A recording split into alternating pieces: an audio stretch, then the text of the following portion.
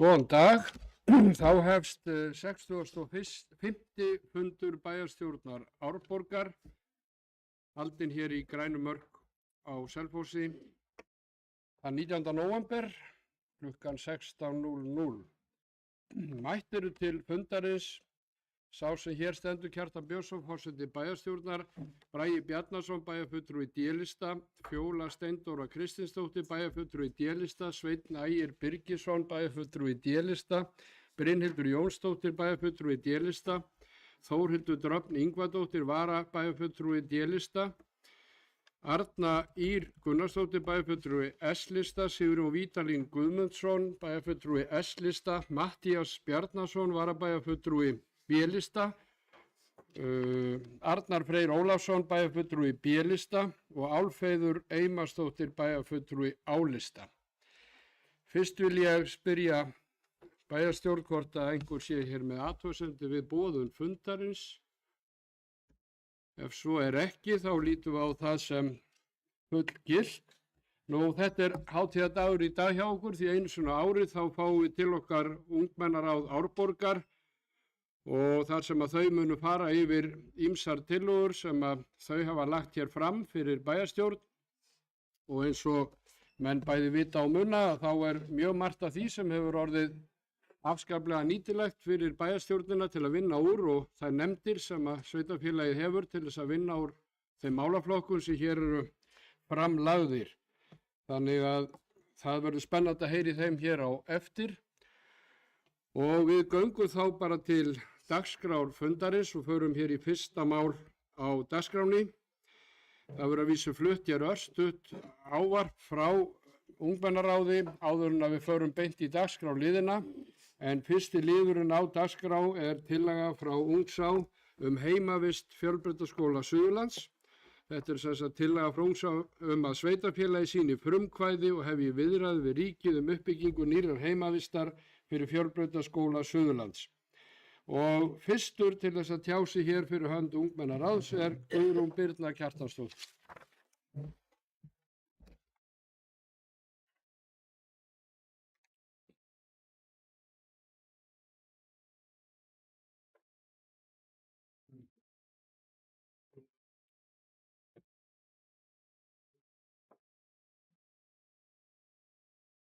Góðan daginn, kæra bæjarstjórn Árborgar.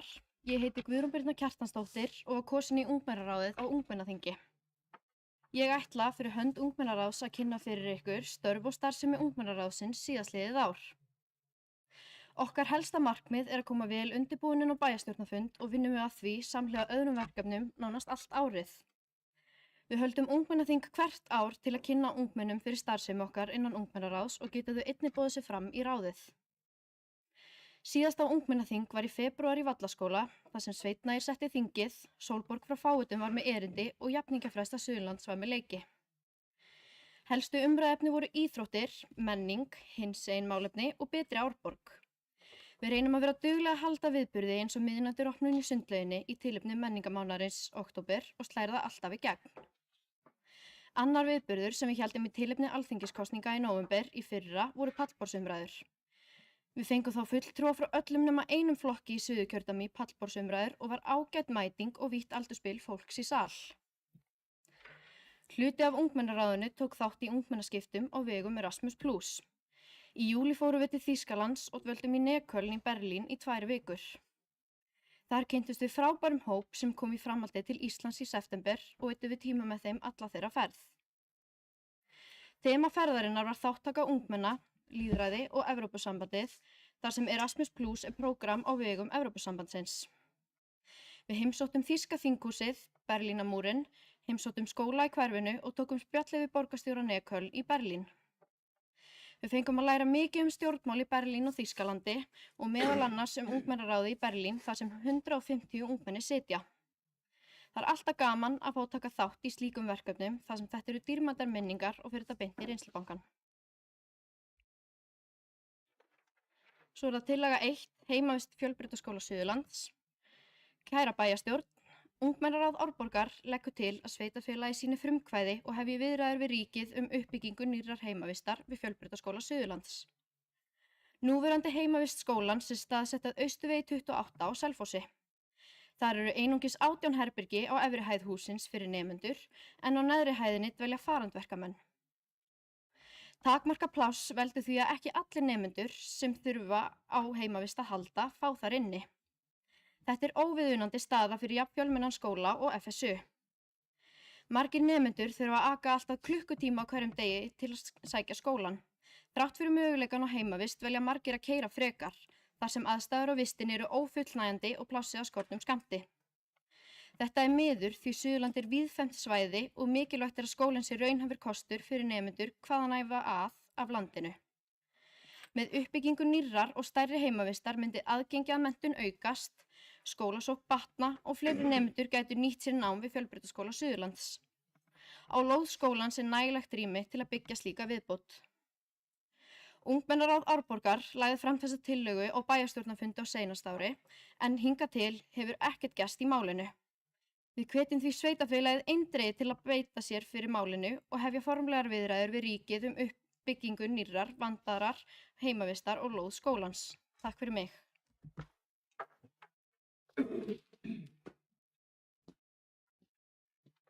Takk fyrir þetta, Guðrún Birna, og við höfum sama hátt á og við höfum haft á undanförnum fundum með ungmennaráðinu að við flytjum allar tillögurnar fyrst og svo höfum við umræður og eftir þar sem að bæði ungmennaráðsfulltrúar og bæjarfulltrúar hafa tækifæri til að skiptast á skoðunum og fara yfir málin. En þá er komið að máli nr. 2 á þessum 65. bæjarstjórnarfundi bæjarstjórnar Árborgar. Það er tillaga frá Ungsá, samræmd einkunnagjöf í grunnskólum og safnskóli. Og þetta er tillaga frá þeim að samræma einkunnakerfi í grunnskólum sveitarfélagsins. Og það er Björgvin Gunnar Héðinsson sem ætlar að kynna þessa tillögu ráðsins.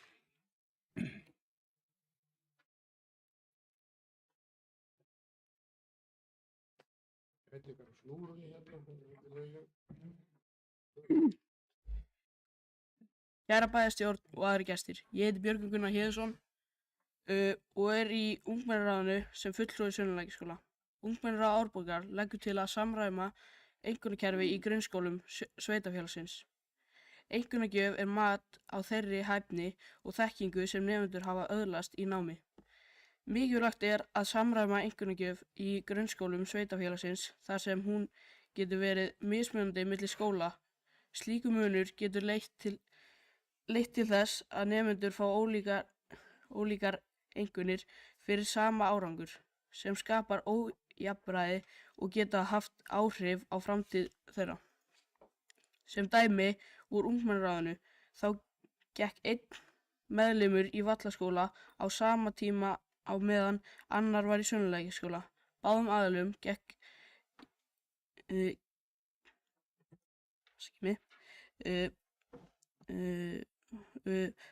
vel í náminu og í einu prófi fengu báðir allt rétt. Þrátt fyrir það var einkunnin ekki sú sama. Einn fékk B+ og hinn A. Þessi litli munur hafði áhrif á útskriftareinkunnina og varð til þess að B+ nemandinn þurfti að taka einum fleiri áfanga en A nemandinn í framhaldsskóla. Til að tryggja jafnræði og áreiðanleika í námsmati er lagt til að bæjarstjórn Árborgar skoði það að samræma einkunnagjöf milli grunnskóla eins og við höfum rætt áður á bæjarstjórnarfundum er einn möguleiki að koma á fót safnskóla.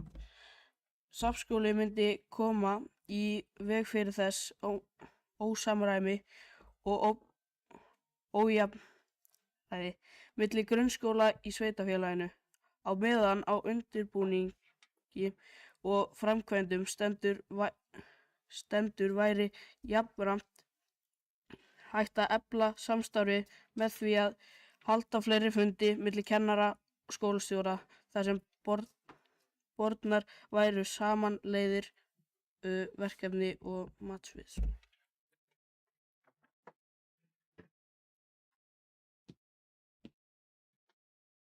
Takk fyrir þetta, Björgvin Gunnar. Þá er komið að þriðja máli á dagskrá þessa fundar. Það er tillaga Ungsá menningarhús í sveitarfélaginu Árborg, tillaga Ungsá að stofna verði menningarhús í Árborg. Sunneva Dís Eiríksdóttir mun þá næst taka til máls fyrir hönd ungmennaráðs.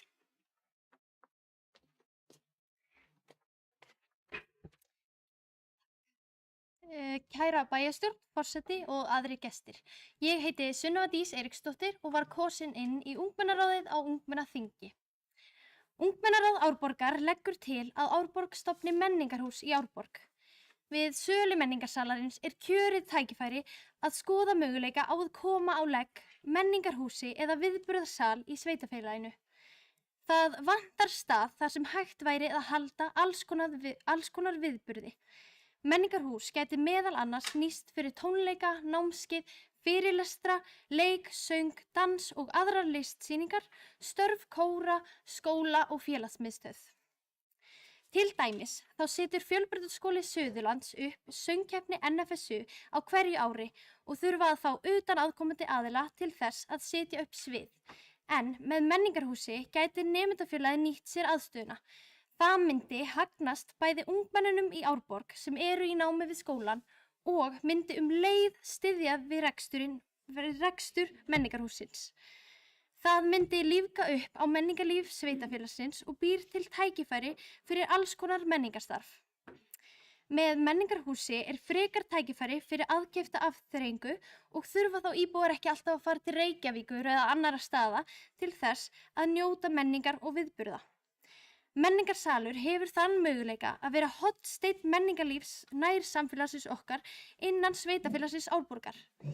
Þetta myndi styrkja ímynd Árborgar, efla samheldni og gera sveitarfélagið að enn betri stað til þess að búa í. Takk.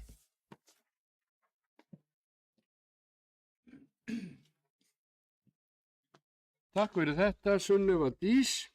Þá er komið að fjórða máli á dagskrá fundarins. Það er tillaga Ungsá þjónustu á Eyrarbakka og Stokkseyri. Þetta er tillaga frá Ungsá jöfn tækifæri íbúa og þjónustu á Stokkseyri og Eyrarbakka við aðra íbúa. Það er Elín Eyrún Herbertsdóttir sem ætlar að tjá sig hér fyrir hönd ungmennaráðs.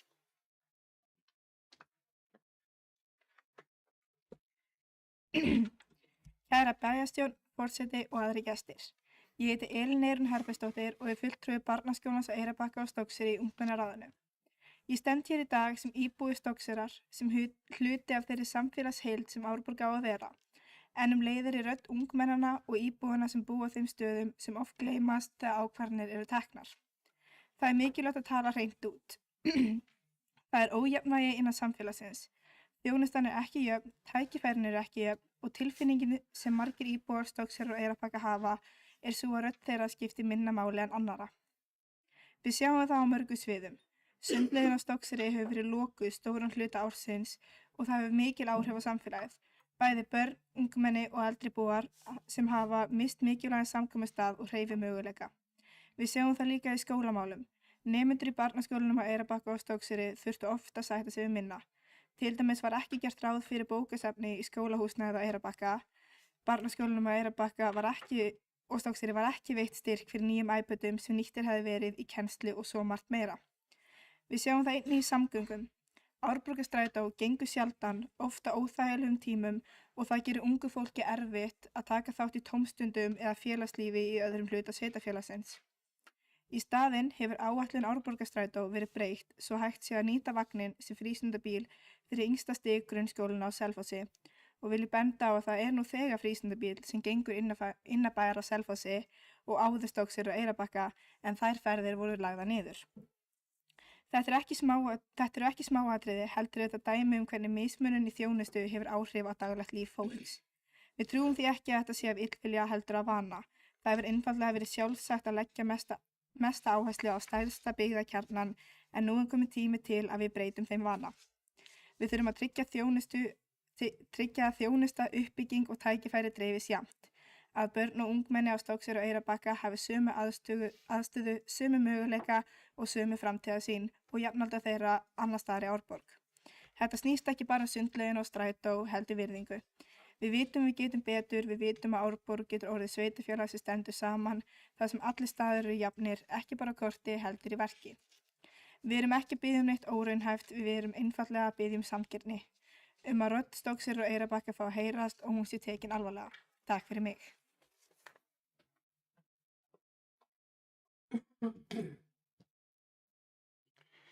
Takk fyrir þetta, Elín Eyrún. Þá er það 5. mál á dagskrá fundarins, það er tillaga Ungsá leikvelli í sveitarfélaginu Árborg. Tillaga frá Ungsá endurbætur og fleira vegna leikvalla í sveitarfélaginu Árborg. Og þá kemur hér upp Rannveig Helga Kjartansdóttir og talar fyrir hönd ungmennaráðs.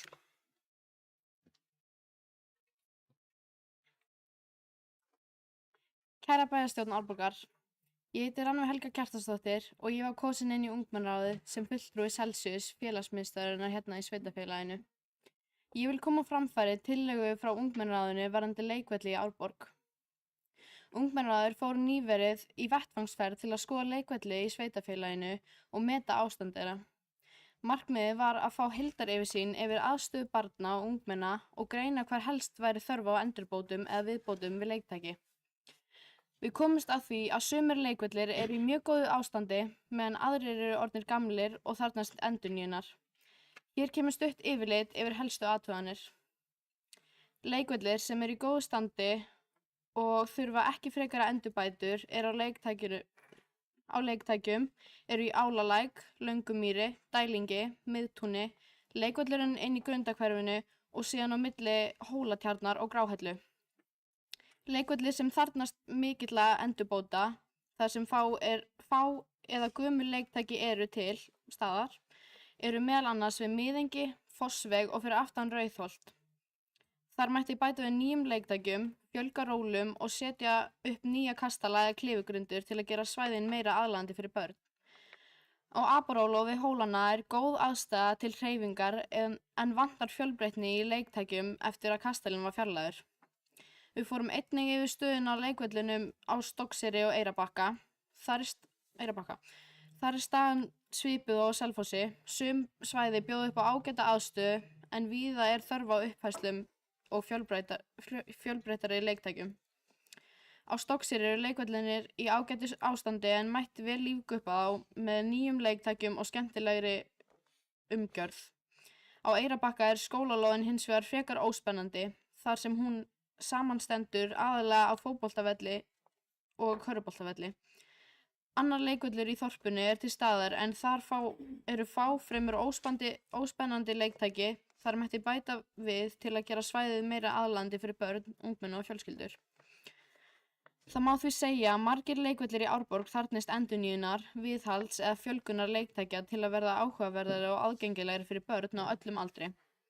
Ungmenna og Árborgar leggur því til að bæjarstjórn taki til endurskoðunar ástand og búnað leikvalla sveitarfélagsins með það að markmiði að bæta aðstöðu og fjölbreytni. Við leggjum til að gerð verði heildarskoðun á öllum leiktækjum sveitarfélagsins þar á meðal Stokkseyri og Eyrarbakka.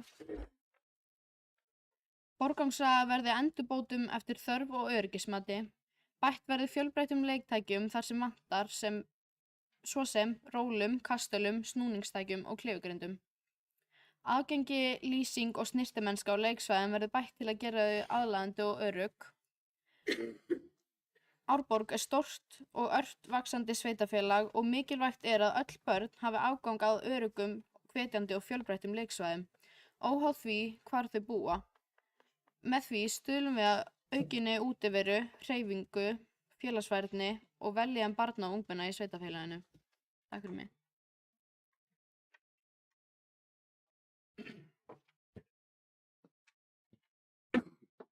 Takk fyrir þetta, Rannveig Helga. Þá erum við búin að fara yfir 6 mál hér á bæjarstjórnarfundinum.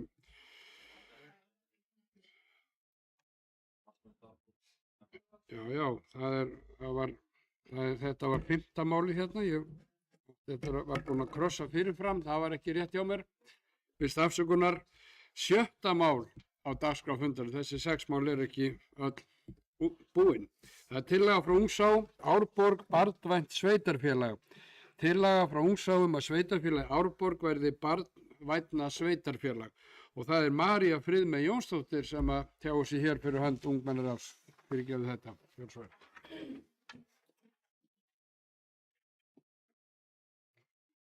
Kæra bæjarstjórn, forseti og aðrir gestir. Ég heiti María Friðmey Jónsdóttir og er fulltrúi annað æskulýðsstarfa hérna í Ungmennaráðinu. Ungmennaráð Árborgar leggur til að sveitarfélagi Árborg verði barnvænt sveitarfélag. Barnvæn sveitarfélög er verkefni hjá UNICEF sem styður sveitarfélög við að innleiða lög barnasáttmála Sameinuðu þjóðanna í alla sína stjórnsýslu og starfsemi. Það myndi hafa jákvæð áhrif á samfélagið og við teljum að barnvænt sveitarfélag geti stuðlað að því að börn geti tekið virkan þátt í samfélaginu og starfsemi innan sveitarfélagsins. Verkefnið leggur mikla áherslu á að ungmenni sveitarfélagsins fá að taka þátt í ákvörðunum sem varða líf þeirra og samfélag sem styrkir lýðræðisvitund og þátttöku ungs fólks. Samstarf við UNICEF sýnir að sveitarfélagið tekur ábyrgð á stöðu barna og vill verið fararbroddi í málefnum barna og mannréttinda sem styrkir og bætir jákvæða ímynd sveitarfélagsins út af við. Samstarf við UNICEF þýðir einnig að þau styðja við stefnumótun og aðgerðir sem byggja á barnasáttmála Sameinuðu þjóðanna. Sveitarfélagið fær þannig tól og stuðning til að skapa öruggara, sanngjarna og barnvæna samfélag. UNICEF á Íslandi veitir fræðslu, ráðgjöf og verkfæri til að hjálpa sveitarfélögum að ná markmiðum sínum, bæði starfsfólki og kjörnum fulltrúum. Barnvænt sveitarfélag hjálpa sveitarfélögin að greina veikleika og styrkleika í þjónustu við börn og leiðir til markvissara ákvarðanataka og betri nýtingar á fjármagni. Þegar sveitarfélög leggja áherslu á börn og ungmenni eykur á lífsgæði, félagslega samheldni og dregur úr félagslegum vandamálum til lengri tíma. Við í Ungmennaráðinu hvetjum bæjarstjórn eindregið til að samþykkja þessi tillögu og gera Árborg að fyrirmynd og leiðandi sveitarfélagi sem sýnir í verki framtakssemi, framsýni og metna til jákvæðra breytinga. Takk.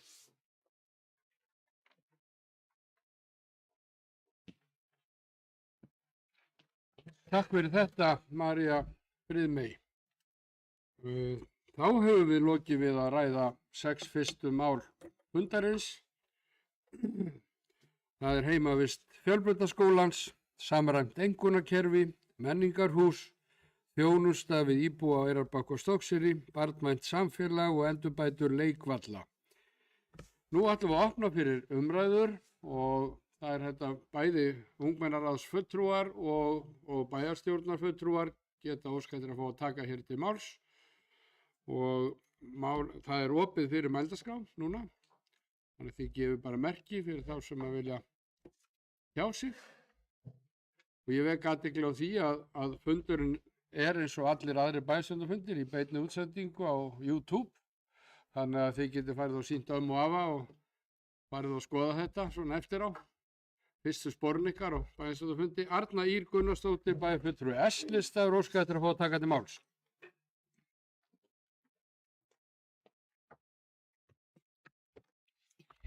Forseti, ágætu bæjarfulltrúar, gestir og ágæta ungmennaráð. Mér langar að byrja á að þakka ykkur fyrir flottar, mikilvægar og afskaplega vel fluttar tillögur. Virkilega vel gert og greinilega vandað til þessara tillagna og þær eru hver annari betri, verð ég að segja. Kannski ef ég svona aðeins fer stuttlega yfir svona mína skoðun og mína sýn, þá er það auðvitað þannig að eins og er alltaf gert, þá er tillögunum vísað áfram inn í nefndir sveitarfélagsins en mér langar fyrst að ræða varðandi tillöguna heimavistina sem að Guðrún Birna flutti. Það eru auðvitað eiginlega reginhneyksli að aðstaða heimavistarinnar sé eins og hún er. Og mér langar að þakka ykkur sérstaklega fyrir að halda þessu máli á lofti að því í rauninni eru það kannski ekki okkar, ef við getum kallað okkar börn sem er að nýta heimavistina, heldur er það skólasystkini ykkar. Að því að við erum auðvitað búum hér nálægt skólanum, við erum heppin, en það eru náttúrulega margir nemendur sem að þurfa á heimavistina að halda og þetta er skóli sem þjónar risastóru svæði og krakkarnir eru að koma víða að og ég hef heyrt og ég var nú á fundi með skólameistaranum ykkar eða þeirra sem er í framhaldsskólanum daginn og það er meira þess að foreldrar sem að því miður treysta ekki heimavistinni. Þannig að að sko þrátt fyrir að ég myndi gjarnan vilja að barnið mitt gæti búið heimavist, þá treysti ég ekki aðstöðunni þar og ég treysti ekki umgjörðinni og það er bara óásættanlegt að svoleiðis séu hlutirnir. Og þetta er bara, já, við erum auðvitað öll búin að ræða þetta mál margoft og við erum nú nýbúin hérna hluti af bæjarstjórn er búin að hitta þingmennin okkar í Suðurkjördæmi og við tölum þetta mál þar, það voru margir sem töluðu það þar, þannig að hérna þeir ætti allavega að vera vel upplýstur það en áfram verðum við bara að vona og þrýsta og halda áfram að standa saman þetta mál. Svo var það hann Björgvin Gunnar sem talaði hérna samræmda einkunnagjöf og það er auðvitað ekki gott að heyra þetta, ég hef heyrt þessu umræðu áður og þetta er auðvitað eitthvað sem við hljótum að geta fundið út úr, af því að við erum eitt sveitarfélag, við erum ein heild, við eigum að geta rætt þetta og fundið eða tekið þannig á málum, farið þannig yfir próf og annað verkefni og þvílíkt að við eigum að geta fundið lausn á þessu. Það er ekki það langt á milli skólan okkar, við erum öll í samstarfi, við erum eitt sveitarfélag. Við eigum að geta fundið út úr þessu. Ég hef enga trú á öðru, en takk fyrir að setja þetta inn sem sérstaka tillögu, þá höfum við tilefni til að ræða þetta áfram og vinna að bótum. Svo er það menningarhúsið og menningarsalurinn, við erum búin að ræða það lengi og ég held að við höfum öll metnað til þess að úr þessu verði bætt og þetta mun náttúrulega koma öllum í sveitarfélaginu til góða og sérstaklega auðvitað ungu fólki. Já, og það var hún Sólrún sem flutti þá tillögu. Síðan svo er það varðandi þjónustuna á Eyrarbakka og Stokkseyri, tillögu sem að Elín Eyrún flutti og það er auðvitað sárt fyrir okkur sem bæjarfulltrúa að heyra svona en afar mikilvægt og það er ekki gott að sitja upp inni með þá tilfinningu að fá ekki sömu þjónustu, þar að segja að íbúar finnst þeir ekki að það sé ekki gætt jafnræðis, það er ekki sanngjarnt og mér finnst bara þetta er auðvitað ekki ásættanlegt. Það þarf að taka upp ýmis mál þarna eins og varðandi Árborgarstrætóin og varðandi frístundaaksturinn og ég hef nú mikinn áhuga á því að ræða það mál áfram og finna lausn á því. Og síðan var rann við Helga með leikvellina og þetta er auðvitað bara mjög flott brýning. Það má alltaf bæta þessa þjónustu íbúana, þetta er ofboðslega mikilvægt og maður sér eins og það er alltaf yfir fullt af fólki, alltaf mikið af börnum í sveitarfélaginu og svo eru þetta leikskólarnir, þeir eru líka leikvellir og það er alltaf yfir fullt og þetta er mikið notað og við þurfum bara að passa upp á að það sé passa upp á öryggi og að leikvellirnir bjóða upp á góða aðstöðu. Þannig að takk fyrir þessa tillögu.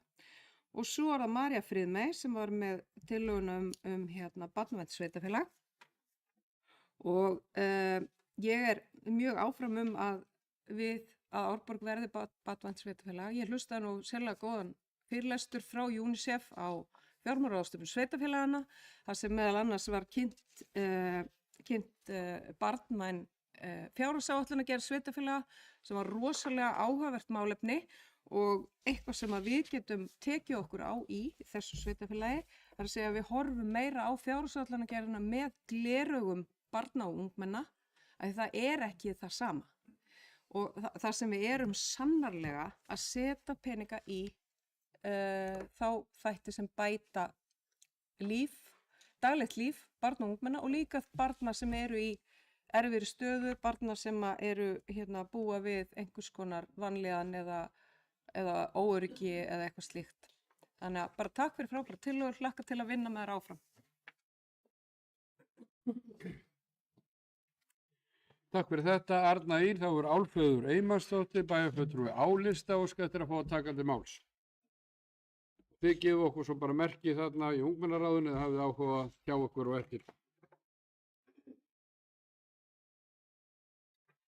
forseti, kæru bæjarfulltrúar og ágæta ungmennaráð. Ég bara vil þakka fyrir þessar vel ígrunduðu og vel rökstuddu tillögur og ég tek undir með kollega mínum Örnu Ýr að þær eru hver annarri betri. Enda hef ég alltaf haft það á taktinum að það eigi að hlusta á unga fólkið.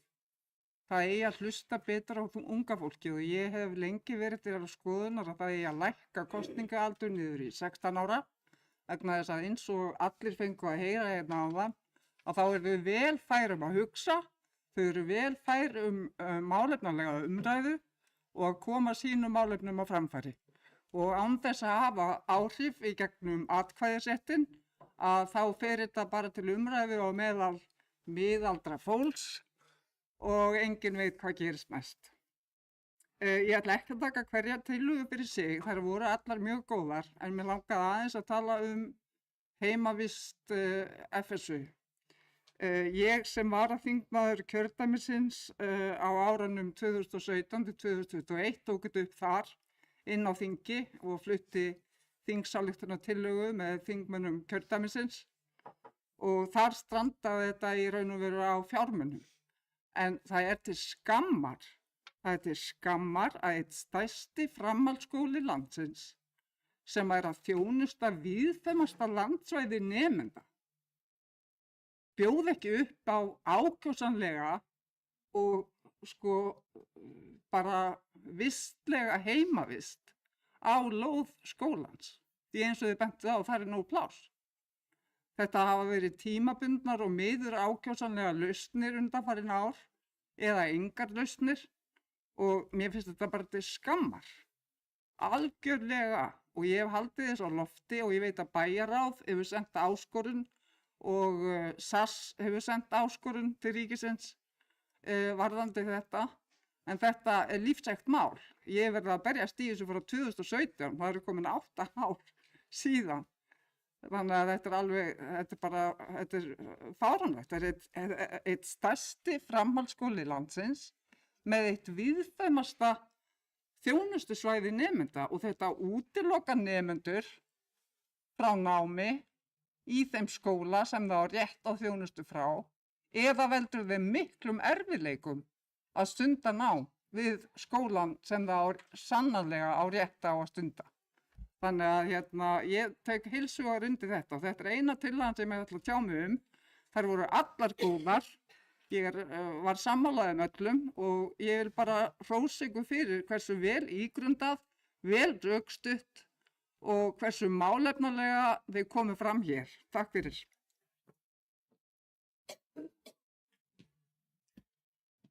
Takk fyrir þetta. Álfheiður, þá er Bragi Bjarnason, bæjarfulltrúi D-lista, óskað eftir að fá að taka til máls. Forseti, bæjarfulltrúar, kæra ungmennaráð, aðri gestir og áheyrendur á netinu. Takk kærlega fyrir tillögurnar. Það er alltaf ákveðið stolt þegar ungmennar kemur á hverju ári og flytur tillögurnar. Þetta er vinnulag sem við höfum haft núna til fjölda ára. Og gaman að rifja líka upp, þó ég ætla ekki að gera það nú ágætlega í fyrra, þarna tillögur sem þið hefur komið með, þær hafa raunverulega komist áfram. Og það er það sem skiptir máli. Og við getum alltaf bætt það enn frekar. Og líkt og kom fram hjá bæjarfulltrúa Örnu og þá fara tillögurnar áfram til umræðu í nefndunum og við þurfum að móta þar líka aðeins áfram hvernig ykkar aðkoma er að því. Þannig einmitt, það verði bara ekki eitthvað miðaldra fólk sem tekur síðan málin áfram og þau bara hverfi eitthvað staðar kannski inn í stjórnsýslunni, heldur frekar máli fá einhverja umfjöllun og hvort við köllum til þá óformlegs vinnufundur til þess að ræða þá hvernig farvegurinn er að því að sumt getum við gert hraðar og fer bara í ákveðin farveg, annað þarf nánari umræður og tekur lengri tíma. Það er bara eðlilegt. En við þurfum að halda málunum gangandi. Svo ég stikklæðist, þetta er allt mjög mikilvæg málefni sem við erum að ræða. Við erum öll sammála varðandi heimavist FSU og erum búin að vera berjast fyrir undanförnum árum bæði í gegnum SAS, Samband Sunnlenskra-sveitarfélaga með áskorun og ályktun þar og í viðræðum við þingmenn okkar og skólastjórnendur FSU. Þannig að það er fullur hugur allra hérna og að sýna því stuðninga að það sé byggð heimavist við FSU. Þannig að við munum halda því áfram og það er gott að við séum bara samstíga í því. Varðandi einkunnagjöf og safnskóla, þá bara er þetta ótrúlega góð ábending. Það er slemmt að það sé misræmi á milli stofnana hjá okkur. Við erum alltaf að reyna að auka samvinnu og vinna saman, þannig að þetta er bara mjög gott að við getum tekið það áfram. Og varðandi safnskólan sem hefur nú komið áður sem tillaga frá ykkur og fengið umfjöllun í fræðslu- og frístundanefnd, þá held ég að það eru kjör að þetta fari inn í vinnu, því að nú þurfum við að fara að hefja vinnu að uppbyggingu nýs grunnskóla. Og þetta er eiginlega alveg kjörið að taka inn í þá vinnu til að meta hvort að þetta sé sviðsmyndi sem við viljum taka, og þá þýðir það að þetta er stór breyting í öllu skólakerfinu hjá okkur, en það er mjög vert að taka þessa vinnu þar inn, hvort við höldum óbreyttu fyrirkomulagi eða breytum þessu og byggjum bara á safnskóla fyrir 8. til 10. bekk, 9. til 10. bekk, þetta er bara vinna sem við þurfum að taka og þarf að taka núna á næstu árinu eða svo, þessa undirbúningsvinnu, og ég held að þetta sé alveg bara kjörið efni þar inn. Varðandi menningarhús, við höfum verið að vinna því náttúrulega í mörg ár og það er ákveðið tækifæri aftur núna, því að eins og við náttúrulega tekið eftir, þá var tekin ákvörðun í bæri að selja núverandi sal sem við erum búin að reyna að koma í uppbyggingu. Leið vorum við líka að taka ákvörðun að tónlistarskólinn kannski hentaði ekki í rauninni best að hann yrði með 3. áfanga í Stekkjarskóla og þyrfti að hugsa nýja lausn fyrir það, þannig að þetta tvennt saman gæti verið mjög gott í umræðan, og við ræddum það nú hérna aðeins á síðasta bæjarfundarfundi að það gæti henta mjög vel að tengja þetta tvennt saman, þannig að ég held við séum akkurat á þeim stað núna að það er gott að hýti við því.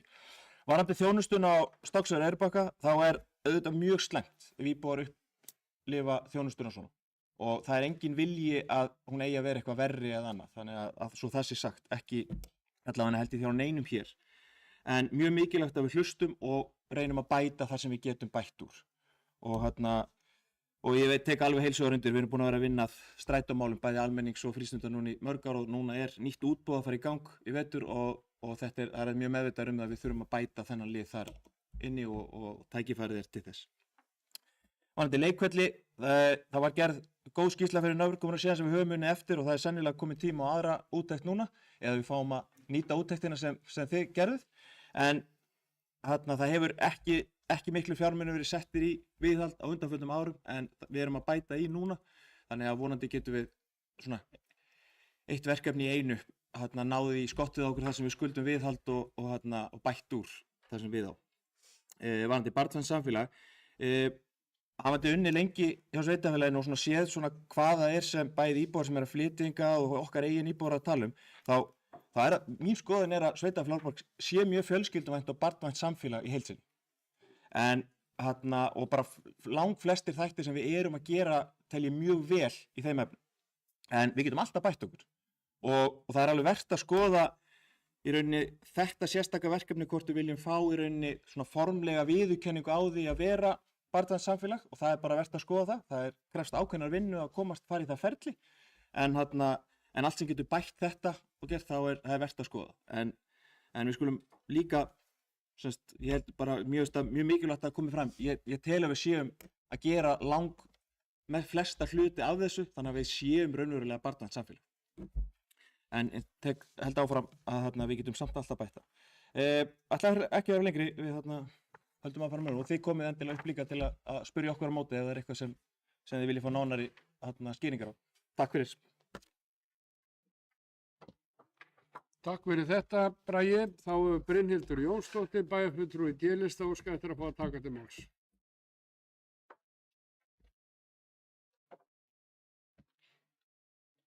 Já, forseti, bæjarstjórn og ungmennaráð og aðri tilhendur sem eru heima.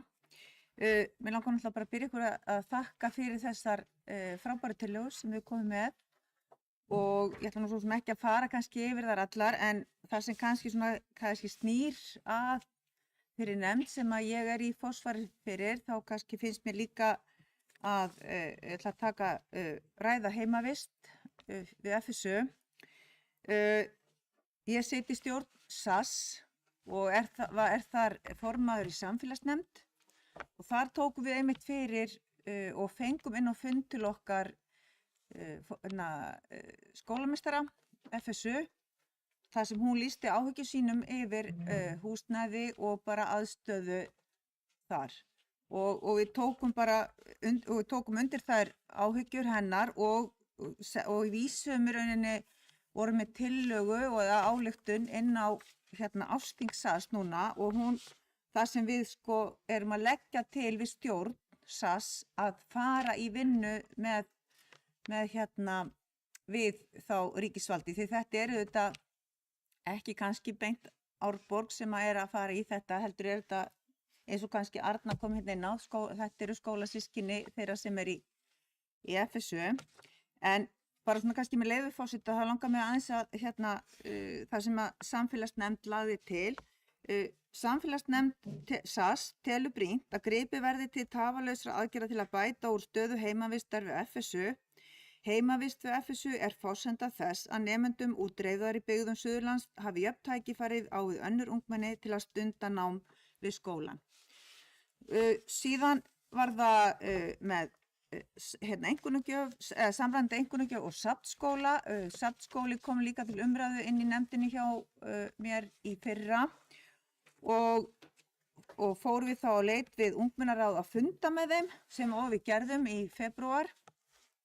Sem var fjölskyldusvið kom á laggirnar og ég get bara tekið undir og það var kannski svolítið til að dýpka umræðuna á það hvað ungmennaráð var að hugsa og ég bara get tekið undir eins og með orð Braga Bjarnasonar bæjarstjóra að þetta kannski verkefni sem gott að setja inn í starfshóp uppbyggingu á nýjum grunnskóla.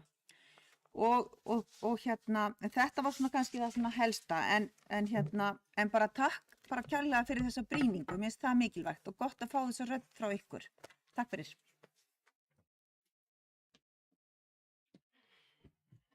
Takk fyrir þetta Brynhildur, þá Fjóla Steindóra Kristinsdóttir, bæjarfulltrúi D-lista óskar eftir að fá að taka til máls. Ég búinn að skrifa ykkur niður hérna, það er listi, ákveðin röð. Vel Fjóla. Forseti, bæjarfulltrúar, ungmennaráð og aðrir gestir. Það er sjaldan að við erum með hér fullan sal og það er virkilega gaman að sjá og ég sé að það aðeins slagsíða á, það er örlítið fleiri konur en kallar, þannig að það er líka áhugavert. En mér langar að taka undir með þeim sem hingað hafa komið upp pontu og undan mér og hrós ykkur og þakka ykkur fyrir bara vel flutt og vel undirbúin og unnar tillögur.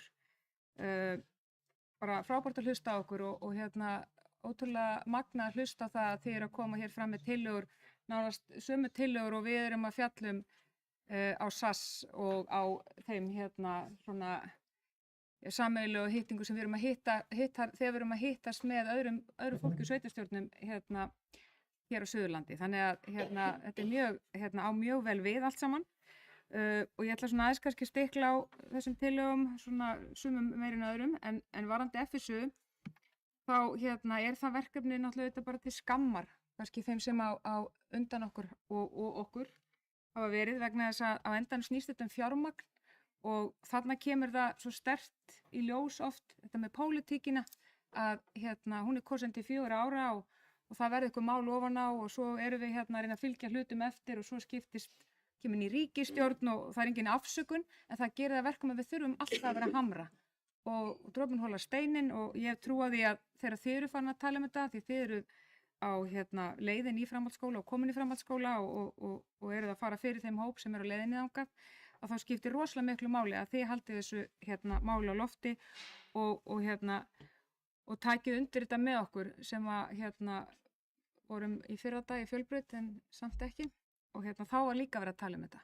Þannig að þetta er mjög mikilvægt. Síðan langar mér aðeins að fara inn á umræðinu menningarsalinn sem að er búin að vera eins og kom hér fram í máli margra, búin að vera endalaust í umræðinni. En mér langaði svo að segja það í pontu í mynd að við fórum hér á gríðarlega flotta tónleika 70 ára afmæli tónlistarskóla Árnesinga upp á Laugavatni á laugardaginn síðasta sem voru virkilega vel heppnaðir og bara þvílík flóra og þvílíkt magn af börnum að þetta var 2 tíma tónleikar að fara þar í gegn allt sem í boði hjá þeim. Því laust mér í huga mér þegar ég sat þarna á hörðum bekk í íþróttahúsinu sem annars mjög flott og við ættum að nýta meira því að þarna gríðarlega flott íþróttahús og alltaf vantar tíma í íþróttahúsi, það er önnur saga. En það laus mér í huga mér að því ég veit að þetta auðvitað ákveðið áfall fyrir tónlistarskólan, að það sé verið að huga því að fresta því hvert þeir fara. Við vitum það, hér er formaður nefndarinnar og það skiptir máli að við séum að halda þessu á lofti, bæði halda vel utan tónlistarskólan okkar og hvert er þetta menningarmál, salamál að fara. En því laus mér í huga mér hvort að við ættum ekki að skoða reitin við hliðina á Sigtúns leikhúsi, við Sigtún 1, þar á sveitarfélagið Land og Lóð, og það væri mikil samlegar áhrif með því að setja þar, huga þar uppbyggingu menningarhús og aðgengi gott og svona kannski misvæðis, þannig að við getum nýtt menningarhús sem kennslurými fyrir tónlistarskóla. Það fer vel á því á Akureyri og þeir telja mjög mikilvægt að nýta fermetrana yfir daginn. Þá kemur fólk inn í húsið, sér hvað er verið að auglýsa, hvaða tónleikar eru framöndan og hvaða söngvakeppni, og ég held að þetta myndi bara lyfta öllu. En við höfum oft að huga því hvar eigum að vera en auðvitað snýst þetta líka fjármagn, en þarna verðum við að fara að láta til okkar taka. Ég held að við skuldum þeim sem eru ekki í íþróttum, heldur hinum sem eru að æfa bæði söng og tónlist og hljóðfæri að vinna þetta hratt og örugglega. En þetta var svona kannski bara svona mín sýn á þetta. Varðandi samræmdar einkunnagjöf og safnskóla langar mér að benda á að stór hluti af bæjarstjórn var í safnskóla sem unglingar, hann hét GSS og var í gamla Vallaskóla og gekk bara raskoti vel. Maður var alveg skítræddur að mæta þangað þegar maður mætti í þennan safnskóla, því þar voru bara unglingar. Og ég held að við bara öll haft gott af því. Í dag er ég með barn í skóla þar sem eru engir unglingar, þannig að þau læra aldrei af sér eldri. Ég held að það sé mjög slæmt. Þó að skólinn sé góður og allir sé að gera sitt besta, þá held ég að það vanti ákveðna breytu inn í skólagöngu þeirra sem ekki með neitt sem að svona hræðir það á göngunum, þó ekki sé meira. Þannig að mér finnst þetta mjög flott til að koma og vekja máls á þessu. Varðandi þjónustu við Eyrarbakka-Stokkseyri, mér finnst mjög áhugavert sú tillaga að fara og hún er mikilvæg inn í umræðuna núna þegar við erum að tala sameiningu sveitarfélaga, að því ég held að þetta sé alltaf svolítið tilhneigingin að þegar farið að sameina sveitarfélög, að þau sem eru minni, að þeim finnist jafnvel bara brotið á þeirra hlut og það sé ekki þannig að þau sé að fá það sem þeim ber. En ég held að með auknu lóðaframboði eins og er unnið að núna bæði Stokks og Eyrarbakka, ég hef þá einlega trú að það verði til þess að það vilji koma ungt fólk, barnafólk og það verði íbúaaukning á báðum svæðum eða báðum kjörnum, og það er bara verið þörf á því í svolítið langan tíma að svona sveitarfélag myndi gera eitthvað til þess að reyna að laða af því að ég er alveg sammála öllu sem kom þarna fram og það má gera svo miklu betur og þetta er líka gott inn í umræðinu þegar við erum að ræða um sameiningu, að það verði að sameina og ég hef rætt það sjálf við ráðherra að það verði að horfa á skólan sem hjarta í samfélaginu og það verði að horfa á það að tryggja skólanum framgang. Þannig að það er það sem að sveitarfélög hræðast mest, þessi minni.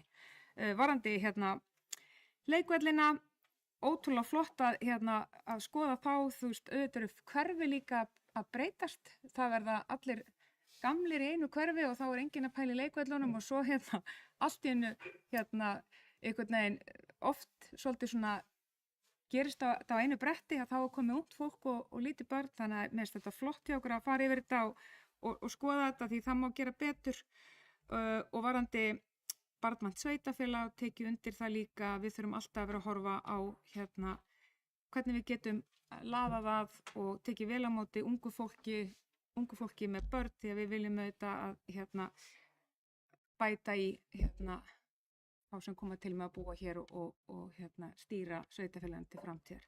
En ég bara þakka ykkur fyrir og gangi ykkur ótrúlega vel, þau voru hrikalega flott öll. Takk.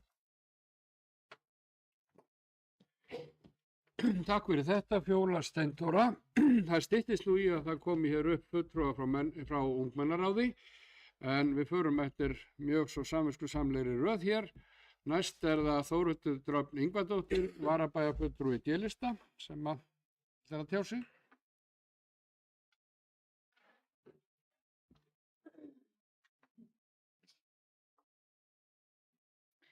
Forseti, bæjarfulltrúar, ungmennaráð og aðrir gestir. Ótrúlega gaman að fá okkur í dag.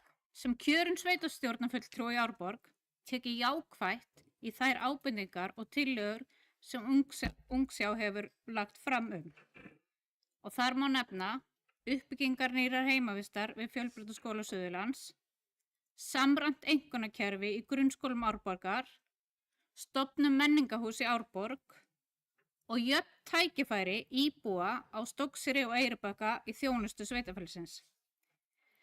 Ég tel þessa tillögur mikilvægt innlegg í stefnumótun sveitarfélagsins og legg áherslu á að þær verði teknar til vandaðar skoðanir í viðeigandi nefndum og ráðum.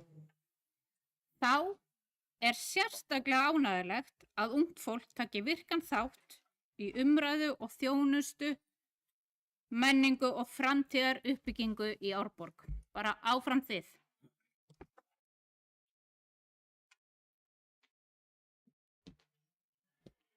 Takk fyrir þetta. Þórhildur Dröfn, þá er Guðrún Birna Kjartansdóttir í ungmennaráði og óskar eftir að fá að taka til máls.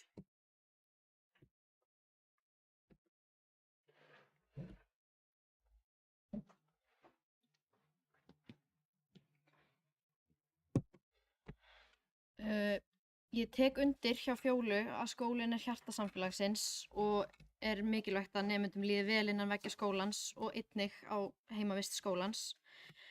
Það er gríðarlega mikilvægt að hafa góða heimavist til staðar og er það óásættanlegt hvernig aðstæða heimavistarinnar er. Maður fær smá í magann að sjá aðstæður nemenda þegar maður gengur inn dyr vistarinnar og ég tek undir að aðstæðurnar eru til skammar þar sem þetta er einn af þeim stærstu landshlutum landsins og eiga allir á Suðurlandi rétt á námi við skólann. Margir sem búa að austan eru annarkvort neyddir til þess að keyra langleiðina í skólann, dvelja á vistinni eða fara hinum megin á landi í skóla sem góð og fullnægjandi heimavist er til staðar. Það er til skammar að við þurfum að berjast fyrir almennilegri heimavist þar sem að þetta ætti ekki að þurfa að vera rætt og stundum hafa krakkar annar staðar að af landinu ekki annar að kosta völ og eru við glöð að sjá að þið taki vel undir tillöguna. Helst viljum við ekki þurfa að koma með þessa tillögu aftur á næsta ári og viljum við sjá breytingar og finna fyrir þeim. Við skorum á bæjarstjórn að beita sér fyrir málinu og hefja viðræður við ríkið.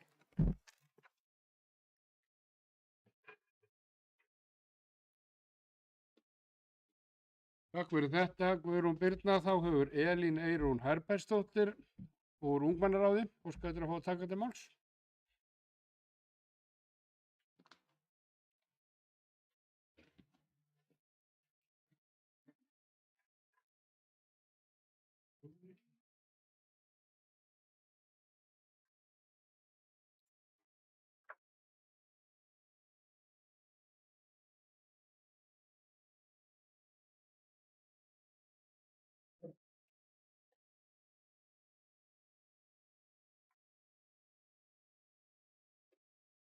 Kæra bæjarstjórn, ég er með nokkrar tillögur hvernig er hægt að jafna stöðuna á Stokkseyri og Eyrarbakka miðað við Selfoss.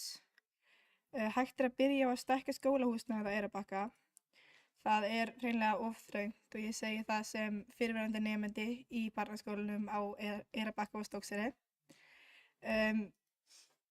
Hægt er að breyta áætlun Árborgarstrætó þannig að nemendur grunnskólana þurfi ekki að fara fyrr úr kennslustund eða bíða óralangt lengi eftir skóla og hægt er að sameina stundatöflur allra grunnskólana og byggja áætlun strætóar á henni og væri hægt að tengja það við það sem Björgvin sagði að sameina einkunnagjöf grunnskólana. Opnunartíminn á sundlauginni er ekki mjög góður. Við höfum, opnunin er 3 dagar í viku, minnir mig, og aðeins í nokkra klukkutíma á kvöldin. Þannig að ég veit langt flestir, þeir fara bara á Selfoss í sund sem er hræðilegt því við erum með frábæra sundlaug á Stokkseyri og alltaf gaman að vera þar. Og Mér hlakka til að sjá ykkar tillögur að breytingu á Stokkseyri og Eyrarbakka. Takk fyrir.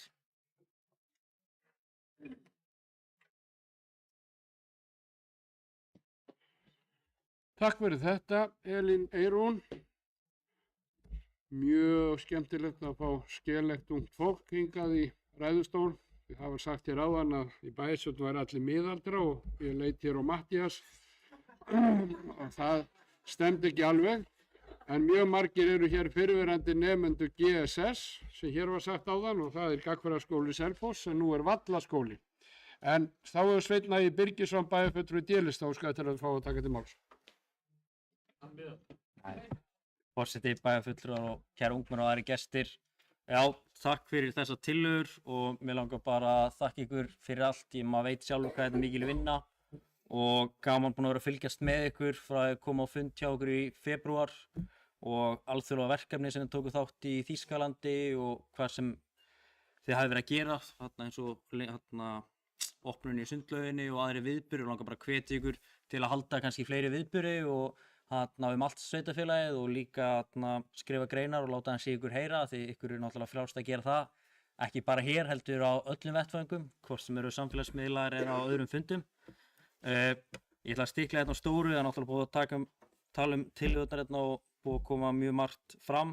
Varðandi heimavist Fjölbrautaskóla Suðurlands, þá var ég nemandi í skólanum þegar heimavistinn var lokað, var busi og maður sá bara svart og hvítu hvaða áhrif þetta hafði og ég fór svo sem fulltrúi nemendafélagsins og var að kynna skólan fyrir öðrum grunnskólum hérna á Suðurlandi og eftir því sem við fórum austar, Hellu og Hvolsvöll og lengra, þá var bara skýrt. Nemendur höfðu ekki val hvaða skóla þeir gátu farið. Fjölbrautaskóli Suðurlands var ekki valkostur og ég er nú nýtekin við sem formaður skólanefndar FSU og tók bara við þar fyrir mánuði síðan og hef fundað með skólameistara varðandi þetta mál og við þurfum að ráðast í úrbætur á þessu og þetta er náttúrulega búið að koma margoft tillögur fyrir og bara ég í mínum störfum, þótt hans í stuttur, hef fundað með 3 ráðherrum þetta mál og ég átti akkurat fund í seinustu viku bara með menntamálaráðherra í seinustu viku í Fjölbrautaskólanum þar sem við ávarpuðum þetta og ráðherra er meðvitaður þetta en þetta er náttúrulega vandi ríkisins og það er alveg skýrt að sveitarfélögin á svæðinu munu ekki standa í vegi fyrir þessu verkefni. Sveitarfélögin munu taka þátt í þessu og það verður, ég held, það verður að byggja á lóð skólans þannig að komi alvöru lausn á málinu. Við getum ekki verið að fara að gera samninga við aðila sem þarf samt að gera til að brúa bilið þangað til að alvöru lausn kemst að málið en þetta er staðan og við munum halda áfram. Það er bara gott að fá ykkur með okkur í lið að berjast á ríkisvaldinu varðandi þetta. Síðan langaði mér að koma bara inn á leikvellina. Það er náttúrulega eins og Bragi kom inn á, við höfum kannski ekki alveg verið að sinna viðhald og það er náttúrulega stækkandi samfélag fylgir því en það er ekki síst líka skólalóðirnar eins og kom inn á bæði í máli Elín var fjallað og varðandi Rannveig líka leikvellina. Það eru líka skólalóðirnar sem við þurfum að stækka ennþá meira og byggja upp þau leiksvæði en mér langaði samt að fá að spyrja ungmennaráðið að einni spurningu og vonandi kemur bara fulltrúi frá ungmennum og svara þeirri spurningu að varðandi 2 tillögur, annars vegar varðandi tillöguna með frá Eyrarbakka Stokkseyri þar sem er náttúrulega miður að heyra íbúar upplifa þetta og svo varðandi safnskóla. Þegar rætt safnskóla er verið að tala safnskóla fyrir sveitafélagið allt unglingastig í sveitafélaginu öllum á einn stað. Er það þá þjónustuskerðing við íbúa á Eyrarbakka Stokkseyri? Og langar að ég veit að þetta er mjög heitt kartöfli í samfélaginu, hefur verið kastað áður fram, fólk er mjög heitt þetta en bara hvað er skoðun ungmennaráðsins og ungmennaráðsmeðlima á þessum valkosti ef það kemur safnskóli og allir unglingar eru saman á einn stað og segjum sem svo að sá valkostur væri öllum líkindum á Selfossi en getur náttúrulega líka verið á Eyrarbakka Stokkseyri. Er það þjónustuskerðing að taka alla nemendur á einn stað eða við byggðakjarnana? Eða hvað myndið þið telja? Er þetta lyftistöng fyrir menntasamfélagið eða annað? Takk.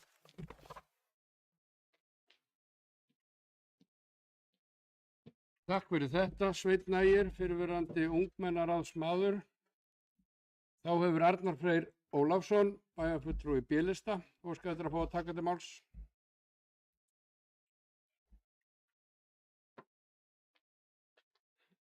Virðulegur forseti, bæjarfulltrúar, fulltrúar ungmennaráðs og aðrir tilheyrendur. Það er vissulega alltaf svona ákveðin hátíðarstund þegar ungmennaráða kemur hérna til okkar og hérna brýnir okkur og er það bara vel og ég held að sko það er búið að fjalla flestar þessara tillagna sem að koma hérna fram og vil ég kannski draga nokkrar aðeins fram hérna fram fyrir aðra. En það er í fyrsta lagi þessi hugmynd að safnskóli sé fyrir allt sveitarfélagið. Ég held að það sé í rauninni, sko, takið mér það bessaleyfi að segja að það væri í rauninni, sko, það væri í rauninni verið að mismuna þeim sem að niðri við strönd eru að fá ekki aðgang að slíkum safnskóla. Ég held að það í rauninni, þau eru, sko, vikti mun þyngra heldur en það að hvort það sé, sko, hvort það sé mismunum fyrir þá að þurfa að sækja skóla svona langt að og bendi jafnframt á að það eru náttúrulega hérna í Búgarðabyggðinni eru nemendur sem að þurfa að sækja hérna á Selfoss og þeir myndu þá bara fljóta með í sjálfu sér. Þannig ég held að þessi lausn kom fram í fyrra þegar við vorum kannski í meiri vandræði með skólann og sérstaklega þá varðandi reksturinn en ég held að sko ég er búinn að vera því fylgjandi eiginlega allan tíman. Ég held að það sé bara mjög skemmtilegri upplifun að koma í safnskóla fyrir þá krakkar sem að koma neðan á strönd og í rauninni allra sem að eru hérna í skólanum á Selfossi. Eins og Fjóla sagði, hún lítil telpa hérna kom á fyrsta árinu inn í safnskólan og það bara væntanlega var svona smá spenningur í því og þetta er það bara upplifun og áskorun fyrir alla að koma í einn safnskóla á fyrsta ári og hérna svo kemst maður yfir það og það er ákveðin hjallur sem að hérna er gaman að komast yfir. Aðeins varðandi hérna það að það sé ákveðin upplifun af því að það sé mismunun innan sveitarfélagsins varðandi þjónustu sem að er niðri við strönd. Og ég held að það sé mjög mikilvægt að hérna, þetta sé dregið fram. Ég er nú neðan á strönd og hef haldið á lofti ítrekað þeim sjónarmiðum sem að við höfum svona upplifum niður á strönd að það sé ákveðin hérna mismunun í gangi innan sveitarfélagsins. Ég hef vissulega sko ákveðna samúð með þeim sjónarmiðum að það sé erfitt að reka þetta. En það er í rauninni ekkert annað sem að kemur til annað en pólitísku vilji til þess að reyna að jafna þennan hlut. Og ég flutti nú niður á strönd 2001 og ég hef nú ekki þreist á því að segja frá því hvað var í gangi á Eyrarbakka þegar ég flutti þangað. Þá vorum við hjúkrunarfræðing, við vorum bæjarskrifstofur, við vorum með kjörbúð og fleira sem að sko hérna þjónustaði íbúana bara ágætlega. Við þurftum ekki, við þurftum að reka okkar erindi innan sveitarfélagsins og hafa samband við bæjarskrifstofur, þá gátum við bara gert það inn á Eyrarbakka. Gríðarlega mikilvægt. En þessu var lokað og hérna því miður. Kona mín var nú ólétt á þeim tíma sem ég flutti á Eyrarbakka og þá höfðum við bara vissan aðgang að hjúkrunarfræðingi sem var þar á svæðinu. Gríðarlega flott þjónusta sem var þá í boði. Það var aflagt. Og það var í rauninni ekki sko, það var engin vilji til þess að stíga inn í þegar hjúkrunarfræðingur var tekinn frá Eyrarbakka og fluttur á Selfoss. Það var engin vilji. Það var bara látið hjá líðast og ekki hlustað á þau rök sem að komu.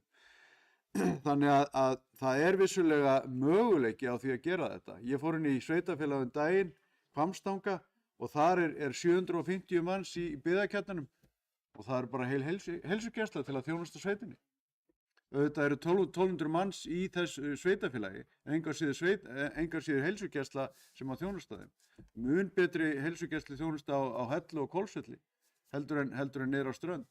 Þannig að það er alveg hægt að setja þetta í samhengi og í rauninni að velta því fyrir sig hvort það sé ekki hægt að gera betur. Og ég er alveg þess fullviss að sko eina leiðin til þess að raunverulega jafna hlut íbúana neðan á strönd við það sem að gengur og gerist hér er að auka við úthlutun lóða og stækka byggðakjarnana. Gera þetta að betri rekstrarhæfum meiningum og ég veit að félagi mínir hér í bæjarstjórn er alveg sammála þessu. en við bara höfum ekki komið þessu til leiðar.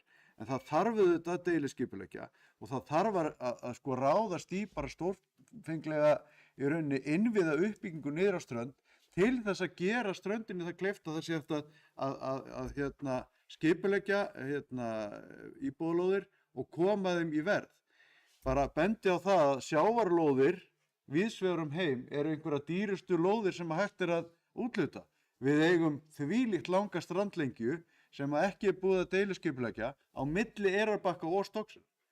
Og það eru þetta í lófa lagið ef það einhver vilji til þess að gera einhverju alvöru og realisera raunverulega það virði sem að liggur í þeim löndum sem að sveitarfélagið á, niður á strönd, að byggja upp, koma, víkka í rauninni lögnina sem að ég veit að formaður bæjarráðs og formaður eigna- og veitunefndar er að vinna ötullega að breikka lögnina á heita vatni niður á strönd, að tryggja það að sé nægt kalt vatn í sveitarfélaginu og svo framvegis. Þannig að við erum í sjálfu sér öll sammála, en við þurfum bara að skera upp herör gegn því að fólk sé að upplifa þessa mismunun sem er við lífi innan sveitarfélagsins. Þannig að mér fannst þetta ákaflega gaman að hlusta á þessa framsögur og þær voru hver annarri betri og ég var nú að svona grínast í því við félagið minn að það er rauninni stórbreyst framsagan hjá öllum þeim ungu sem hér koma með tilkomu gervigreindarinnar.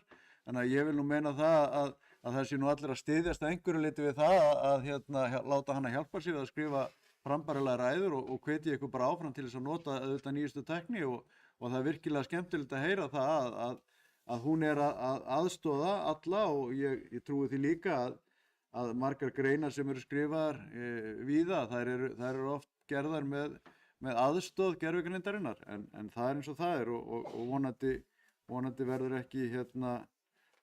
ekki fólk ekki skammað fyrir það að nýta sér nýjustu tækni.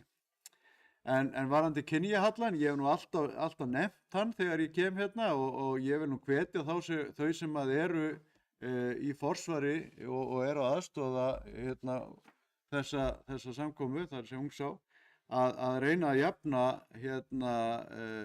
jafna kynjahlutföllin, að það eru þetta mikilsvert að það sé verið að í orði og borði að það sé verið að stuðla því að það sé jafnrétti hér á landinu og ég vil sjá bara 50-50%.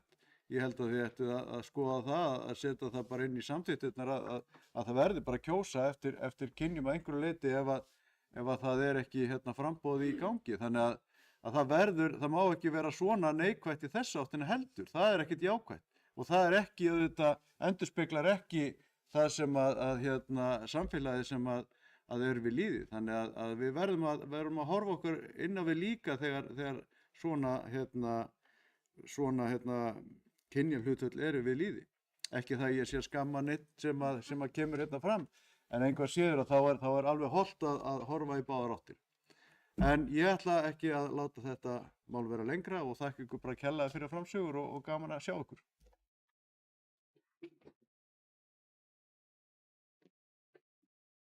Takk fyrir þetta, Arnar Freyr. Þá er Matthías Bjarnason, varabæjarfulltrúi B-lista, óskættur að fá að taka til máls.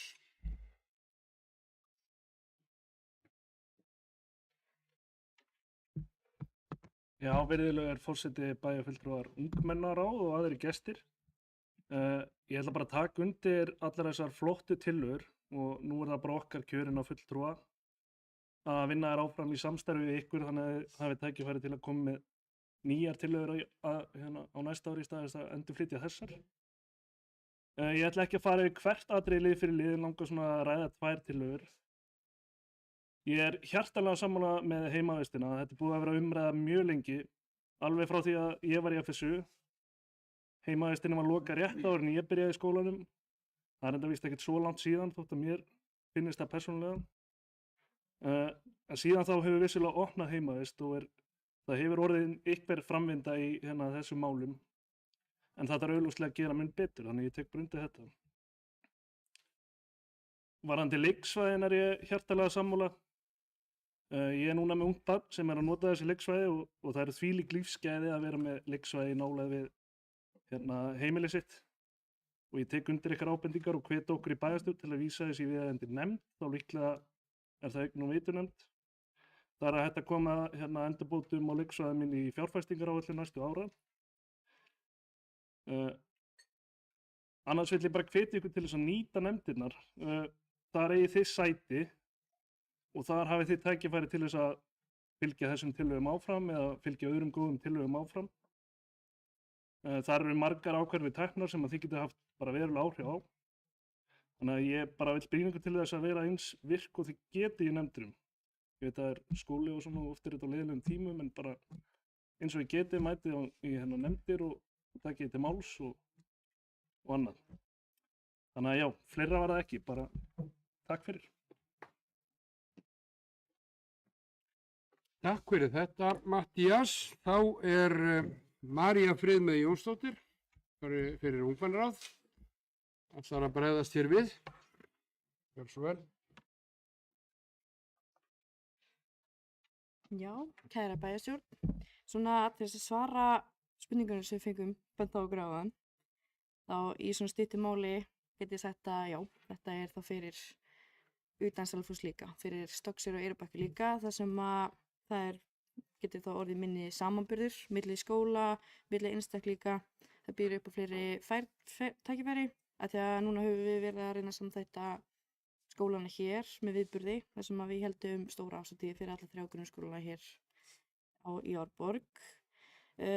Þar getum við líka hjálpast að með einkunnagjöfina, hún geti orðið eins, þar sem að þetta er þá saman fyrirkomulag fyrir alla. Þetta skapar rosalega góða menningu og góðan félagslega anda eins og þið sjálf hafið talað hérna, þið sem voru sjálf í samskóla. Að þetta er bara kjörið tækifæri fyrir alla sem að búa hér í kring og er þetta svo rosa gaman. Ég sem háskólanemi sjálf finnst ótrúlega fróðlegt og skemmtilegt að vera með bæði eldra og yngra fólki á öllum aldri í kringum mig til þess að læra, fræðast, vera saman, gera allt saman. Þannig að það er svona okkar svar. Takk.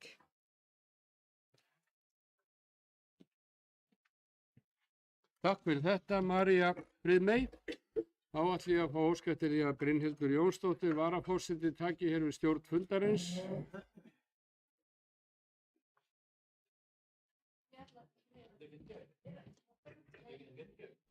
Já, takk fyrir það.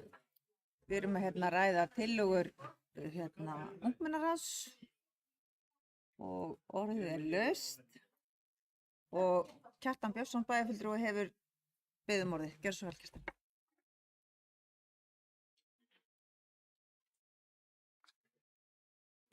Forseti, bæjarfulltrúar, ungmennaráð og tilheyrendur.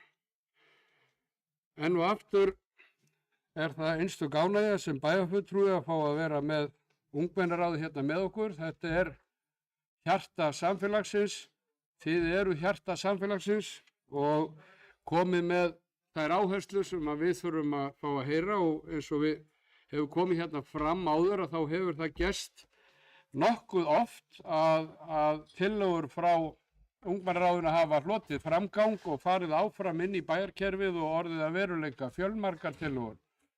Við auðvitað gerum okkur grein fyrir því að þær verða það ekki allar en mjög margar hafa orðið að veruleika og það er auðvitað mikið ánægjuefni og ég segi svo sem eins og aðrir bæjarfulltrúar sem hér hafa tjáð sig að ég ætla ekki að fara yfir allar tillögurnar í smáatriðum en það eru auðvitað sumir hlutir eins og til dæmis fyrstu 2 tillögurnar varðandi heimavistina fyrir fjölbrautaskólann og samræmda einkunnagjöf í grunnskólum. Þetta segir sig náttúrulega nánast algjörlega sjálft og það er auðvitað óskaplega sorglegt að við séum ekki komin lengra árið 2025 með heimavist fyrir skólann. Því þetta er líka, eins og við þekkjum í skólum annar staðar sem að hafa heimavist, að það er mikið sótt í þessa skóla krökkur sérlega utan að landi sem hafa ekki tækifæri á að ferðast til og frá skóla daglega. Þannig að þetta er bara frábært hjá ykkur í sjálfu sér að koma með tillögur um þetta því þetta kemur eiginlega ekki beint við ykkur. Það er að segja eins og Arna sagði hér áðan að þið eru búsett hér á þessu svæði.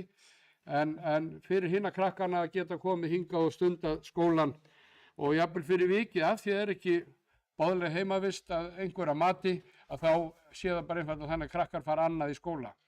Það er auðvitað líka leitt þegar við erum með þennan flotta skóla hér. Það var nú þannig þegar ég var í grunnskóla að þá var verið að byrja að gefa þessa bókstafi og maður var svona einhvern veginn að reyna átt að sjá því hvar maður lægi, hvort við verðum að fá D að lágmarki, það var A, B, C, D, já, ég man ekki hvort það var nú E, en við verðum að fá C til þess að komast í framhaldsskóla. Og það var svona ígildi tölunar 5, 6, eitthvað svo leiðis, og svo B, 7, 8 og svo A, 9, 10 og það er gríðarlega mikið atriði að börn sem að fá einkunnir og unglingar að þau skilji fyrir hvað einkunnir stendur og það sé ekki ósamræmi sem kom hér fram í ykkar máli á milli skóla og jafnvel mjög svipað próf sem skilaðar með mjög svipaðri niðurstöðu að það skuli gerast þannig að þetta er auðvitað bara verkefni sem að fræðslu og frístundarnefnd þarf að bara vinna að og vonandi þurfum við ekkert að ræða það neitt meir. Þetta verður bara lagað. Þetta er einhvern veginn svo sjálfgefið í mínum huga. Nú það var rætt hér menningarhús og ég vil líka þakka ungmennaráði liðin ára fyrir að hafa staðið með okkur í því að vekja athygli og máls á því. Það sjá það allir að við erum til dæmis núna í miðbænum komið með sal sem að heitir nú Sviðið.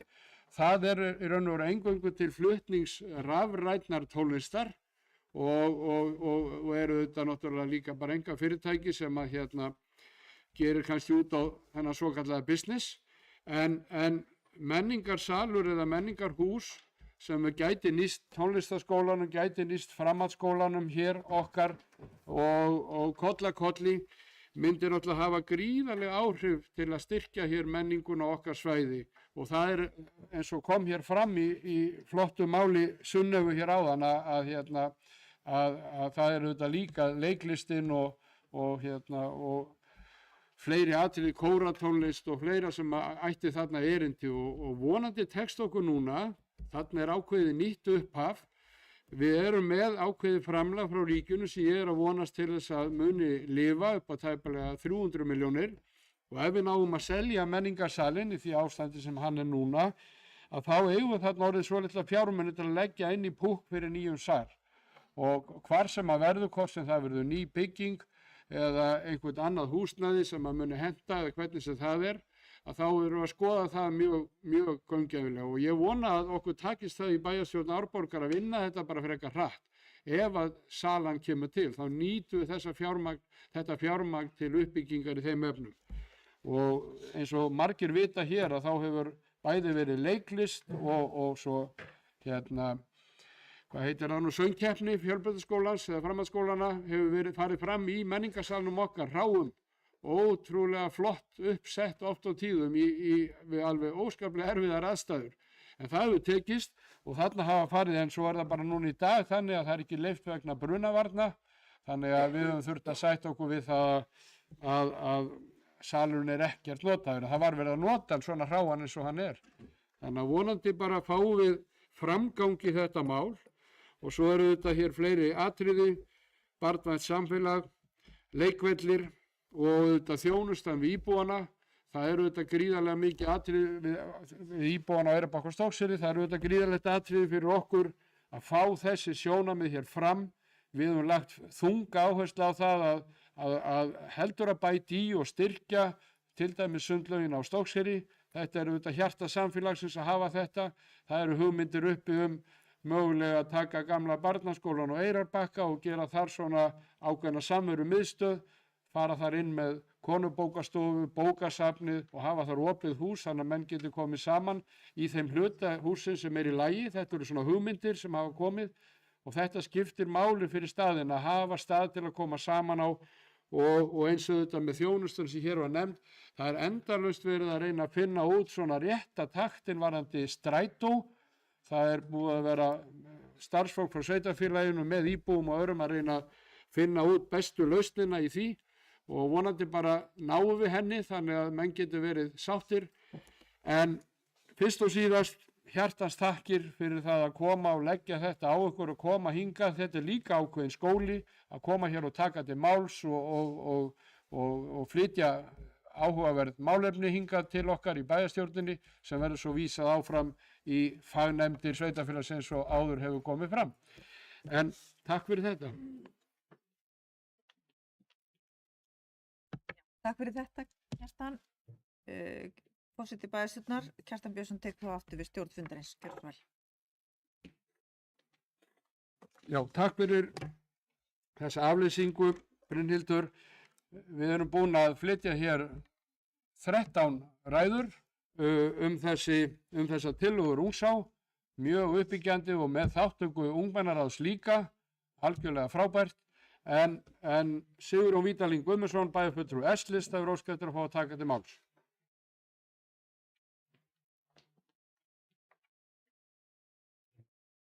Já, takk fyrir herra forseti, ágætu bæjarfulltrúar og ágæta ungmennaráð. Ég hef nú svo sem ekki við mikla að bæta, ég held að sé nú allir búin að koma hérna upp nema ég. Ég að sjálfsögðu tek heils hugar undir allt sem hér hefur komið fram og það er engin spurning að við erum sammála að þetta eru góðar tillögur og vel unnar. Og mér finnst þið eiga hróskilið fyrir að hafa komið hér og flutt þessar tillögur og gert það vel og skilmerkilega, og það sem að mér finnst eiginlega gott að sjá að er að breytast núna hérna hjá okkur í þessum lið, því þetta er árlegt hjá okkur og alltaf mjög skemmtilegt og gaman að fá unga fólki til þess að koma sínum sjónarmiðum og á framfæri að nú erum við farin að spyrja og svara og það er ómetanlegt fyrir okkur því að sumt er kannski þannig að það þarfnast einhverja útskýringa eða okkur langar bara hreinlega að vita meira. Þannig að mér finnst þetta vera jákvæð breyting og vona að þetta sé komið til með að vera að við skiptumst hérna á að koma upp og spyrja og svara. En að öðru leyti þá ætla ég ekki að hafa þetta lengra en að bara þakka fyrir og óska ykkur velfarnaðar í ykkar störfum. Takk. Takk fyrir þetta, Sigurjón Vídalín. Er einhver ungmennaráður sem vil bæta einhver við hér í lokin? Ef svo er ekki, þá langar mig fyrst af öllu fyrir hönd okkar í bæjarstjórn að þakka ykkur alveg hreint af öllu hjarta fyrir að koma og taka þátt í þessu hérna með okkur. Þetta er okkur mjög, mjög mikilvægt. En þá er það þannig að við tökum hverja tillögu fyrir sig og vísum því til fagnefnda, það er að segja þeirra nefnda sem er að fjalla þau málefni sem þið voru að leggja til. Þannig er farvegurinn í bæjarstjórn, alveg eins og á Alþingi, það er vísað í einhverja tiltekna nefndir og svo er tekið fyrir í þingsal og annað slíkt. Þannig að þetta er svona sem við gerum þetta. Mál númer 1. Tillaga Ungsá að sveitarfélagi sýni frumkvæði og hefji viðræður við ríkið uppbyggingu nýrrar heimavistar við Fjölbrautaskóla Suðurlands.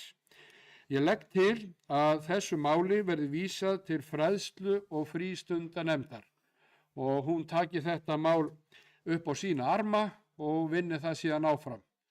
Þeir sem eru því samþykk í bæjarstjórn Árborgar vinsamlegast gefi merki. Það er samþykkt samhljóða. Þá er það tillaga númer 2, tillaga frá Ungsá að samræma einkunnakerfi í grunnskólum sveitarfélagsins. Ég legg til að því máli verði vísað einnig til fræðslu og frístundanefndar og hún taki það mál þar til gagngerrar skoðunar. Þeir sem eru því samþykk að vísa því þangað vinsamlegast gefi merki. Það er samþykkt samhljóða. Þá er það þriðja tillagan, tillaga Ungsá að stofna verði til menningarhús í sveitarfélaginu Árborg. Við leggjum það til að því verði vísað til bæjarráðs Árborgar. Menningarnefndin og menningarmálin í sveitarfélaginu eru undir bæjarráði og þess vegna legg ég til að þessu erindi verði vísað þangað og treysti því að bæjarráð muni vinna þetta hratt og örugglega og skila okkur niðurstöðum áður en að veturinn er úti. Þeir sem eru sammála því að vísa þessu til bæjarráðs vinsamlegast gefi merki. Það er samþykkt samhljóða og einnig að gera þetta mjög hratt. Þá er það fjórða atriðið á dagskrá fundarins, tillaga Ungsá jöfn tækifæri íbúa á þjónustu á Stokkseyri og Eyrarbakka. Það er mín tillaga að leggja þetta til og vísa þessu til bæjarráðs annars vegar og fræðslu- og frístundanefndar hins vegar. Því þetta tengist líka þeim málaflokki. Þeir sem eru samþykkt því að vísa því til þess að tveggja stjórnsýslu apparata, ég ætlaði nú að finna betra orð það, stjórnsýslu eininga, bæjarráðs og fræðslu- og frístundanefndar vinsamlegast gefi merki. Það er samþykkt samhljóða. Þá er það 5. atriði á dagskrá, tillaga frá Ungsá endurbætur og fleira vegna leikvalla í sveitarfélaginu Árborg. Það er tillaga að vísa þessu til eigna- og veitunefndar. Eigna- og veitunefnd fer með framkvæmdir á ýmsum sviðum hér í sveitarfélaginu sem og veitumála. Þannig að við vonumst til þess að þeir taki þetta og ykkar tillögur þar upp í þeirri nefnd. Þeir sem eru samþykkt því að vísa þessu til eigna- og veitunefndar vinsamlegast gefi merki. Það er samþykkt samhljóða. Þá er það 7. atriði og það síðasta, tillaga frá Ungsá að sveitarfélagið Árborg verði barnvænt samfélag. Við erum ekki sammála því. Við þurfum þá að uppfylla alls konar skilyrði og vonandi tekst okkur það, en það er mín tillaga að leggja þetta til eða vísa þessu til fræðslu- og frístundanefndar annars vegar og velferðarnefndar sveitarfélagsins hins vegar. Þeir sem bæjarfulltrúar sem eru því samþykk að vísa því þangað, vinsamlegast gefi merki. Það er samþykkt samhljóða. Þá höfum við lokið fyrstu 6 liðunum á dagskrá fundarins og enn og aftur ítrekka miklar þakkir. Ykkur er heimilt að sitja hér áfram á fundunum með þess og kjósið og hafið hér veitingar og annað ef viljið fá ykkur, en við höldum áfram dagskrá fundarins. Við ætlum að gera 2 mínútna fundarhlé, þannig að þeir sem ætla að sitja áfram geta setið kjur en aðrir geta tekið föggur sínar og haldið heim á leið. En gerum 2 mínútna fundarhlé.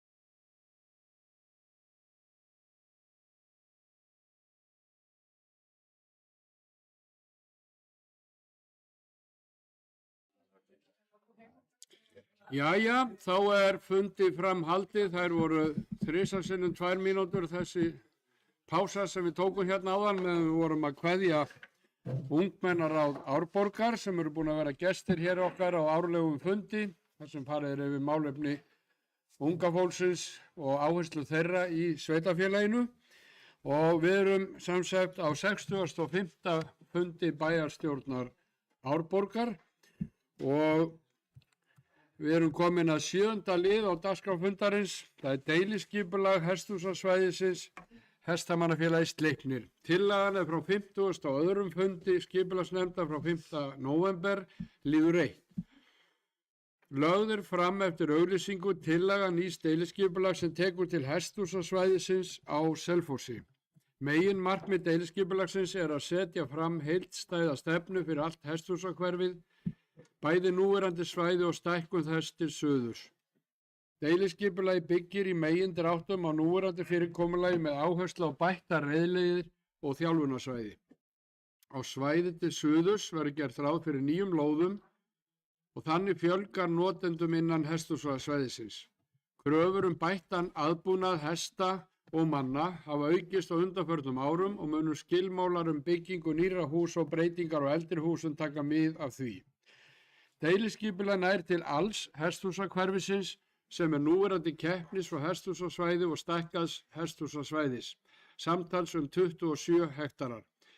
Deiliskipulagsmörkin ná einnig yfir hluta af opnu svæði milli Langholts og hesthúsahverfis vegna fyrirhugaðs reiðstígs þar. Stækkun núverandi svæðis er 7 hektarar að stærð. Á nýja svæðinu næst Dísastaðalandi er gert ráð fyrir 19 nýjum hesthúsum meðfram bæjartröð. Lóðir eru af 3 stærðum og er gert ráð fyrir að innan þeirra verði heimilt að byggja stakstæð hús eða parhús. Hestagerði eru staðsett sunnan við hús beggja megin götu til að tryggja sól og skjól frá ríkjandi vindáttum. Auk 19 hefðbundinna hesthúsa er gert ráð fyrir 2 stærri lóðum fyrir hesthús með litlum reiðskemmum. Skilmálar eru settir fyrir byggingu nýrra hesthúsa og eins eru settir fram skilmálar mögulega endurbyggingu eldri húsa. Byggingamagn á keppnisvæði er aukið umtalsvert bæði fyrir fíbó keppnishöll en einnig fyrir minni hús til þjálfunar og fyrir áhorfendastúkur. Deiliskipulag í samræmi við aðalskipulag Árborga 20 til 36 þar sem svæði er með landnotkunna Íþótt 2. Með gildistöku þessa deiliskipulags falla allar eldri skipulagsáætlanir fyrir svæðið úr gildi. Umsagnir bárust frá Brunavörnum Árnessýslu, Heilbrigðiseftirliti Suðurlands, Náttúruverndarstofnun og Vegagerðinni. Þá barst nokkur fjöldi athugasemda frá íbúum í næsta nágrenni við hesthúsahverfið og einnig frá fyrrverandi landeiganda hesthúsasvæðis og núverandi uppbyggingaraðila íbúðasvæðis og aðliggjandi landi auk skipulagsnefndar Hestamannafélagsins Sleipnis. Helstu athugasemdir varða nálað svæðis við væntanlega íbúðabyggð, auk þess að lýstir yfir áhyggjum af lyktarmengun. Að mati skipulagsnefndar hefur verið brugðist við þeim umsögnum sem bárust vegna málsins með fullnægjandi hætti innan tillögunnar og í samantekt athugasemda og svara við innsendum umsögnum. Að mati nefndarinnar er tillagan í takt við heimildir aðalskipulags sveitarfélags þar sem svæðið er skilgreint sem hesthúsasvæði Íþótt 2. Aðliggjandi landeigendum og lóðarhöfum hafi mátt vera ljós skilgreining svæðisins innan núgildandi og eldra aðalskipulags sveitarfélagsins. Bendi nefndin á að innan deiliskipulags fyrir Austurbyggð 2 er til eldra aðalskipulags þar sem svæði er merkt U11 og U13. Innan greinagerðar aðliggjandi deiliskipulags er ennfremur vísað til þess að skilgreind íbúðabyggð liggi sunnan hesthúsahverfisins og að gengi verði á viðkomandi opið svæði til sérstakra nota fyrir hesthúsasvæði til að stækka íbúðasvæðið. Hlutaðeigandi landeiganda aðliggjandi lands var því vel ljóst fyrirhugaða notkun svæðisins þegar lagt var fram deiliskipulag sem tekur til íbúðabyggðar IB13. Ekkert í stefnumörkun Aðalskipulag sveitarfélagsins gefur til kynna að viðkomandi svæði sé víkjandi eða að önnur landnotkun en hesthúsasvæði sé áætlað innan viðkomandi svæðis. Þetta hafi landeigenda, lóðarhöfum og íbúðareigendum innan deiliskipulagssvæðis Austurbyggðar 2 mátt vera ljóst við skipulagningu og gildistöku deiliskipulags viðkomandi íbúðabyggðar sem liggur að hesthúsasvæðinu. Auk þess bendi nefndin á að með gildistöku deiliskipulags er útbúið verkfæri til að bæta úr ýmsum aðstöðumálum innan svæðisins svo sem varðar frágang taðþróa, lausafjármuni innan svæðisins, lausafjármuni, uppbyggingu grunninnviða og svo framvegis.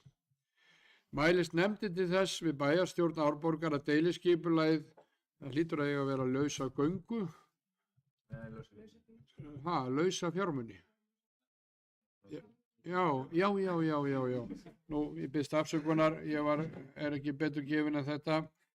Mælist nefndin til þess við bæjarstjórn Árborgar að deiliskipulagið taki gildi með birtingu og auglýsingar í B-deild stjórnartíðinda að lokinni yfirferð skipulagsstofnunar í samræmi við 42. grein skipulagslaga nr. 123/2010. Þetta var samþykkt með 3 atkvæðum af 5 í nefndinni og síðan eru hér fylgjandi umsagnir og annað slíkt í skjölum sem fylgja málinu. En ég opna fyrir mælendaskrá og Bragi Bjarnason, bæjarfulltrúi D-lista, hefur óskað eftir að fá að taka til máls.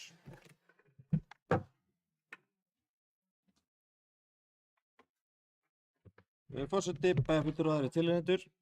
Já, rétt svona til að fylgja eftir þessu skipulagi sem er nú búið að koma inn hjá okkur áður og það erum við samþykkt að setja það í auglýsingu og núna erum við að afgreiða það formlega inn í þá, ef það eru samþykkt eftir tillögu skipulagsnefndar fyrir B-tíðindi.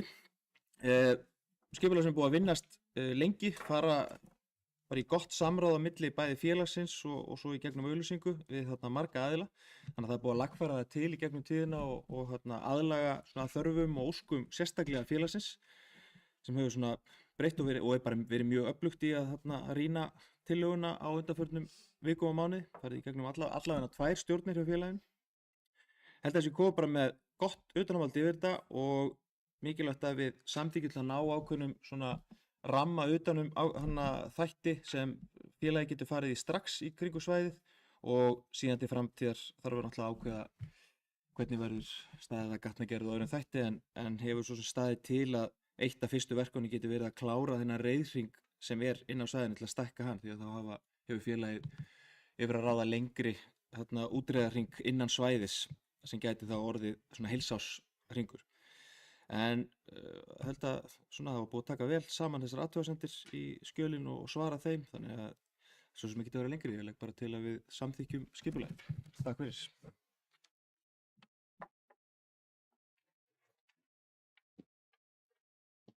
Takk fyrir þetta, Bragi. Þá er Matthías Bjarnason, varabæjarfulltrúi B-lista og skal eftir að fá að taka það máls.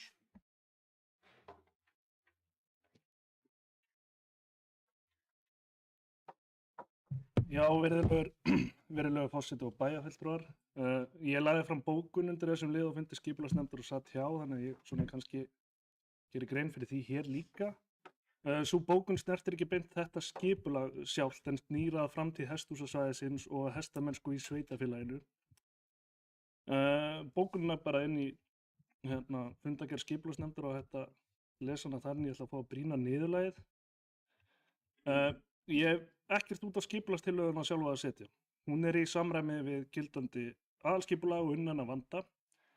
En það hefur verið til umræðu lengi hvort það ætti að færa hesthúsahverfið á nýjan stað utan þéttbýlis. Þar sem möguleikar til uppbyggingar svæðis og reiðilega væru margfalt meiri til framtíðar. Önnur sveitarfélög hafa farið þá leið með góðum árangri, má það nefna Kópavog og Garðabæ, hesthúsahverfið á Hellu og fleiri dæmi eru líklega til. Og þar sem að hestamannafélagið þjónusta stærra svæði en Árborg eitt og sér, margir félagsmenn í Sleipni eru búsettir í Flóahreppi, þá væri mögulega hægt að skoða framtíðar uppbyggingu á núverandi svæði í samstarfi við Flóahrepp. Ég tel að bæði skynsamlegt og nauðsynlegt að horfa á heildarmyndina og kanna hvort hægt sé að finna framtíðarlausn sem er vænlegri til lengri tíma. Og ég skora þá á okkur, kjörna fulltrúa, sveitarfélagið, hestamannafélagið og aðra hagsmunaaðila, að hefja þessa vinnu og kanna til hlítar hvaða leiðir í boði. Og eins og ég sagði áðan hef ég ekkert út af þessa skipulagstillögu sjálfa að setja, hún bara góð. En spurningin hvort þetta svæði muni fullnægja þörfum hestamanna til næstu 20, 50, jafnvel 100 ára. Takk fyrir mig. Takk fyrir þetta, Matthías. Þá hefur Fjóla Steindóra Kristinsdóttir, bæjarfulltrúi D-lista, óskað eftir að fá að taka til máls.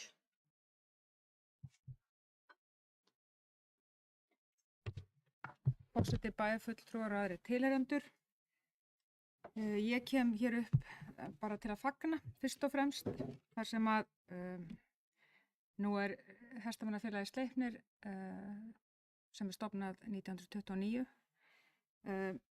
styttist í stórafmæli hjá félaginu og því þetta gríðarlega mikilvægt að mínu viti að það sé loksins búið að klára þetta. Þetta búið að standa til í allmörg ár og ég hélt hreinlega þarna árið 2022 eftir kosningar að þetta veri byrjað eitthvað sem við getum klárað hratt og örugglega þá. Það búið að vinna þetta mjög vel að mínu viti. Það mikil þörf á uppbyggingu og í rauninni bara mikil eftirspurn eftir lóðum eða hefur verið það. Það hefur ekki verið hægt að úthluta lóðum eða ekki verið hægt að nálgast lóðir með svona einföldum hætti. Ég held að ein lóð hafi farið út korter í kosningar síðast, annars hafi ekki verið úthluta lóð í Hesthúsahverfinu. Varðandi það sem kom hér fram áðan hjá bæjarfulltrúa Matthías að varðandi að færa svæðið. Það auðvitað búið að ræða það að færa þetta svæði í allt á mörg ár. Það mörg ár að þetta hefur tafið fyrir þeirri vinnu að klára uppbyggingu þarna eða klára deiliskipulag. Þannig að sé hægt að fara í það að lyfta þessu hverfi, lyfta því á þann veg að það sé hægt að setja klósett í eldri hesthúsin, jafnvel setja aðra hæð ofan á fyrir kaffistofu og þar fram eftir götunum. Í rauninni bara lyfta hverfinu heilt yfir. Hefur verið svo mikil óvissa þarna að fólk hefur kannski líka bara veigrað sér við því að fara í uppbyggingu. Varðandi þessi svæði eins og í Reykjavík og svo Fákur sem inn í miðju íbúðahverfi fór að stað með uppbyggingu á nýju hverfi rétt áður en við komum að Rauðavatni. Það hverfi hefur í rauninni ekki náð sér á strik á nokkurn hátt, fyrst og fremst út af reiðhöll og stærri mannvirkjum. Þess vegna hefur það verið niðurstaðan, nú hef ég setið í stjórn Sleipnis og þessi umræða hefur verið tekin allt kring. Við höfum talað við landeigendur í kringum hjá við Gulverabæjarveg, bara hreinlega til að reyna að fá reiðleiðir, að sveitarfélagið Árborg á þeim tíma var ekki stakk búið til að kaupa land til dæmis við hliðina á Veghelgun til að geta farið í að færa og tryggja öryggi, en auðvitað þetta eitthvað sem verður samt að vinna í áfram. Varðandi Sleipnissvæðið þá hef ég alltaf verið þeirrar skoðunar að við verðum að halda hjarta Sleipnissvæðisins þar sem það getur vel verið að ég sé aftur aðeins meðaldra, vegna þess að það hefur alveg virkað vel hjá Fáki. Þar sem við höfum byggt upp gríðarlega verðmæt mannvirki þar. Það sannarlega þannig að stór hluti Sleipnisfélaga eru í Flóahrepp og bara allt kring. Og það auðvitað þetta okkar allra, en hér hafa verið haldin Íslandsmót og flott, gríðarlega flott mót og það mikill vilji hestamannafélaga annars staðar að hér sé svæði vegna þess að það þykir einstaklega vel heppnað, þægilegt í allri umgengni og svo styrkir þetta alla innviði hjá okkur, alla þjónustu. Ég man þegar fyrsta Íslandsmótið var hér, þá var ákveðin veitingar húsarekandi sem sagði hvað var eiginlega að gerast helgina. Það var svo mikill business. Það var Íslandsmót, þetta fyrir mjög mörgum árum, fyrsta skipti hér á Brófellum. Þannig að ég fagna þessu gríðarlega að við séum loksins komin þarna og bara vona að við bara samþykjum þetta og áfram gakk. Það eins með þetta eins og margt annað sem áður var þegar nýir koma, þá allt ómögulegt. Það auðvitað ábyrgð hvers og eins sem kaupir sér fasteign að kynna sér nærumhverfið og hvað fyrirhugað þar. Þannig að auðvitað það mjög leiðilegt ef að fólk upplifir það að nálægðin sé og mikil við kannski mjög íbúð sem það var að kaupa. Þetta Hesthúsahverfi hefur alltaf verið þarna, bara alla tíð og ég get sagt ykkur enn aftur ég sagt það áður, að maður labbaði þarna sem krakki einu brekkuna á Selfossi í gúmmístígvélum í hesthúsi á hverjum einasta degi sem þá Engjavegurinn og þetta bara svæði sem við höfum að lyfta á allan hátt og það eru mjög margir félagsmenn í Hestamannafélaginu, það er engin starfsmaður, allt unnið í sjálfboðavinnu og ég leyfi mér að segja þetta sé eitt flottasta hestamannafélag á landinu, mögulega hlutdrægt. Takk. Takk fyrir þetta, Fjóla, og einnig upplýsingarnar það hvað erfitt var að ganga upp Engjavíksbrekkuna. En þá Sigurjón Vídalín Guðmundsson, bæjarfulltrúi S-lista, óskar eftir að fá að taka þetta máls.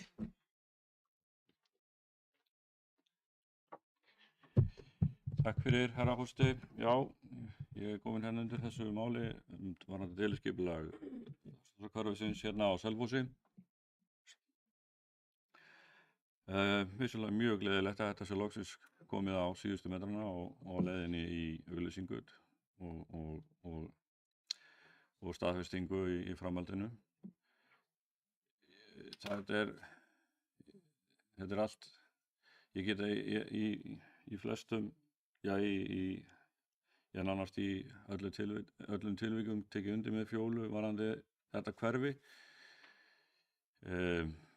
Við, sá meirihluti sem var hér á síðasta kjörtímabili lagði töluvert mikla vinnu í að koma því í gegn að hesthúsahverfi yrði stækkað upp í þessa stærð sem að það er í núna með samningum við landeiganda og vorum svo sem kannski skipta skoðanir það en á mínu mati og okkar sem að sátum þá í meirihluta og þessi meirihluti hefur síðan haldið þeirri vinnu áfram að þá var það bara nauðsynlegt fyrir hestamennsku og það fólk sem að á þarna eignir og jafnvel hyggur á uppbyggingu að það yrði eitthvað fast í hendi, að það yrði eitthvað skipulag, það yrði hægt að byggja upp og bæta og breyta og búa til eitthvað verðmæti hugsanlega og fá einhverja þjónustu. Varðandi allar þessar eða margar af þessum athugasemdum sem komu frá íbúum í nærliggjandi húsum að þá tekið undir með Fjólu. Það er vissulega leitt að fólk skuli vera þessari skoðunar eða finnast eins og það hafi verið komið aftan að því en málið er einfaldlega það að þetta er búið að liggja fyrir mjög lengi, löngu áður en þessi hús voru byggð, hvað þá skipulögð. Svo að það er einhver misskilningur í umræðinni. Ég er líka alveg sammála Matta varðandi, eða bæjarfulltrúa Matthías, að á einhverjum tímapunkti hefði kannski mátt finna hesthúsahverfinu annan stað. Við bara mistum af lestinni fyrir svona 30 árum cirka. Það er bara staðreynd málsins að sveitarfélagið Árborg hefur ekki efnaði að kaupa upp hverfið. Það hafði ekki efnaði að kaupa það upp á síðasta kjörtímabili og það hefur ekki efnaði núna og ekki á næsta heldur. Og ekki svo sem í fyrirsjáanlegri framtíð. Þessi hverfi sem voru flutt í Reykjavík eða á höfuðborgarsvæðinu voru held í öll flutt vegna þess að það voru framkvæmdar aðilar sem keyptuðu upp.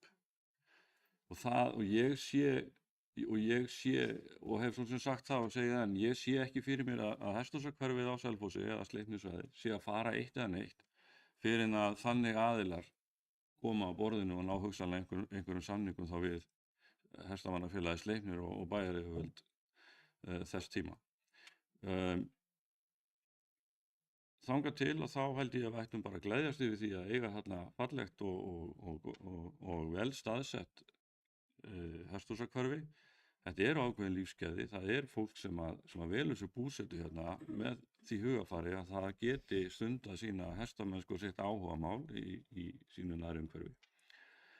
Og ef einhver held ég ættum að reyna að gera þessu hverfi og þessari starfsemi þarna fer fram hærra undir höfði og sérstaklega þá maður að hugsa til barna- og ungmennastarfs því að það er margsýnt sig að það skila sér margfalt tilbaka fyrir börn og unglinga að umgangast dýr er ómetanlegt og gott veganest inn í lífið.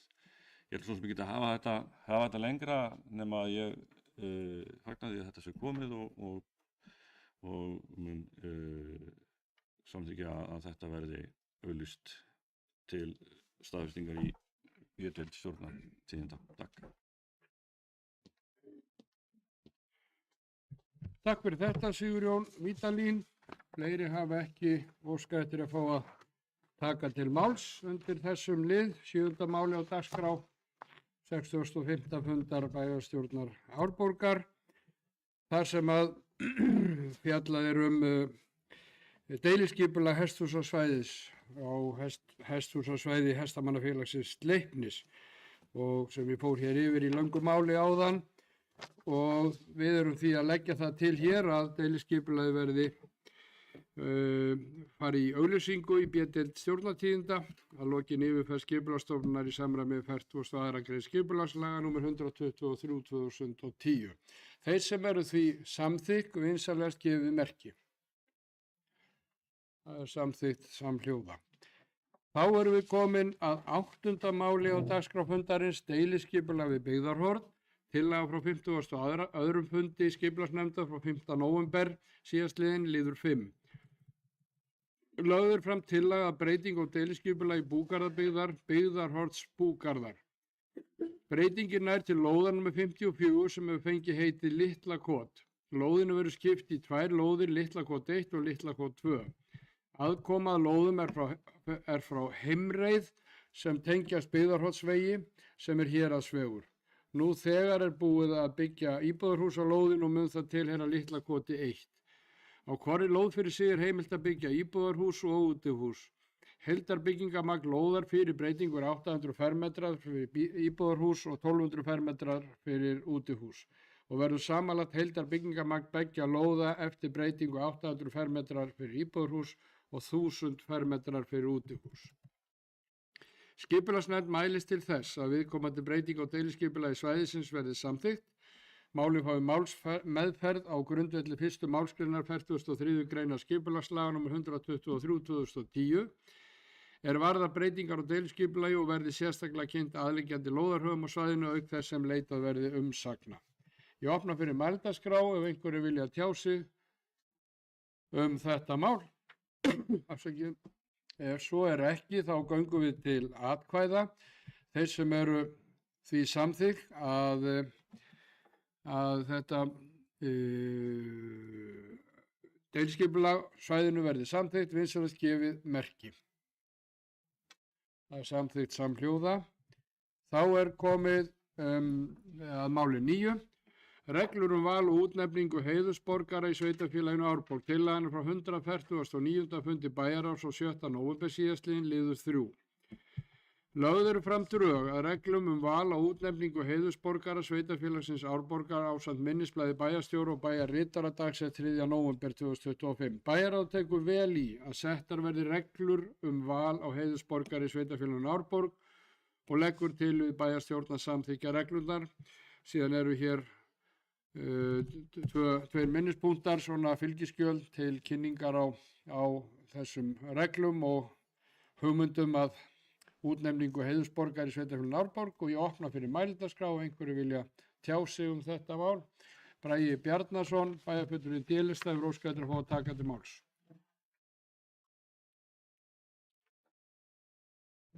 Forseti, bæjarfulltrúar og aðrir tilheyrendur. Já, við erum hérna að fjalla drög að reglum útnefningu heiðursborgara í sveitarfélaginu Árborg. Sem mál sem ég var að rífa upp sennilega í þriðja skipt sem ég kem af svona umræðum þetta mál, en aldrei hefur það nú náð áfram og aldrei verið gerðar reglur það hjá sveitarfélaginu, þannig að ég held að það sé bara gott að sveitarfélagi eigi reglur í rauninni val á útnefningu líkt og mörgunni sveitarfélag eru með, og nýttum okkur þetta fyrirmyndar fyrir þessa tillögu. Þannig að það sé þá skýrt í rauninni hvernig er horft á það ef það kemur til umræða einhver einstaklingur sem geti komið til greina sem heiðursborgari, og einróma er einhugur það hjá bæjarstjórn að þá séu til í rauninni reglur og sveitarfélaginu hvernig við meðhöndlum það og vinnum að. Ég held að það sé bara gott og leggjum þá til að reglurnar verði samþykktar, þannig að það séu þá til. Takk fyrir.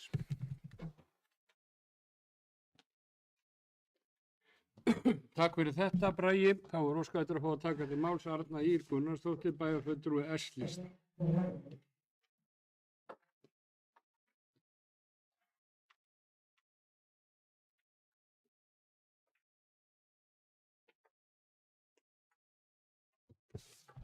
Forseti, því miður þá var ég ekki viðstödd bæjarráðsfundinn þar sem að þetta var til umræðu, en ég man auðvitað eftir því að þetta hefur áður komið hugmyndir að sveitarfélagið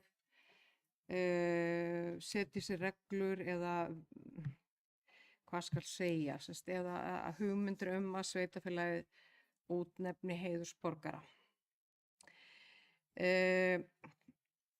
Ég hef nú svona í gegnum tíðina haft ýmislegt að athuga við þetta bara almennt, þetta heiðursborgara fyrirbæri, ef svo má kalla. Ég var svona svolítið spæld að missa af umræðunum þetta í bæjarráði, en þess vegna er ég komin hérna upp. Sveitarfélagið nú þegar að útnefna við heiðurum íþróttafólk ársins á hverju ári, sem er mjög skemmtileg og góð stund og virkilega það er fólk sem virkilega heiðurskilin fyrir sitt framlag og til samfélagsins. Við heiðurum þá sem að leggja mikilvægan skerf til umhverfismála, gerum það árlega. Þar höfum við líka sem eru mikilvæg verðlaun og þar höfum við meðal annars tekið upp að einstaklingar sem leggja mikið til í umhverfismálum, sem er bara frábært. Við heiðurum þá sem að leggja ómetanlega skerf til menningarmála í sveitarfélaginu. Það gerum við líka og hefur verið mikilvægt og skemmtilegt. Við tökum þátt í að veita menntaverðlaun á Suðurlandi. Við tökum þátt í að veita líka menningarverðlaun á Suðurlandi, sem eru auðvitað menningarverðlaun fyrir allt Suðurland, sem eru til viðbótar við okkar menningarverðlaun. Ég hef nú stundum velt í fyrir mér að því að það eru mörg sveitarfélög sem eru til dæmis að veita viðurkenningar og verðlaun og svona ýta upp og þeirra sem eru að leggja mikilvæga lóð og vogarskálarnar í velferðar- og menntamálum innan sveitarfélagsins. Við höfum ekki gert það. En allt það. Mér þess vegna finnst mér til dæmis þetta vera svona, ég velti fyrir mér eitt í viðbót, er það, skiljiði, að því við erum nú þegar að veita fullt af verðlaunum til þeirra sem að leggja mikið af mörkum til samfélagsins á ýmsum sviðum, og þetta getur auðveldlega skarast, þessi mál. En síðan erum við náttúrulega líka, við erum hérna með ótal kóra og félagasamtök og sem eru öll að veita sín verðlaun, sínar heiðursviðurkenningar. Það er verið að næla á fólk gullmerki og silfurmerki og allskynsmerki sem að hafa til þess unnið í sínum samtökum, það er jafnvel hjá alls konar iðnfélögum og verkalýðsfélögum og út allt er verið að heiðra fólk. Þannig ég er svona aðeins sett spurningamerki við þetta, og svo er eitt í viðbót að það er alltaf rosalega flókið þegar að við erum að heiðra einhverja, og eins og við vitum þá eru alltaf 2 hliðar og 3 og jafnvel 5 hliðar á hverju máli, og einhver sem þykir hafa skara fram úr einhver staðar, hann er jafnvel á öðru sviði, eru hlutir sem er bara mjög erfitt að takast á við. Það hafa komið upp einhver mál sem að fólk hérna út í samfélaginu sem hefur orðið sárt og alls konar út af sömu einstaklingum. Þannig að þetta er ofboðslega flókið að fyrir sveitafélag að veita svona verðlaun, og við höfum að passa okkur rosalega að þetta er bara flókið, og það er þannig að enginn verði særður og að og þetta sé unnið þannig að það sé vandað til verka og þetta sé einhvern veginn ekki gert svona svolítið til að þjóna einhverjum, hvað skal segja, einhverju dægur umtali í samfélaginu. og þannig að ég er svona passlega hrifin af þessu, almennt.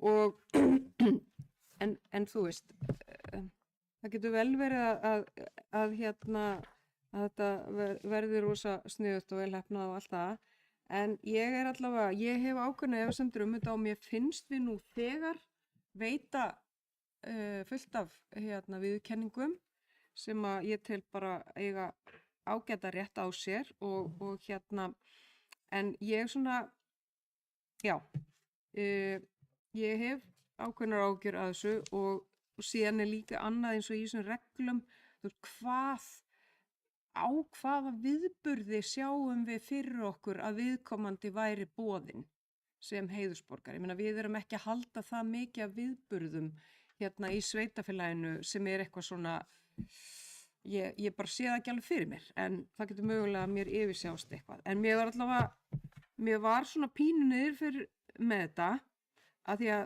mér finnst þetta, sko, ég bara hef ágjör af að svona hlutir geti alltaf verið ákveðnum vafa undirorpið. Takk.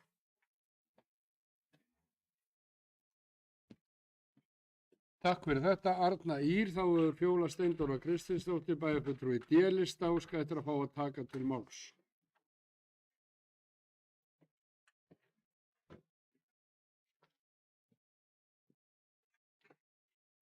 Forseti, bæjarfulltrúar tilheyrendur. Já, ég segi eins og bæjarfulltrúi Arna, ég var bara að sjá þetta núna í gögnunum fyrir fund og verð að segja að mér finnst þetta alveg ótrúlega gamaldags, þessar reglur. Þar sem að það kemur ekkert inn á neitt íbúalýðræði eða einhverja ábendingu frá íbúum. Og þetta í rauninni svona bara í höndum bæjarstjórnar, hverjar bæjarstjórnar hverju sinni. Og ég veit ekki alveg hvað mér finnst það, bara árið 2025. Að því sögðu, þá komu ábendingar þegar ég var bæjarstjóri, bæði þegar okkar, ég ætla ekki að nefna henni nöfn, þegar ágætur einstaklingur hér í sveitafélaginu var 75 ára, sem hefði lagt mikið á vogarskálarnar til samfélagsins og mætti alveg færa rök fyrir því að við hefðum átt að heiðra hann með einhverjum hætti.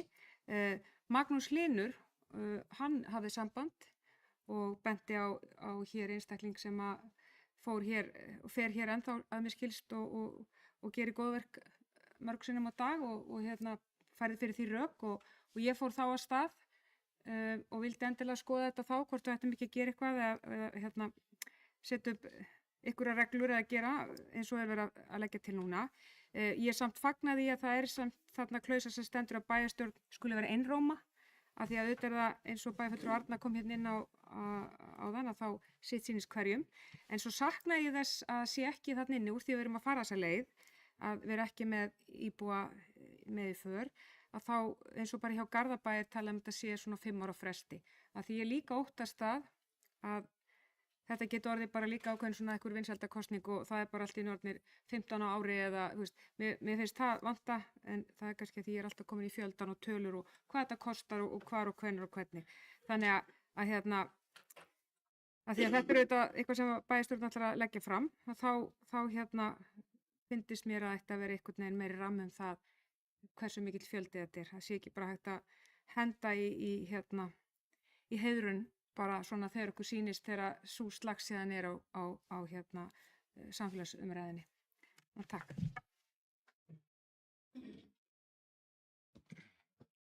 Takk fyrir þetta, Fjóla Steindóra. Þá hefur óskað eftir að fá að taka til máls Sigurjón Vídalín Guðmundsson, bæjarfulltrúi S-lista.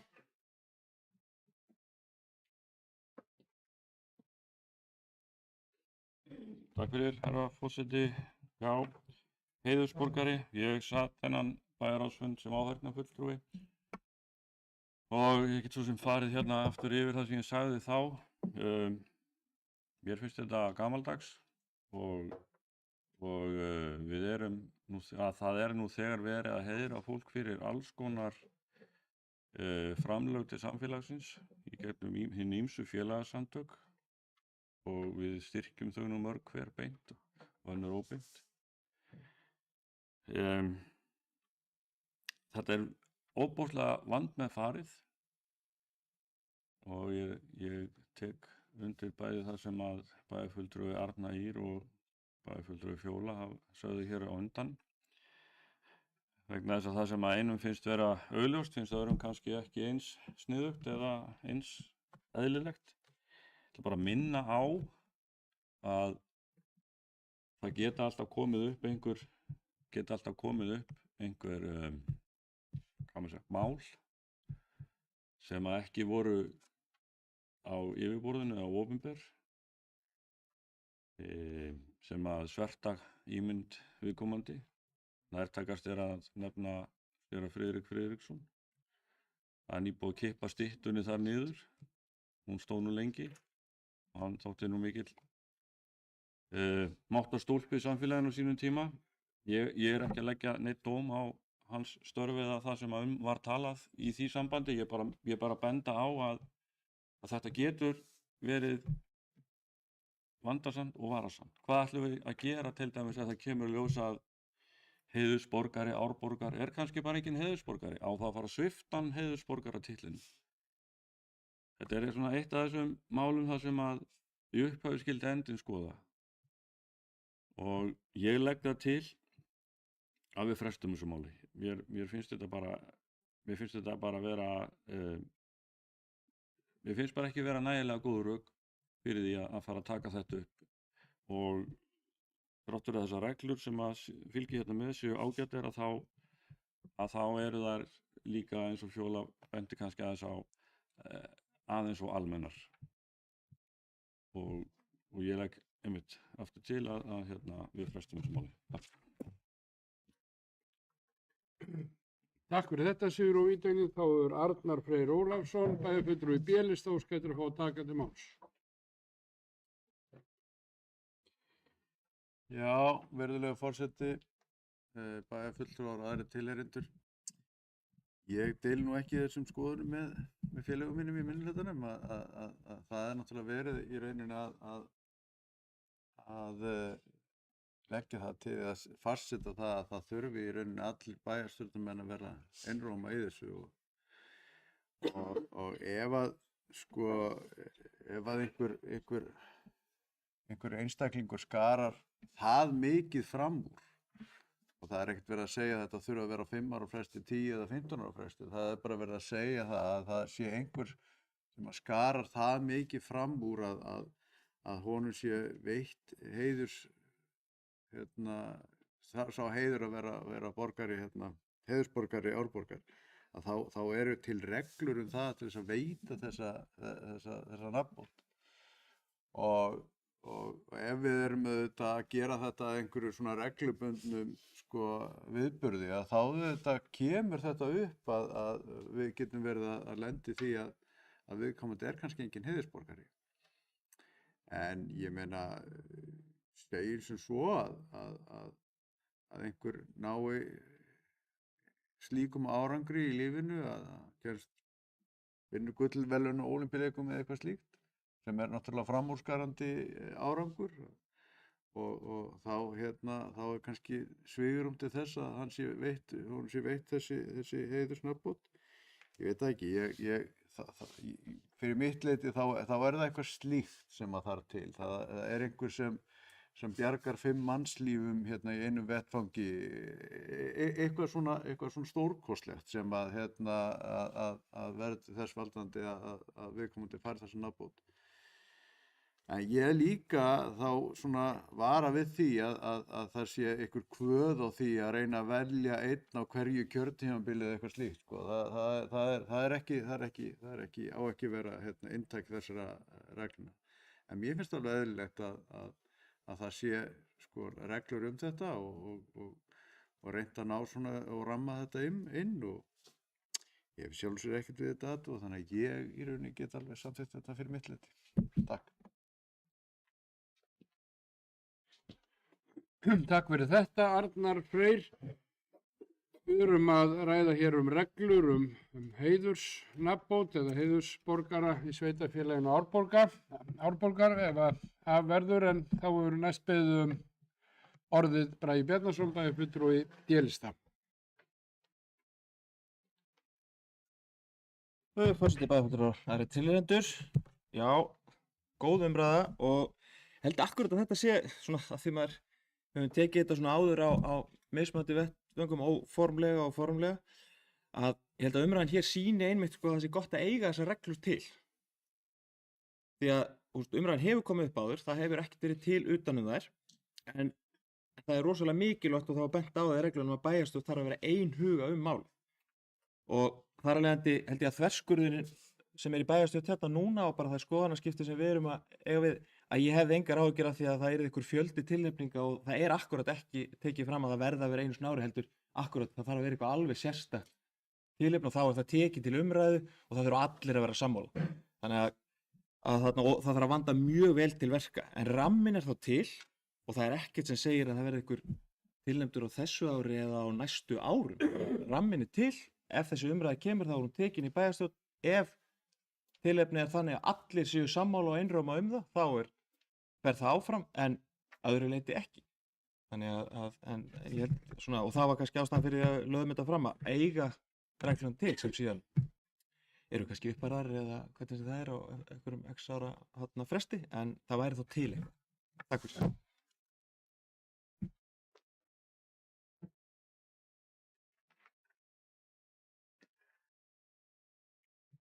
Já, takk fyrir þetta Bragi.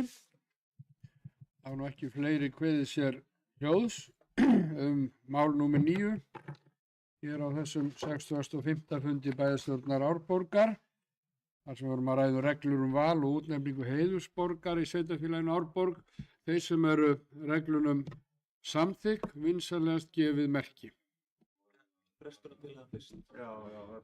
Það er algjörlega hárrétt hjá athugað hjá bæjarfulltrúa biðst afsökunar. Það var einmitt það sem ég ætlaði að gera.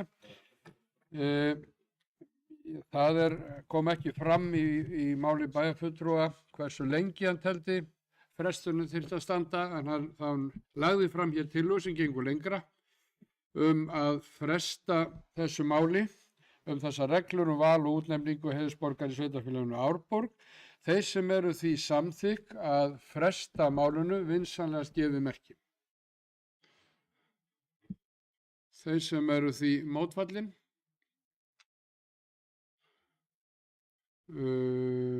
Það samþykkt með einu atkvæði D-lista og 2 atkvæðum S-lista. 2 sátu hjá, bæjarfulltrúar B-lista og það var fellt af 5 atkvæðum D-lista og 1 atkvæði A-lista. Er það rétt komið til bókar?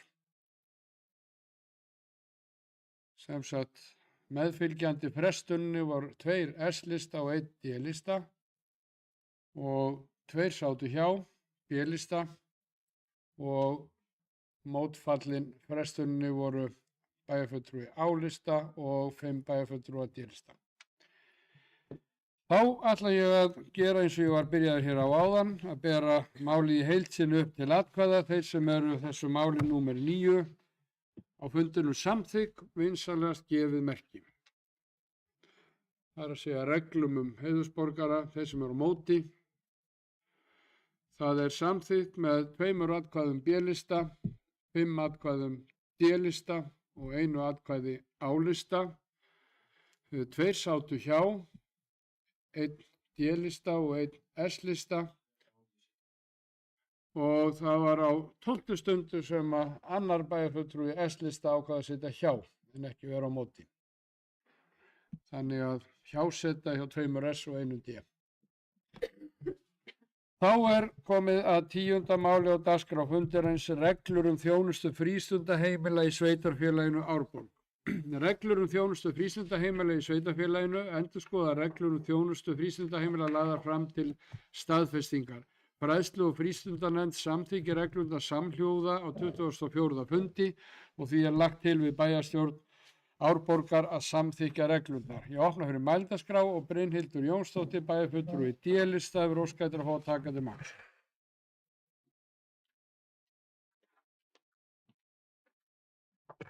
Já, forseti og aðrir tilnefnendur.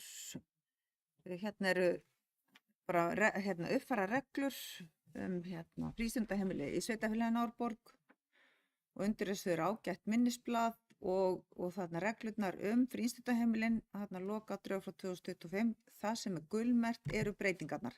Þannig þið áttu ykkur á því. Þannig ég ætla nú bara svona að fylgja þessu hlaði. Takk fyrir.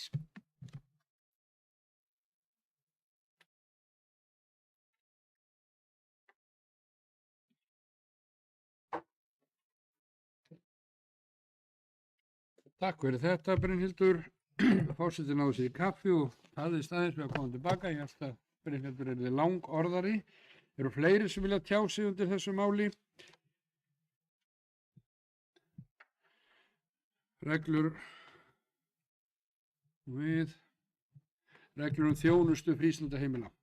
Ef svo er ekki, þá ber ég þetta upp til atkvæða. Þeir sem eru málinu samþykk vinsamlegast gefi merki. Það er samþykkt samhljóða. Þá erum við komin að 11. máli samþykktir Listasafns Árnesinga fyrri umræða. Lagt er til að vísa samþykktum Listasafns Árnesinga til síðari umræðu. Ég opna fyrir mælendaskrá ef einhver vilja tjá sig þessar samþykktir sem þarf að bera tvisvar upp í bæjarstjórn til þess að hljóti fullt gildi og það er sem sagt lagt til að þessu verði vísað til síðari umræðu og þetta er því fyrri umræða þessar samþykktir Listasafns Árnesinga 2025. Einhverju sem hafa áhuga að tjá sig, ef svo er ekki, þá ber ég það upp til atkvæða. Hverjir eru samþykkt því að vísa þessu til síðari umræðu, vinsamlegast gefið merki. Það er samþykkt samhljóða. Þá er það 12. mál á dagskrá bæjarstjórnar Árborgar. Samþykktir Héraðsskjalasafns Árnesinga 2025, það er fyrri umræða. Og því er hér lagt til að vísa samþykktum Héraðsskjalasafnsins til síðari umræðu, en ég opna fyrir mælendaskrá og einhverju vilja tjá sig þessar samþykktir okkar ástkæra safn. Bragi Bjarnason, bæjarfulltrúi D-lista, er óskað til að fá að taka til máls.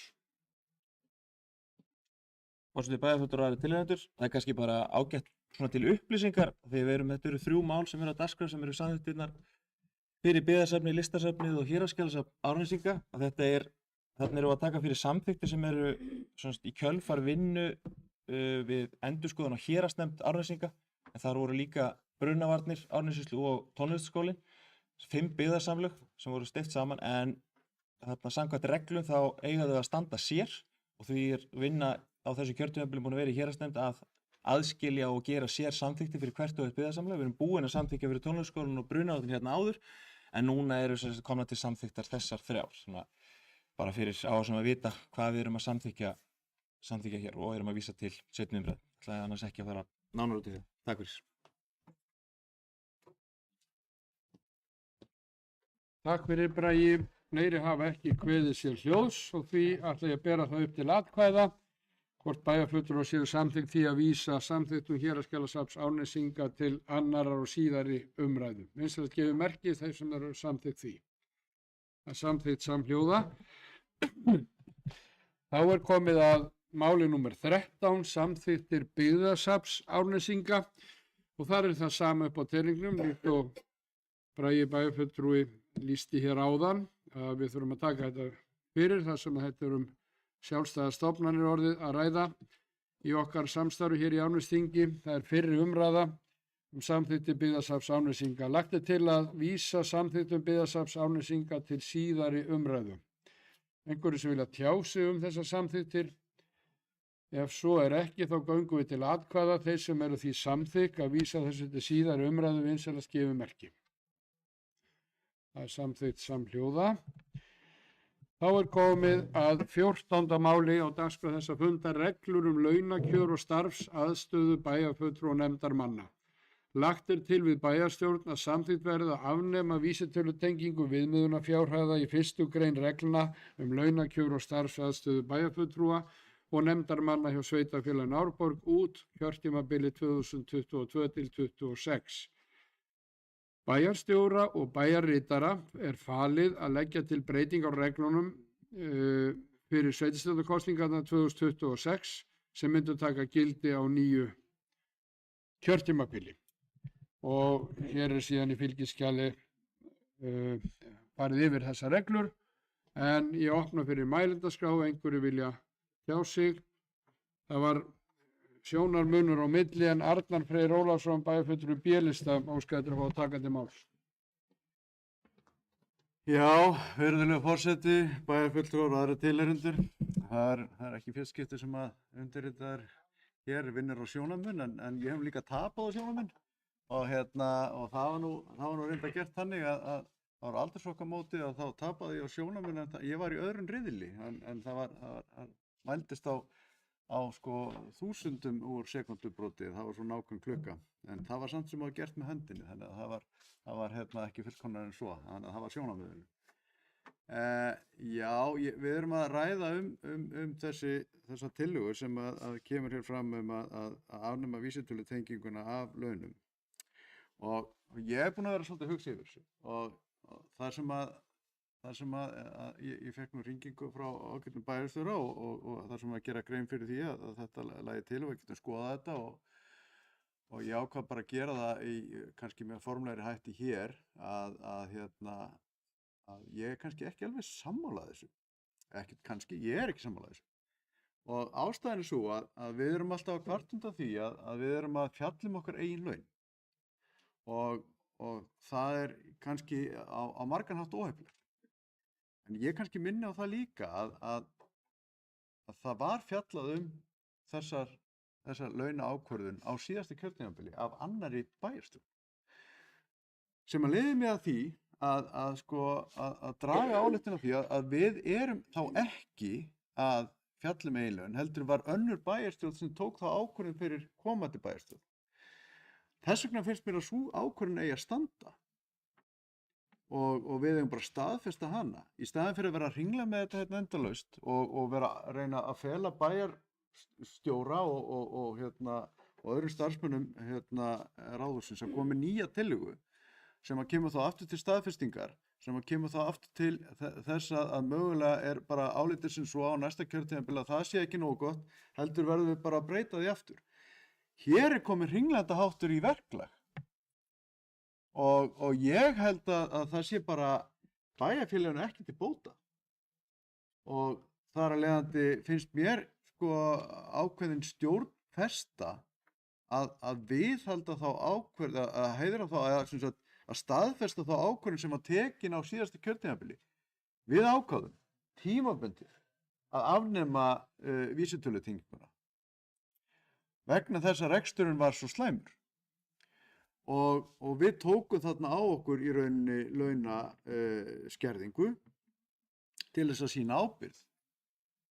En það var bara í sjálfu sér umdeilt á þeim tíma og við höfum þurft að taka á okkur verulega mikla vinnu.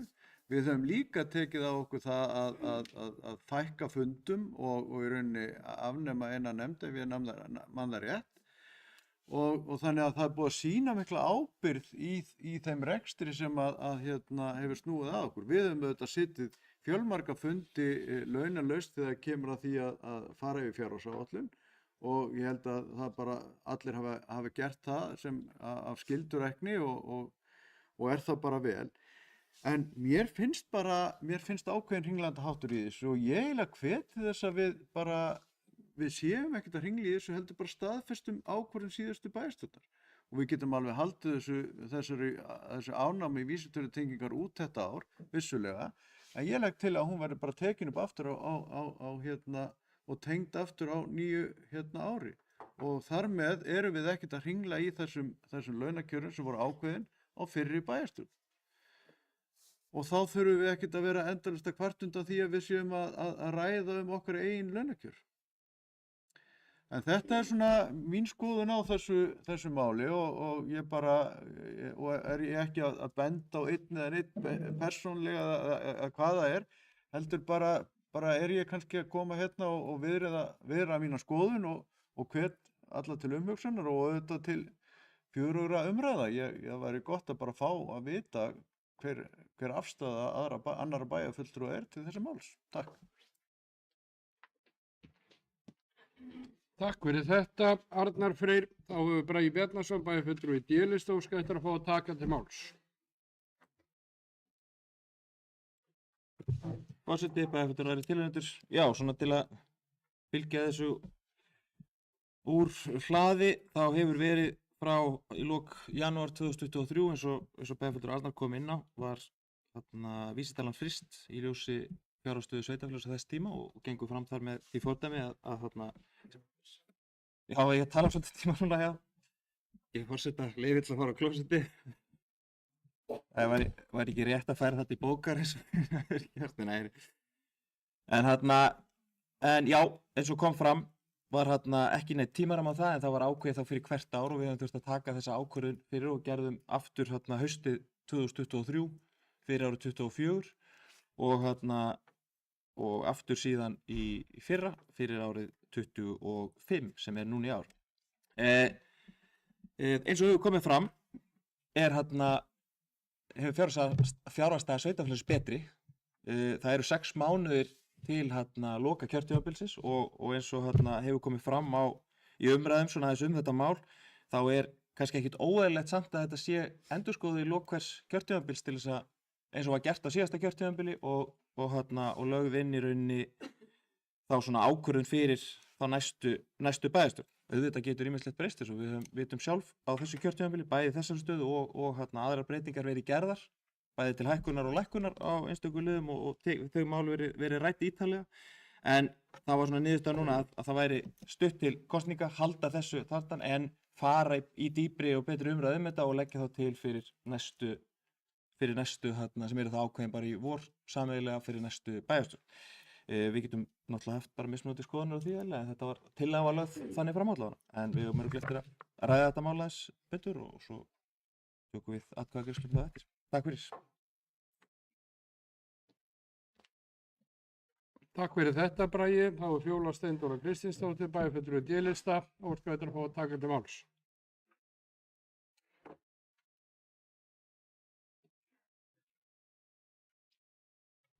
Forseti, bæjarfulltrúar og aðrir tilheyrendur. Já, það var engin samband við mig til að ræða þetta. Ég sá þetta bara hér í gögnunum, svo venjulega. Ég eiginlega er ósammála bæði Arnari Frey og Braga varðandi þetta. Mér finnst bara algjörlega ótækt að við séum að fjalla eigin kjör og kaupa kjör og verða að minna hér á að hér vorum við algjörlega á kúpunni fyrir korteri og held að við séum nú aðeins líka bara núna í ljósi þess að það er að koma kosningar að kannski sperra okkur aðeins svo mikið fyrir minn smekk, en ég held að því nú sagði nú eins og bæjarfulltrúi Arnar sagði hér án, við erum bara að segja það sem okkur finnst hverju og einu og til þess erum við kjörin til þess að segja það sem okkur finnst. Mér finnst bara það verður alveg hræðilegt að fara alla leið tilbaka þar sem að við erum búin að skattleggja hér íbúa og fyrirtæki í drasl sem hvergi annar staðar núna síðustu ár og við tölum alltaf að eftir höfðinu dansa limirnir og við þurfum að fara undan með góðu fordæmi. Mér finnst þetta persónulega eitthvað sem að sé ekki tímabært og ég veit að væntanlega ein með þá skoðun hér en ég ætla þá bara við hana. Mér finnst að við höfum að vera einbeita okkur á öðrum þáttum og mér finnst við ekki vera komin þangað að við getum verið að gera alla þessar hluti sem að liggja fyrir og við ræðum á eftir en það er bara mín skoðun. Ég held að við höfum að stíga varlega til jarðar í þeim ákvörðunum sem við tökum varðandi næsta ár þó að við séum sannarlega farin að sjá til sólu sem er mjög gott og eins og bæjarfulltrúi Arnar sagði hér á, búið að leggja mikið á sig, en þá finnst mér persónulega að við höfum alltaf að ganga undan með góðu fordæmi og vera hófleg í því að skammta okkur sjálfum.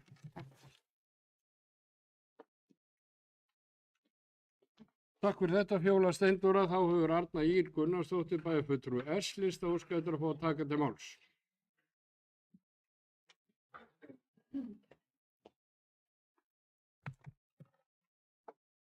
Forseti, já, við erum að ræða starfskjör og laun bæjarfulltrúa nefnda fólks auðvitað líka og þetta er auðvitað, ég veit eiginlega ekki hvað skal segja, þetta er náttúrulega orðið aðeins kannski spaugilegt mál af því að auðvitað var það þannig að það var ákveðið í lok síðasta kjörtímabils að við myndum setjast niður og við erum nú 4 hérna af 11 sem að tókum þátt í því og það var svona ákveðið og við vorum öll sem að tókum þátt í þeirri umræðu þá sem var mjög góð og það var samstaða í hópnum.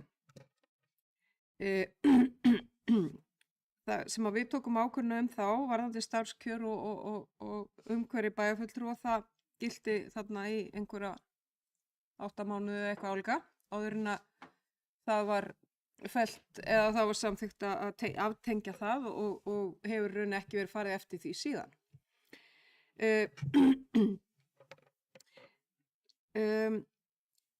Það sem að var auðvitað gert, það var bæði, vísitalan var aftengd, það er að segja að hún var fryst þarna í janúar 2023, kjör bæjarfulltrúa voru miðuð við þingfararkaup eins og það var í þarna vorið 2022 sem var 1.211.000 eitthvað.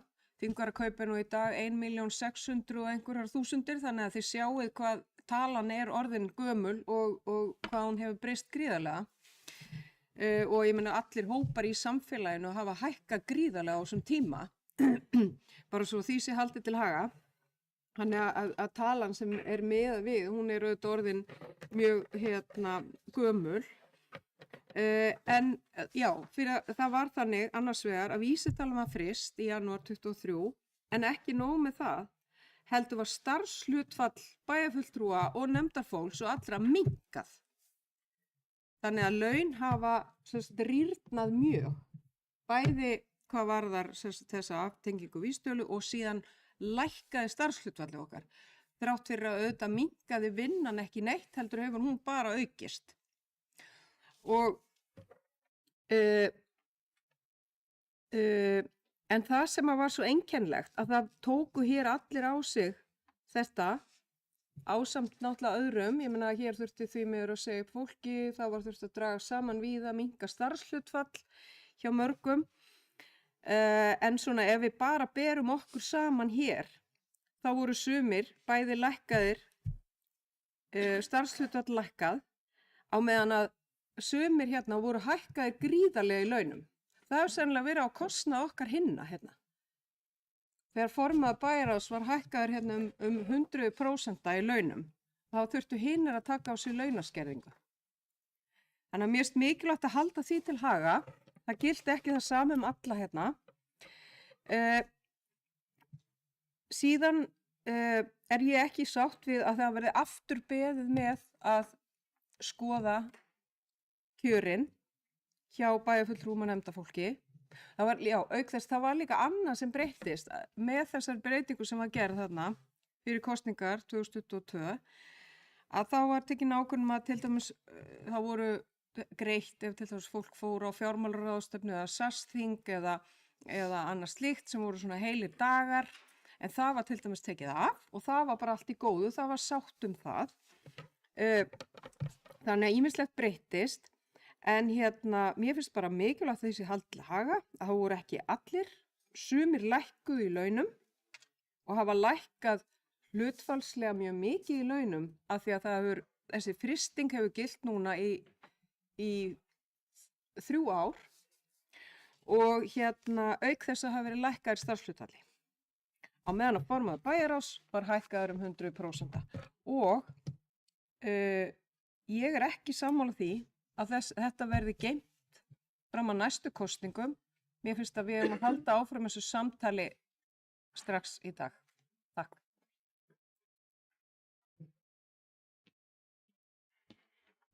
Takk fyrir þetta, Arna Ýr, þá er Bragi Bjarnason, bæjarfulltrúi D-lista og skautur að fá að taka til máls.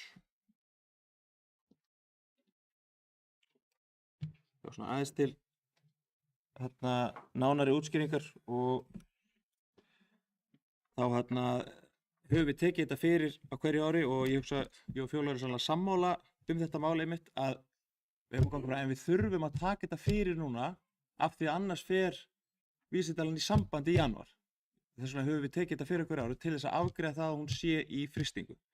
Og það er rauninni tillagan að hún sé þá fryst fram að út kjörtímabilið en síðan verði unnið að í rauninni nýjum í rauninni þá reglum ef tillagan verður þannig og hún lögð fram fyrir. En við þurfum að taka þetta fyrir til þess að halda því, vegna þess að ef við gerum það ekki, þá í rauninni dettur hún bara alveg til og verður afturvirk í rauninni fram til þess tíma sem við tókum og þar vorum við innilega saman, það var aldrei hugsun og ég held að það er allavega mín skoðun að það var ekki hugsun og viljum ekki.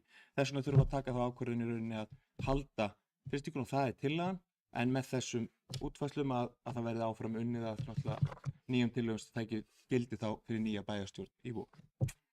Takk fyrir, ætlaði bara að koma þessu.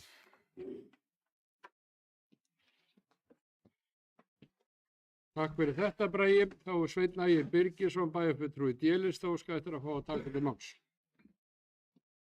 Já, forseti, eins og bæjarfulltrúi Bragi kom inn á þá er náttúrulega fyrir stöða og þurfum að taka þetta eiginlega fyrir núna til að afgreiða annars tikkar þetta inn og kannski má segja, kannski var mistök hjá okkur að frysta þessu bara fram að þessum árum og kannski áttu við bara upphæðlega strax að frysta þetta út kjörtímabilið og alveg sammála eins og það sem Arnar kemur inn á, þetta muni einhvern tíma kikka inn og við þurfum alltaf að skoða þetta, en það var líka við áttum mjög góðan fund. Við heldum þetta vinnufund bæjarfulltrúar það komust reynda því miður ekki allir, bara einn og minni hluta og nokkur meiri hluta á þann fund. Það var svo mjög góð umræða og mjög áhugavert að skoða þessi sveitafélög þess sem við hefum verið að bera okkur saman við. Bæði í stærð, út frá breyttu byggðakjörnum og hvernig sveitafélögin byggð upp og bæjarfulltrúi Arnar kom nú inn á fór yfir söguna, tímaröðum kannski ekki alveg rétt og það var náttúrulega verið að tala laun formann bæjarráðs og það var náttúrulega starfshlutfallið var hækkað þar en ekki launin, það var alltaf verið að bera saman við sömu þingvarakaupi sem var fryst á sínum tíma en þetta er náttúrulega alltaf verið að ræða starfshlutfall og vinnu sem við farið fram en þegar við skoðum akkurat hinn sveitafélögin sem við skoðum á þessu fundi þá var alveg áhugavert að sjá að við erum bara á sama stað og þessi sveitafélög sem við erum að bera okkur saman við. Við erum Mosfellsbær, Akureyri, Reykjanesbær og fleiri þá erum við á vissu leyti. Það er sumt reynda sem þau eru líka að gera öðruvísi en við, mismunandi. Sumir eru að borga formurum nefnda, fast kaup fyrir fundi og það má alveg, ég held að það sé líka eitthvað svona að skoða. Ég held að sé alveg gríðarlegur munur á milli nefndaformana. Það er að tala varðandi litlu nefndirnar og stóru nefndirnar og líka bara, hvað að segja, bara hvernig það er allt úthlutað og hvernig fundirnir eru skipulagðir. Það er mjög mikil vinna til mig sem fellur á forma skipulagsnefndar meðan kannski minna á umhverfisnefndina, bara sem dæmi.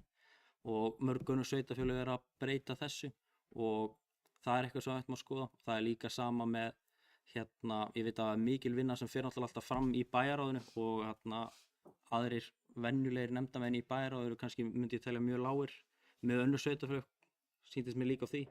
En ég held að sé bara mikilvægt að við samþykkjum þetta að halda frystingin út kjörtímabilið og vinnum áfram að þessu og tökum þetta fyrir í vinnunni.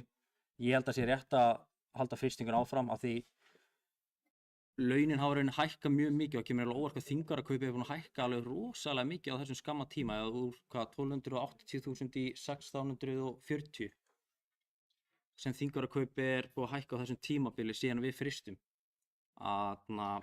Ég tel rétt að halda frystingun áfram og endurskoða þetta og vona bara til góðs umtal og vona að við munum alltaf búa til fleiri vinnufunda og samtal þetta og vona bara aðrir bæjarfulltrúar og allir bæjarfulltrúar mæti til þess samtals. Takk.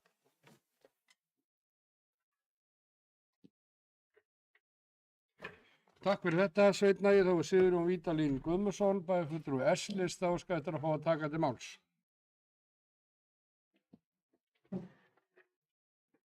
Já, takk fyrir, herra forseti. Enn og aftur erum við komin hérna að ræða launamál bæjarfulltrúa, nefndarfólks og annarra kjörinna fulltrúa sem er auðvitað óþolandi og ég ætla ekki að fara að endurtaka það sem ég hef talað hérna oft áður varðandi það hversu raun og veru slangt fyrirkomulega þetta er að kjörnir fulltrúa skuli yfir höfuð þurfa að vera að vakta sér laun. En varðandi þessa tillögu sem liggur hérna fyrir fundinum áframhaldandi frystingu þá velti ég því fyrir mér að því að það er talað að bæjarstjóri og formaður bæjarráðs tala það að ef að frystingin er látin renna út núna áramót þá verði þetta reikna afturvirkt frá því að frystingin tók gildi, ef ég ekki skil ykkur rétt. Í samband. Já. En ef að við samþykjum að taka inn prósentuskiptinguna eins og hann lá fyrir í upphafi kjörtímabils eða í lok síðasta kjörtímabils og setja inn nýja viðmiðunar fjárhæð sem þá 600 og ekki 611.000. 611. Já, 611.000 þingfararkaup. Það gildir þá bara frá og með áramótum og við tökum síðan þetta samtal sem að þarf sannarlega að taka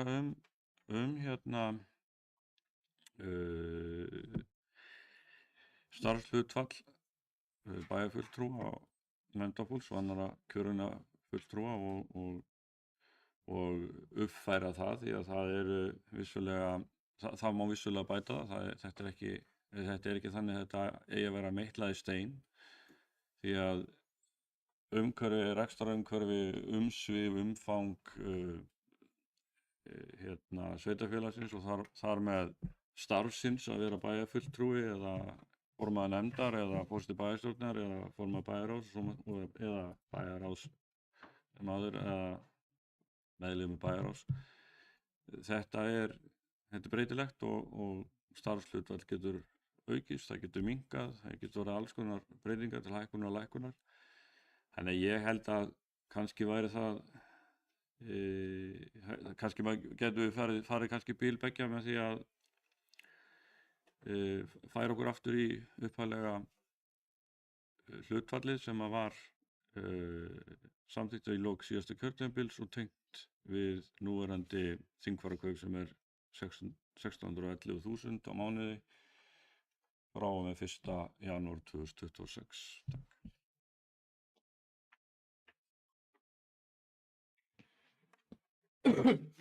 Takk fyrir þetta Sigurjón Vídalín. Við erum búin að fara yfir þetta mál svona í nokkrum atriðum og líkt og flestir bæjarfulltrúar nú held ég algjörlega sammála að þá það hreint ekki þægileg staða fyrir bæjarfulltrúa að þurfa að véla þessi mál sjálfir. Það staðreynd málsins. En forseti ætlar að leggja til örstutt fundarhlé 3 til 5 mínútur áður en við förum að ræða fjárhagsáætlun 2026 til 2029 og útsvarsprósentuna. Það margt spennandi framundan fyrir þá sem að fylgjast með á YouTube. Þið getur bara farið og náðu ykkur í nesti og sest niður en við gerum núna 3 til 5 mínútna hlé á meðan við ráðum okkar og komum inn eftir augnablik.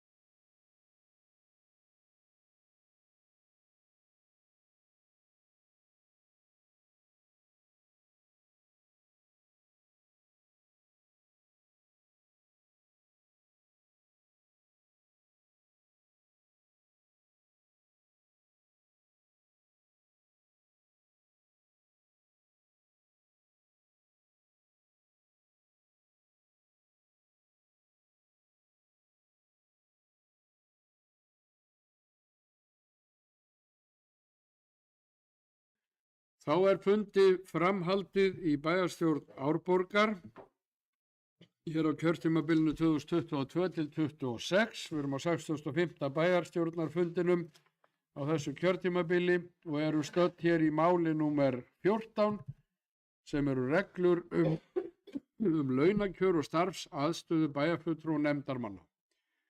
Og við erum búin að fara hér yfir það í nokkrum máli og svo það sé ítrekkað enn og aftur þá er þetta ekki til neinna þæginda fyrir bæjarfulltrúa að þurfa að vera í þessari stöðu en það hefur orðið hér að samkomulagi á fundinum í þessu fundarhléi að við frestum fyrirtöku þessa máls til næsta bæjarstjórnarfundar sem er í byrjun desember og ég ber það því upp hér til atkvæða þeir sem eru samþykkt því að fresta þessu máli til næsta bæjarstjórnarfundar í byrjun desember eins og það gefur merki. Það er samþykkt samhljóða. Þá förum við í mál númer 15 og það er fjárhagsáætlun 2026 til 2029, fyrri umræða og ég gef orðið frjálst. Bragi Bjarnason, bæjarfulltrúi D-lista, er óskættur að fá að taka til máls.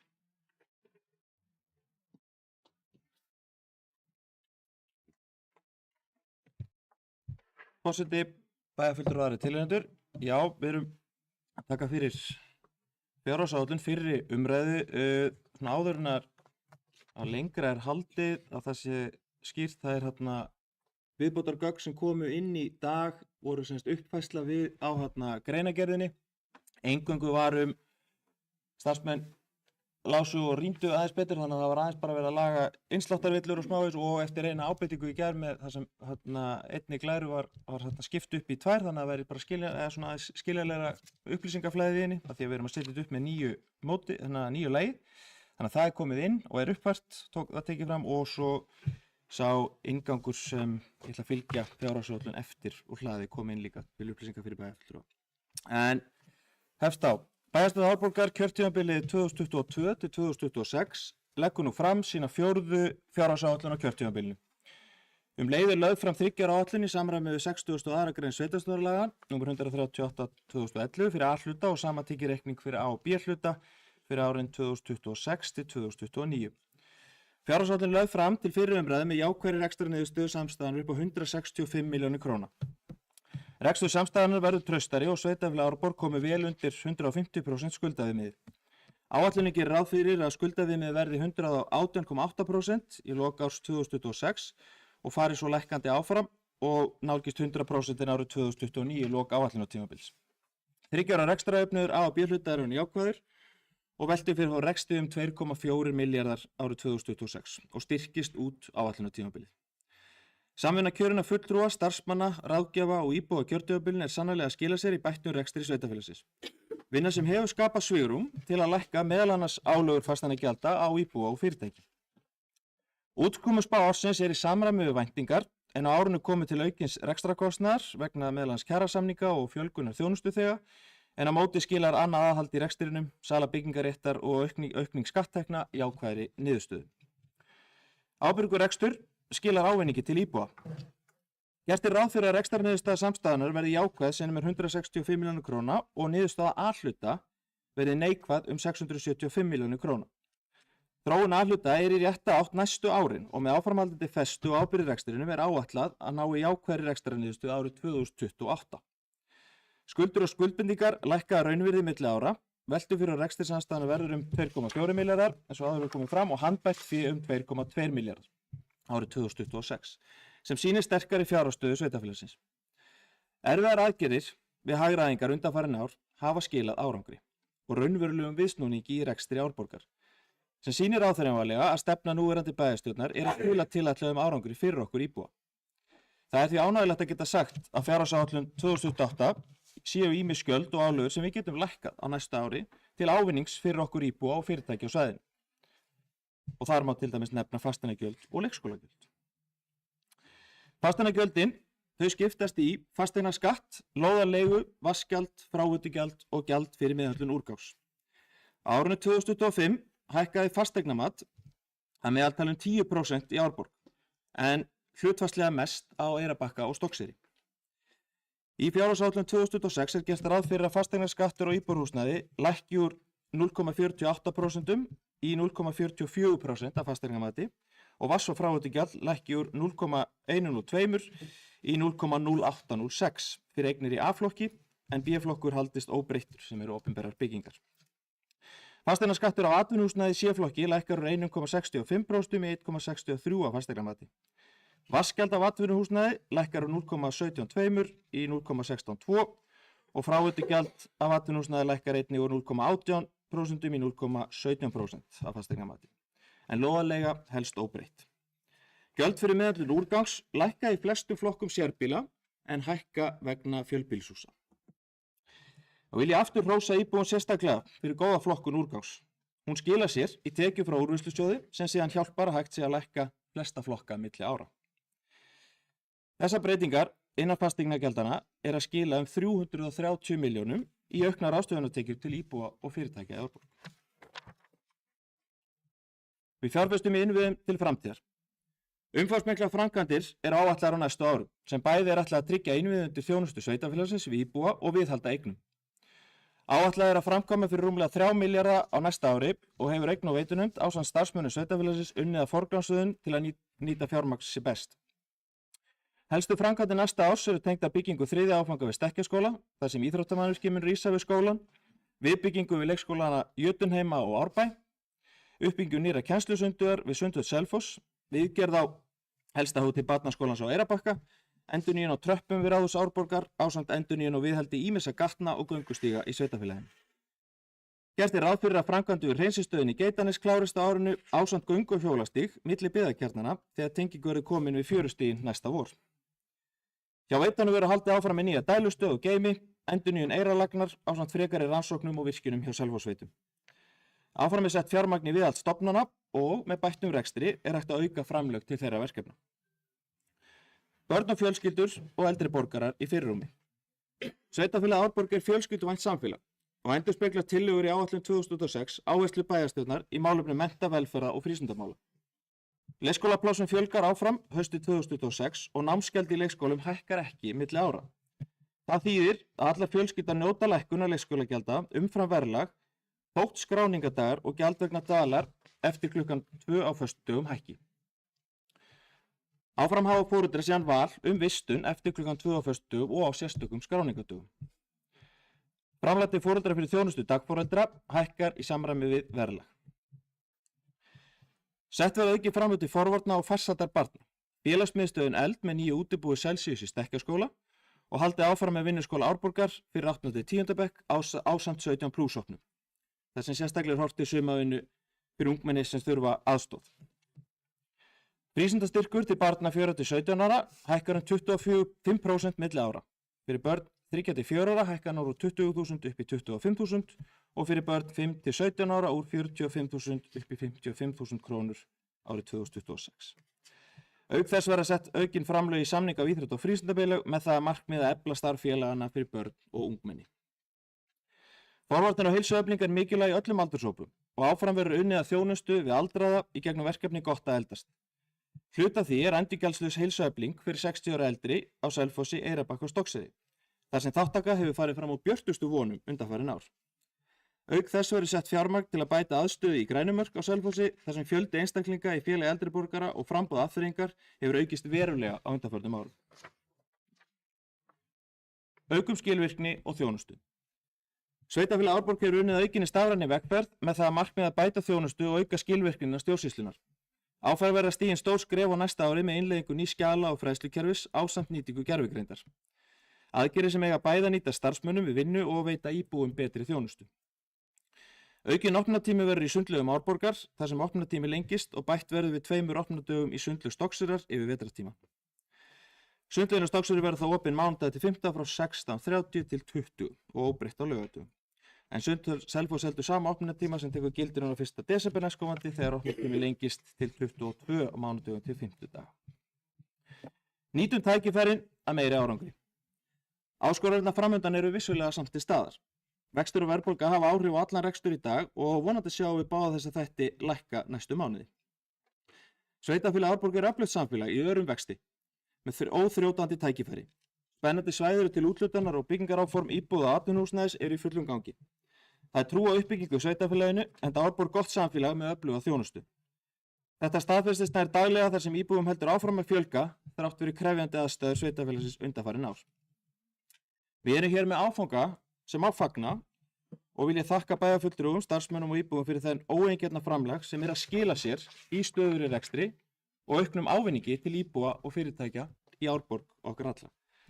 Sem fylgir með þarna forsendur fjárhagslega fyrir umræða og hlutaði ég búinn að lesa yfir en svona réttilega farið þetta kemur fram útsvarsprósentan sem við tökum nú sérstaklega fyrir og eftir en þær forsendur sem liggja að grunni tekju útsvarstekna að útsvari verði 14,97 sem bara hámarks útsvars sveitarfélaga samkvæmt tekjustofnum. Líkt og flest önnur sveitarfélög eru með. Almenna gjaldskrárhækkanir eru inn í áætlun hér setta fram sem 3,2% sem í samræmi við þá verðbólguspá sem var þegar áætlunin var sett upp en nýjasta þjóðhagsspáin vitum það strax að hún kallar á einhverjar breytingar sem þurfum að gera á milli umræðna og það bara vinna sem við förum í á milli.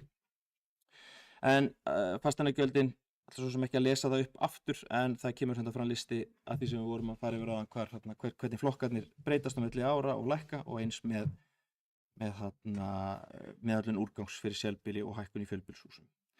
En gögnin kom inn, við tökum umræðu, við erum að vísa síðan fjárhagsáætlun áfram til síðari umræðu og eins og eðli máli samkvæmt, vinnum hann á milli og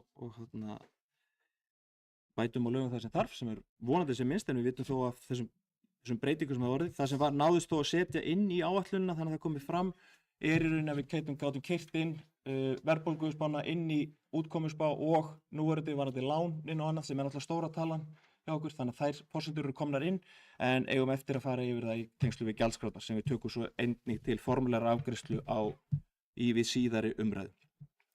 Erum að setja fram greinargerðina fram með nýju formi líka þetta árið eins og þið sjáuð í gögnunum og fer út með tilkynningu fjárhagsáætlunina, myndrænni framsetninga á öllum tölum og nánari upplýsingar svona málaflokka sveitarfélagsins og annað sem fylgir þar með. Þannig að ég vona eða svona talandi fyrir persónulega finnst þetta miklu skemmtilega framsetning heldur en textin sem við höfum verið með áður og vona að það sé eins að fleiri geti glöggvað sig á innihaldi áætlunina með þessum hætti.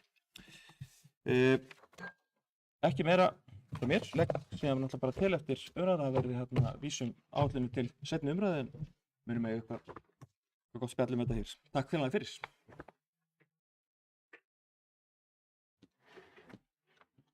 Takk fyrir þetta, Bragi. Við erum hér að ræða fjárhagsáætlun og það er fyrri umræða og næsta seinni umræða verður síðan á fyrsta fundi í byrjun desember. En orðið er laust fyrir þá sem vilja tjá sig hér þá greinargerð sem hér var flutt og þá fjárhagsáætlun sem fyrir liggur. Einhver sem tjá sig, Sigurjón Vídalín Guðmundsson, bæjarfulltrúi S-lista var óskað eftir að fá að taka til máls.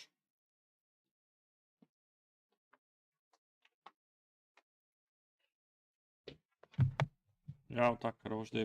Við erum hér að ræða við erum í fyrri umræðu fjárhagsáætlun sveitarfélagsins fyrir 2026. Margt jákvætt og reksturinn að rétta smám saman úr kútnum sem er gott. Það er eitt sem að ég samt velti fyrir mér. Það er þessi fyrirhugaða lækkun á fasteignagjöldum. Nú er það svo að stór hluti af þessum viðsnúningi er aukaskattur sem var lagður hér á alla skattgreiðendur sveitarfélagsins fyrir tekjuárið 2024, kom til greiðslu 2025 eða semst á þessu ári. Upphæð sem að er einhvers staðar í kringum 1.400 milljónir og þessi lækkun á fasteignagjöldum nemur 330 milljónum. Ég velti fyrir mér er að þessi auka skattheimta var innheimt af breiðum hóp, þar að segja öllum þeim sem greiða tekjuskatt í sveitarfélaginu, en þeir sem eiga síðan núna að njóta einhvers ávinnings af breyttri eða bættri stöðu sveitarfélagsins meðal annars með gegnum þessa skattheimtu eru fasteignaeigendur eins og ég og örugglega fleiri hérna. Þeir sem njóta hins vegar ekki þess ávinnings eru leigjendur eða fólk sem að einhverjum ástæðum á ekki fasteign en þurfti að borga hana skatt. Maður svona veltir fyrir sér og maður hefði kannski viljað sjá að þegar á að fara að borga núna tilbaka eða lækka álögur á fólk vegna þess að reksturinn hefur batnað að þessi rekstrarbati skilaði sér ekki eingöngu til þeirra sem að eru kannski þokkalega vel staddir í samfélaginu, það er að segja þeir sem að eru fasteignaeigendur. Og nú bara bendi ég á að hér eru til dæmis orðnar fjölmargar íbúðir í útleigu. Hellingur af fjölbýlishúsum sem hér eru bara allar íbúðar að leiðar út í. Það fólk er ekki að fá krónu á þessu, það eru bara eigendur þessara íbúða eða þessara fasteigna. Hefði hugsanlega verið skynsamlegra eða réttlátara að lækka frekar útsvarsprósentuna og láta sem flesta njóta þess að rekstur sveitarfélagsins á betri stað en hann var hér fyrir 3 árum í lok COVID. Bara mín fyrsta hugleiðing varðandi þessa framlögðu fjárhagsáætlun. Takk.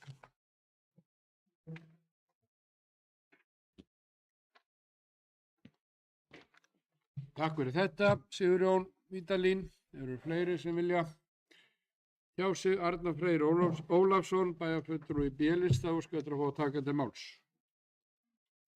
Já, virðulegur forseti og bæjarfulltrúar og aðrir tilheyrendur. Þetta var svo sem ágætis yfirferð hjá bæjarstjóra og gerði ágætlega grein fyrir því sem að þeim markmiðum og sem að lögðu eru fram með þetta í fjárhagsáætlun. Og ég einhvern veginn, þegar ég var að lesa öll þessi gögn, þá fékk ég lag á heilann og það var með nýdönsku og það er meðal annars sagt komandi tímar verða hörð en bærileg. Og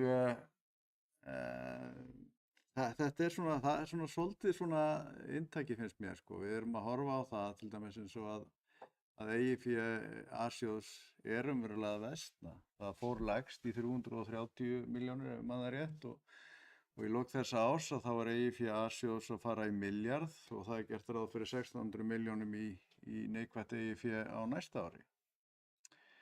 Og þetta ég klifaði á þessu áður og þetta er áhyggjuefni. Við verðum einhvern veginn að finna leið til þess að koma því til leiðar að þessi mælikvarði, þetta eigið fé A-sjóðs, að það nái sér á strik, hvort sem að það er gert þá með eignauppfærslu eins og gert var síðast, að það var endurmat á eignum sem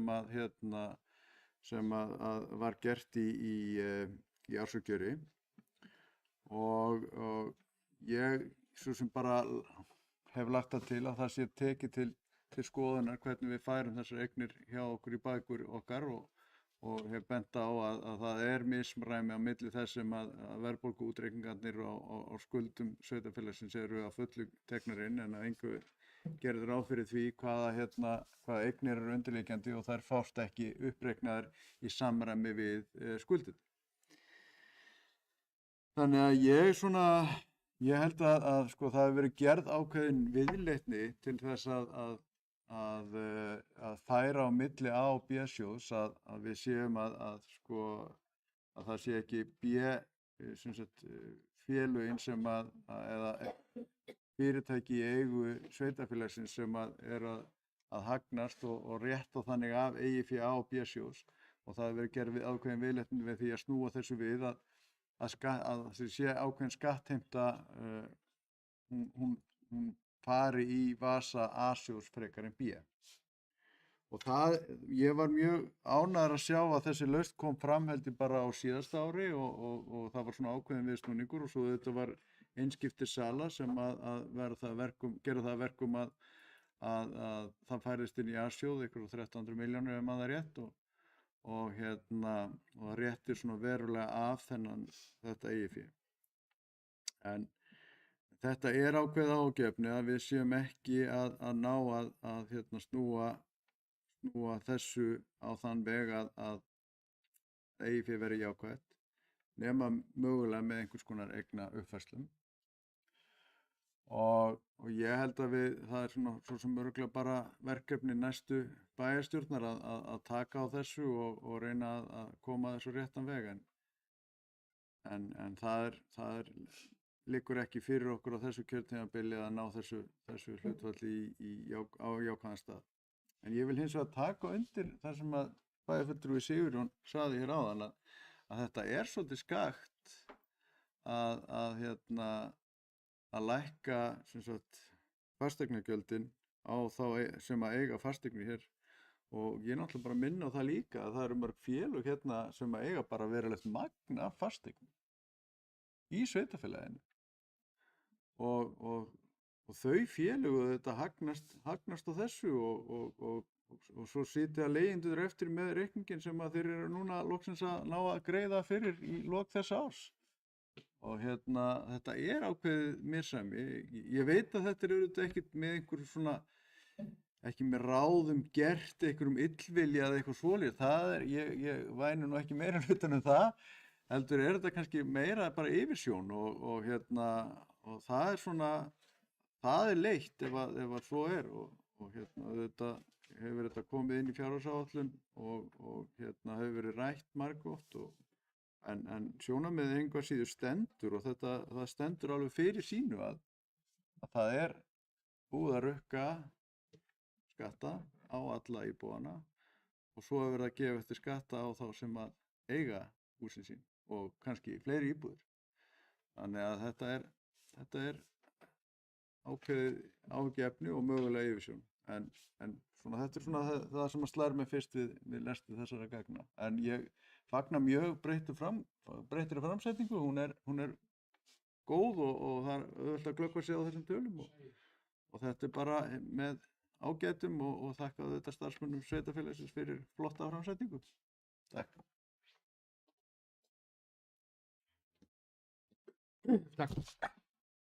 Takk fyrir þetta, Arnar Freyr. Þá hefur Fjóla Steindóra Kristinsdóttir bæjarfulltrúi D-lista óskað eftir að fá að taka til máls.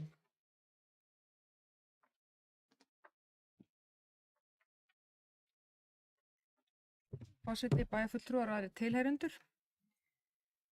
Ég vil bara byrja á því að þakka starfsfólki og ráðgjöfum og íbúum fyrir þeirra framlag til þessa viðsnúnings svona síðust ár.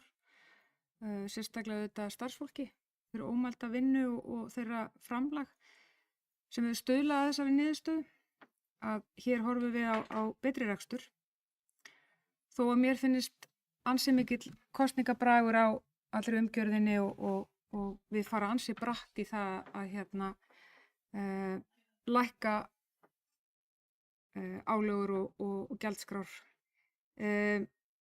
Auðvitað fólk það inni og þetta er búið að vera náttúrulega gríðarleg skattpening hér á þessu svæði og einhvers staðar verður að fara af stað og þetta eru auðvitað bara góðar umræður og ég er sammála þeim sem hafa komið hér upp og rætt það að auðvitað er þetta ekki að skila sér til allra en vonandi eru leigusalar þá tilbúinir til að skila því til leigjenda í lækkari leigu. Það verður auðvitað að horfa á þannig vonandi en við verðum alltaf að horfa líka á jöfnunarsjóðinn og horfa á þetta í samhengi við þar hvar við erum að fá tekjurnar okkar að það þarf að fara mjög varfærið í það að lækka þessa skatta einhverju leyti, þú veist, þetta er eitthvað sem að þarf að horfa á í samhengi.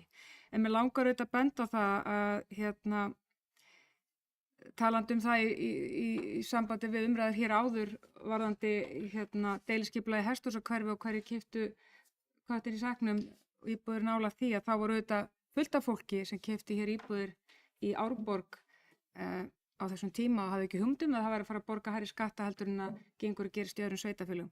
Þannig að þetta var nú alls konar en við höfum okkur hefur borið gæfu til að hér hefur verið mikil uppbygging þó að margir vilji tala hana niður að þá hefur okkur borið gæfa til þess að hér hefur verið byggt mikið sem hefur gert að verkum að hinga flest fólk. Það er algjörlega grundvallar atriði til að stækka og fjölga fólki að það sé gert þá í gegnum uppbyggingu og skipulagið sem að sveitarfélagið stýrir.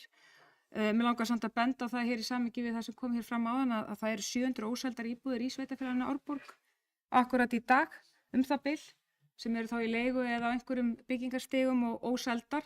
Þannig að við erum alls ekki komið fyrir vind með eitt eða neitt. En auðvitað er mjög gott að sjá þessa breytingu og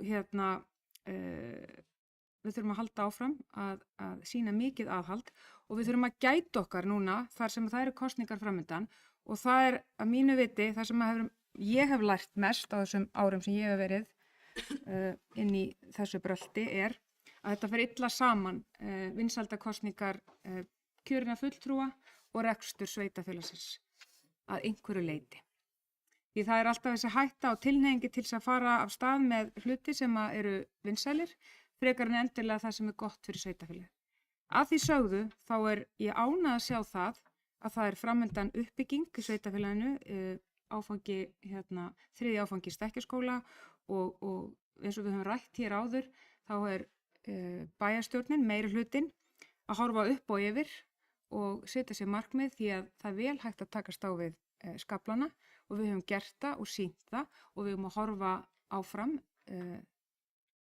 bara full bjartsýni að hlutirnir falla okkur í skaut, þá meina ég með lækkun verðbólgu og vaxta, svo sem ágætt að vera í dag, var verið að lækka 0,25 þó að við vilja sjá meira, en þetta er auðvitað rosalega viðkvæmt, við erum að viðkvæmum stað og við þurfum að vanda okkur áfram og vera glerhörð í því að fara ekki í það að halda við sem komið fyrir vind, því það erum við ekki.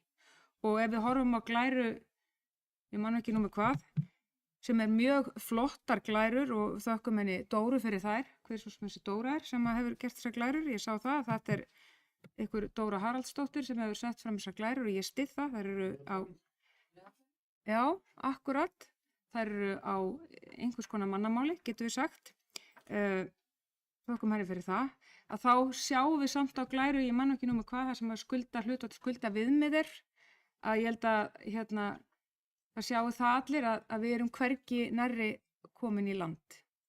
Þannig að ég vil bara hvetja okkur áfram til góðra verka og vanda okkur.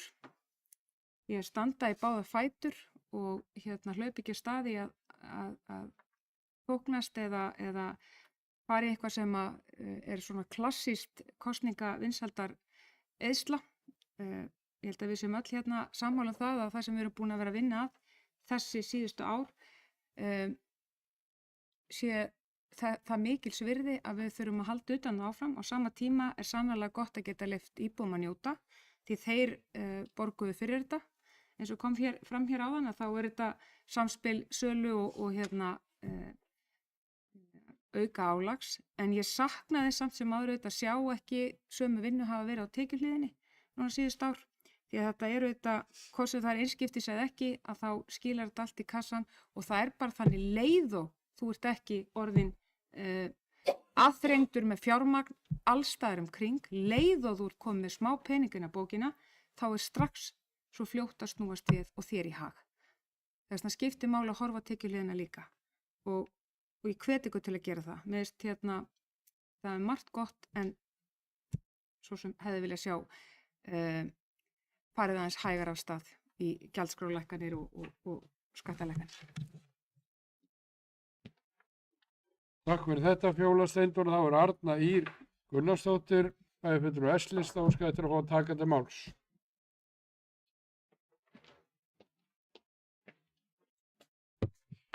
Forseti, já, við erum í fyrri umræðu fjárhagsáætlunar 2026 og við erum nú sjálfst eftir að ræða þetta mál mun ítarlegra á næsta fundi í síðar umræðu. En mér langar þakka starfsfólki sveitarfélagsins fyrir þeirra vinnu og framlag til þessar áætlunar og eins og svo sem hefur verið rætt hér að hún er auðvitað, það eru margt sem að sýnir fram á bættan hag og ég meina það er svo sem almennt í samfélaginu, auðvitað hefur náttúrulega hagur vænkast að því að vextir hafa nú lækkað þó við viljum sjá þá fara meira niður með það sem hefur verið á fyrri árum þessa kjörtímabils.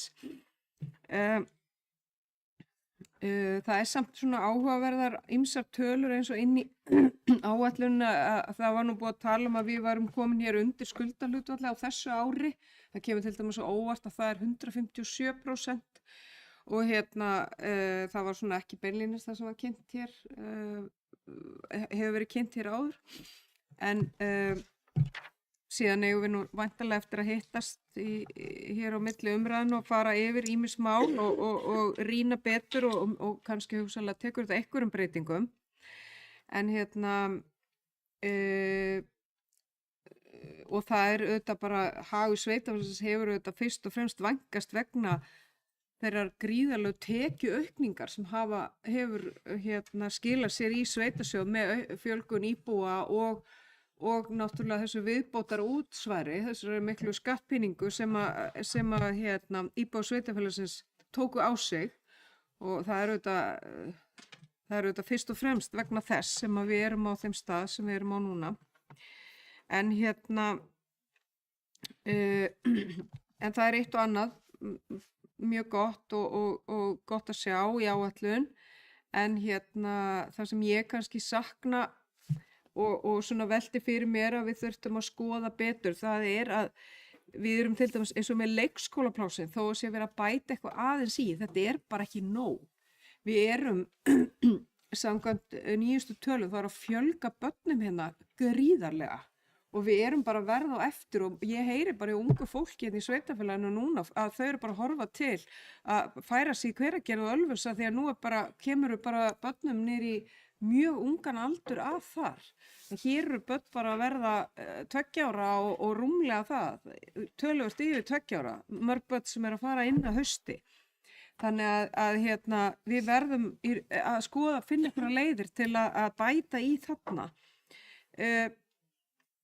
Svo hefði ég líka viljað sjá að við værum að horfa meira í forvarnarmál og það þarf ekki alltaf að kosta mikið af því að en við erum að fá alveg ofboðslega mikið tilbaka fyrir hverja krónu sem við setjum í forvarnarmál og ég hefði viljað sjá að við settum meira eins og inn í félagsmiðstöðarnar og eins og við fengum kynningu daginn frá félagsmiðstöð starfsfólkinu okkar, mjög fína kynningu þar sem að það alveg ljóst að við verðum að bæti þar. Þar eru við að sjá ýmis teikn á lofti með mál sem að koma upp með ákveðna krakka og eins og ég segið að það skiptir rosalega miklu máli að við pössum okkur og að við séum að fylgjast með og við séum að grípa inn í með úrræði og þessi úrræði þurfi ekki alltaf að kosta mikið eins og ég segi. Þarna eru ekki stóru peningarnir en þarna alveg ofboðslega mikið að sækja. Við fáum mikið tilbaka. Síðan mig langar að spyrja úti að því að það nú mikið verið talað þegar að vera endurnýja samninga við íþrótta og æskulýðsfélög, það talað það ég hafi nú ekki séð það áður eða heyrt það talað að það ætti að fara að hækka þessa samninga, þeir hafa nú staðið í stað mjög lengi og mikið verið talað að þeir ætti ekki að hækka. Mig langar kannski aðeins að heyra hvernig því háttað, en takk í bili.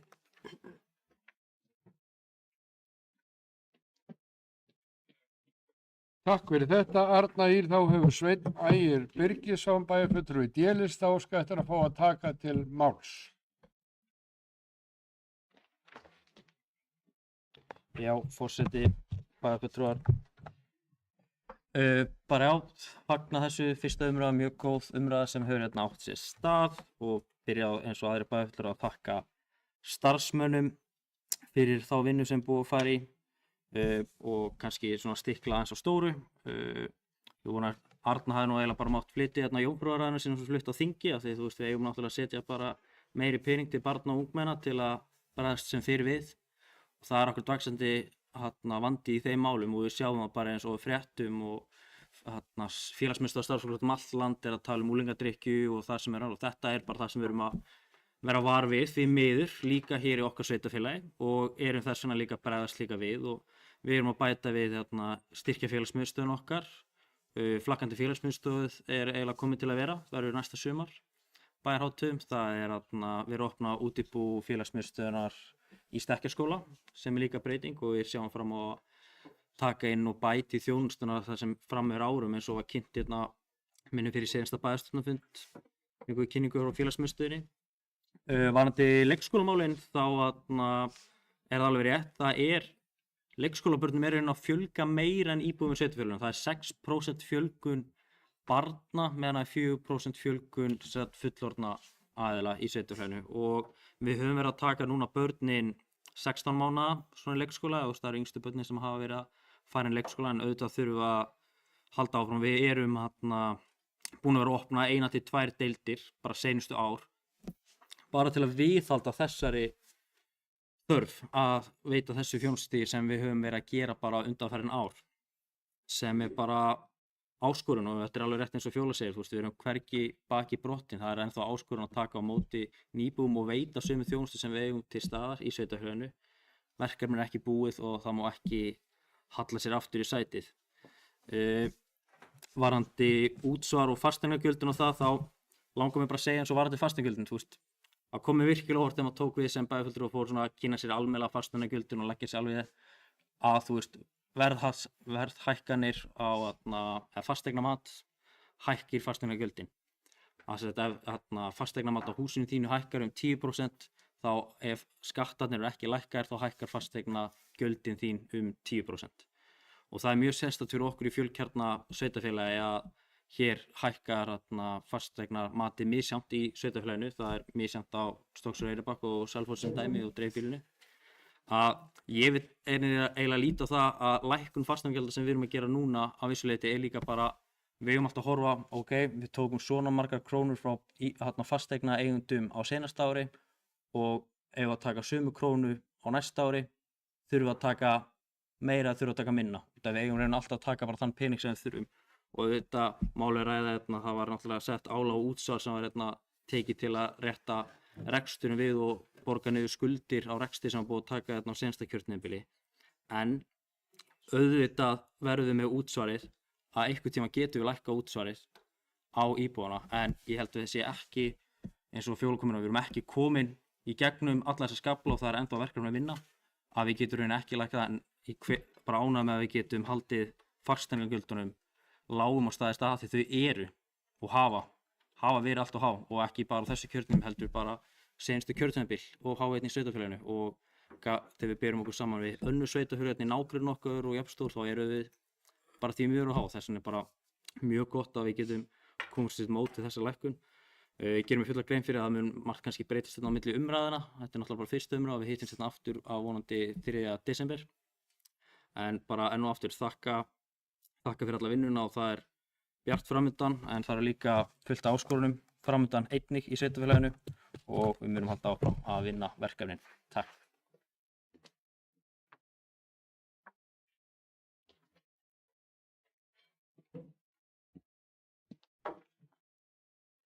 Takk fyrir þetta, Sveinn Ægir. Við erum að ræða hér mál nr. 15 á dagskrá fundarins sem fjárhagsáætlun sveitarfélagsins Árborgar, fyrri umræða og svo síðari fyrir fram miðvikudaginn 3. desember. Og hér var Sveinn Ægir að ljúka máli sínu og þá hefur Arna Ýr Gunnarsdóttir bæjarfulltrúi S-lista og skættir að fá að taka til máls.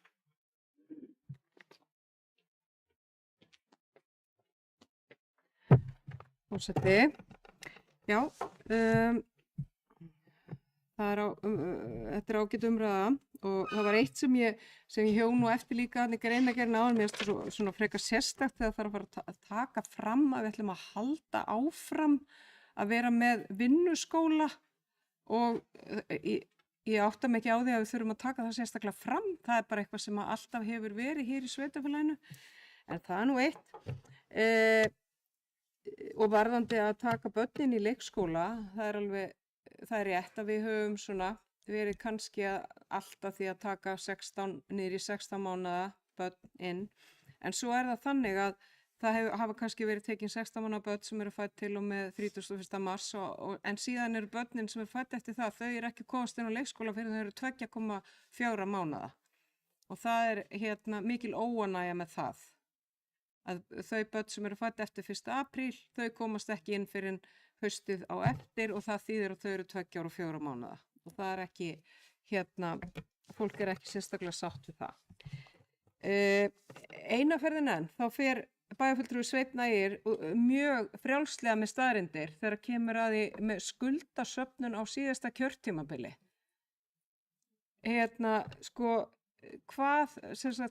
Hvernig nákvæmlega hefði hann gert þetta öðru? Ég langaði mikið til þess að fá hann hérna upp og spyrja hvort hann hefði viljað sleppa því að byggja Goðheimaleikskólann, sleppa því að byrja á nýjum grunnskóla í nýjum stekkjarskóla og það er ýmislegt annað sem að þurfti nauðsynlega að gera hérna.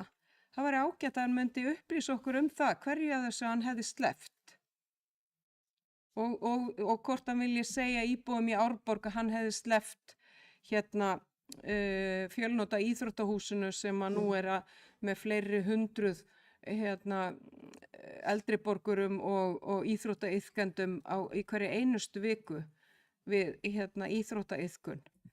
Það væri bara virkilega áhugavert að heyra hverju af þessu hann hefði sleppt og hvernig hann hefði þá horfst í augu við íbúa sveitarfélagsins með þá þjónustu sem hefði verið hægt að bjóða upp á. Af því að ég held að það sé í rauninni alveg sama hvernig hann vindur og snýr upp á þetta, þá er það mjög erfitt að koma hér upp og hugsanlega segjast ekki hafa þurft að fara í þessar framkvæmdir. Takk.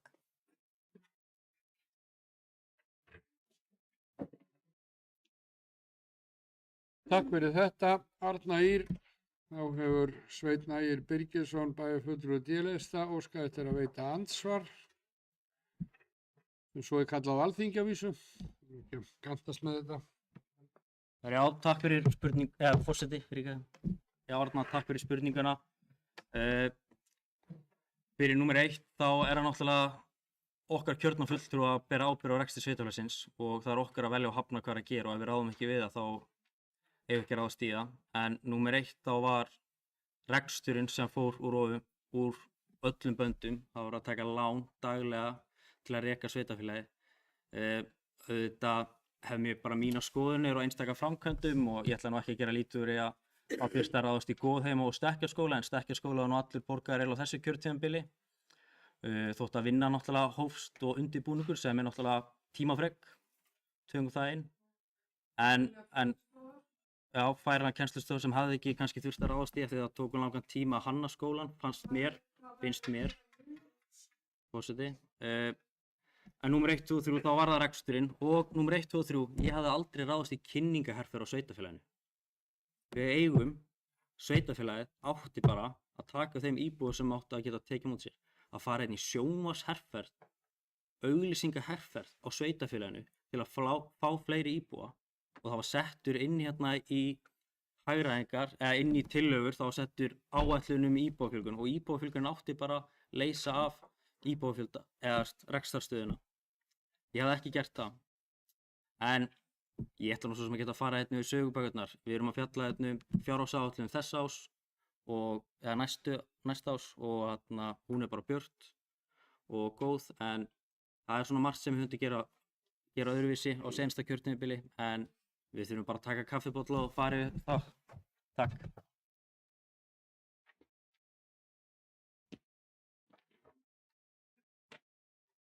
Takk fyrir Sveinn Ægir. Þá var óskað eftir að fá að taka til máls Arnar Freyr Ólafsson, bæjarfulltrúi B-lista. Já, virðulegur forseti, bæjarfulltrúar eru tilheyrendur. Ég man eftir því þegar formaður bæjarráðs fór upp í umræðu síðast og birti sig við okkur að hvað við værum að horfa mikið í batsýnisspegilinn og hvatt okkur eindregið til þess að horfa til framtíðar og reyna að rýna í þær tölur sem í boði voru. Og geri ég bara slíkt hið sama, kannski ekki með jafn skörunglegum framfærslu eins og hann gerir þá, en það var svo sem bara góð áminning og fjallan á eigin prófi núna. En það sem að ég held að við ættum að horfa til þetta og það sem að ég tek undir með henni Fjólu er að því að hún var nú bæjarstjóri þegar erfiðast var að reka sveitarfélagið, að það séu þetta gætt hófsemi þegar við komum að útlátum úr hirslum sveitarfélagsins. Og ég veit vel að það er reynt að rýna í hverja krónu og henni velt við og velt fyrir sig hvort að það sé raunverulega þörf á því að fara í útgjaldaaukningu. En bara til dæmis, það sem að hefur verið að gerast núna á þessu kjörtímabili, eða bara í rauninni á þessu ári og nýverið, er náttúrulega að það er verið að auka við aðstöðuna í sundlaugunum. Það er bæði á Stokkseyri og á Selfossi, að það er verið að ráðast í nýjar gufur á báðum stöðum, þannig að við verum alveg gufurugluð á næsta kjörtímabili og það er svo sem vel vegna þess að ég er nú fastagestur í þessum ágætum gufusölum. En það sem er kannski líka er að við auðvitað, það er svo auðvelt að láta eftir 1,5, 2,5 milljón og reyna að verða við öllum þeim kröfum sem að settur fram af íbúum sveitarfélagsins og í rauninni kannski bara líka af starfsmönnum. Að það er í rauninni auðvitað bara okkar brýning og það er í rauninni okkar ábyrgðarhlutverk að reka sveitarsjóð með jákvæðum hætti og þannig að sé afgangur á og það sé gert með eins litlum sköttum og álögum eins og mögulegt er að gera. En það eru þetta samt sem áður ákveðin brýning í því að það er freistnivandi í því þegar maður er að fara inn í kosningar að auka við útgjöld og reyna að auka við vinsældir sína vegna þess að þetta hefur bara vissulega verið erfitt á þessu kjörtímabili. Og ég vil bara eins og segi, kannski ljúka orðum mínum á því að við horfum til framtíðar, númer 1. Tökum fortíðina yfir kaffibolla og númer 2 að gæta aðhalds. Þannig að það er auðvitað bara brýning til komandi ára og við verðum að velta við hverju krónu og hugsa með okkur hvað kostar þessi króna í skuldsetningu næstu 10 árin. Það er það sem skiptir máli.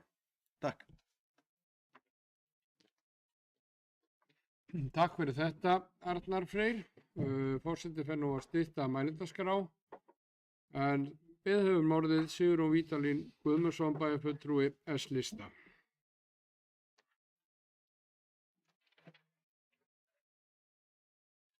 Takk fyrir, herra Fórsti.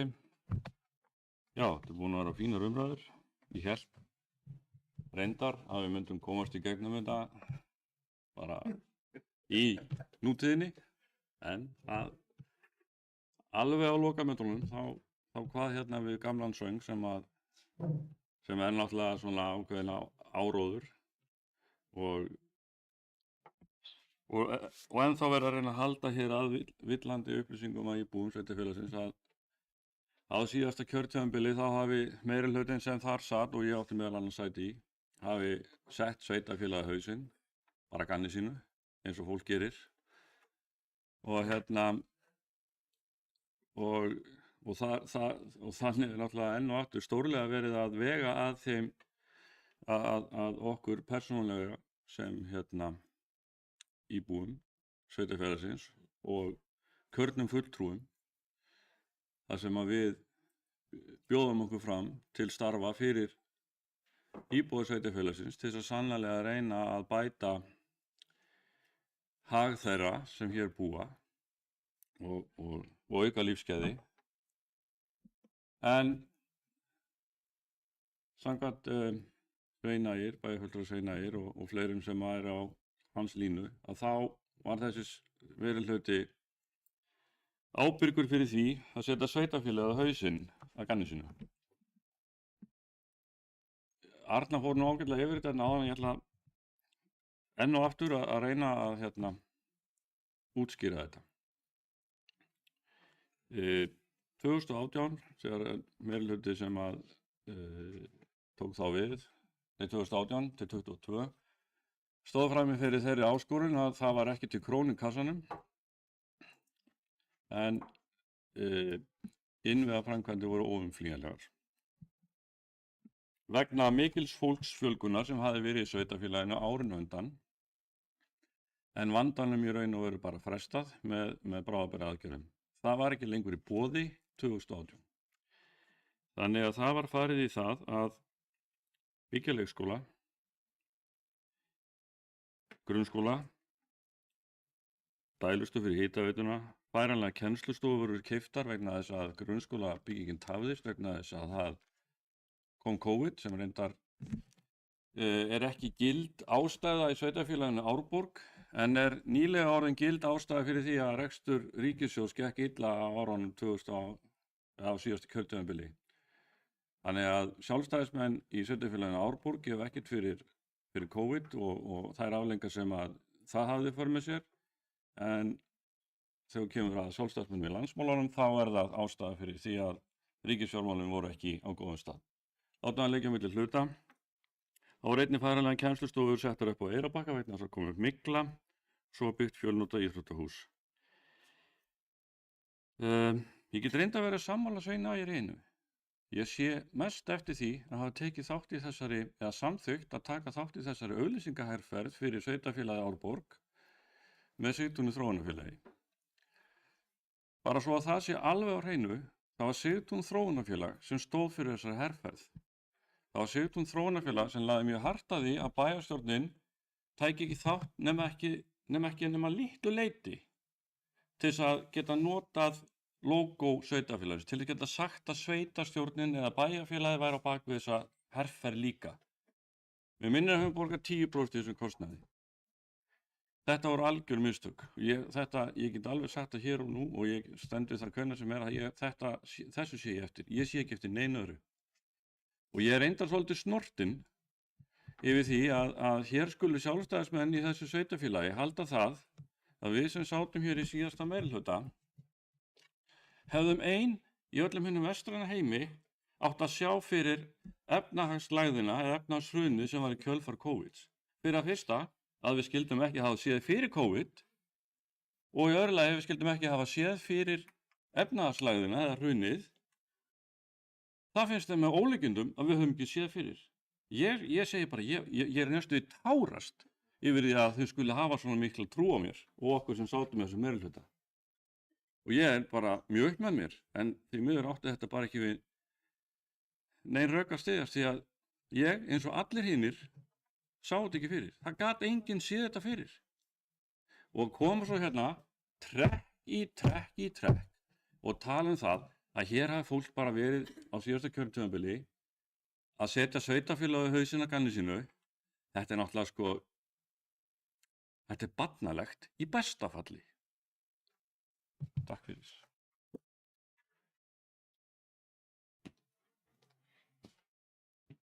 Takk fyrir þetta Sigrún Vídalín. Þá hefur mælendaskrá verið lokað. Það er aðeins einn eftir á mælendaskrá.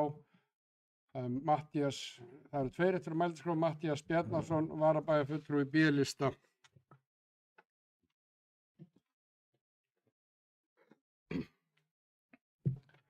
Já, virðulegur forseti og bæjarfulltrúar.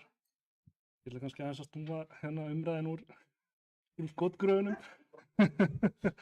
En ég vil þakka hérna, ég ætla að fara aðeins aftur í það sem að Arna Ýr kom inn á leikskólamálin. Og ég ætla bara aðeins að fá að taka upp hérna hanskan fyrir sjálfa mig og aðra barnafjölskyldu sem í sömu stöðu og ég. Það eru nokkrir þættir varða unga fjölskyldu hérna í Árborg sem eru virkilega slæmir ef við byrjum okkur saman í nágrannasveitarfélögum.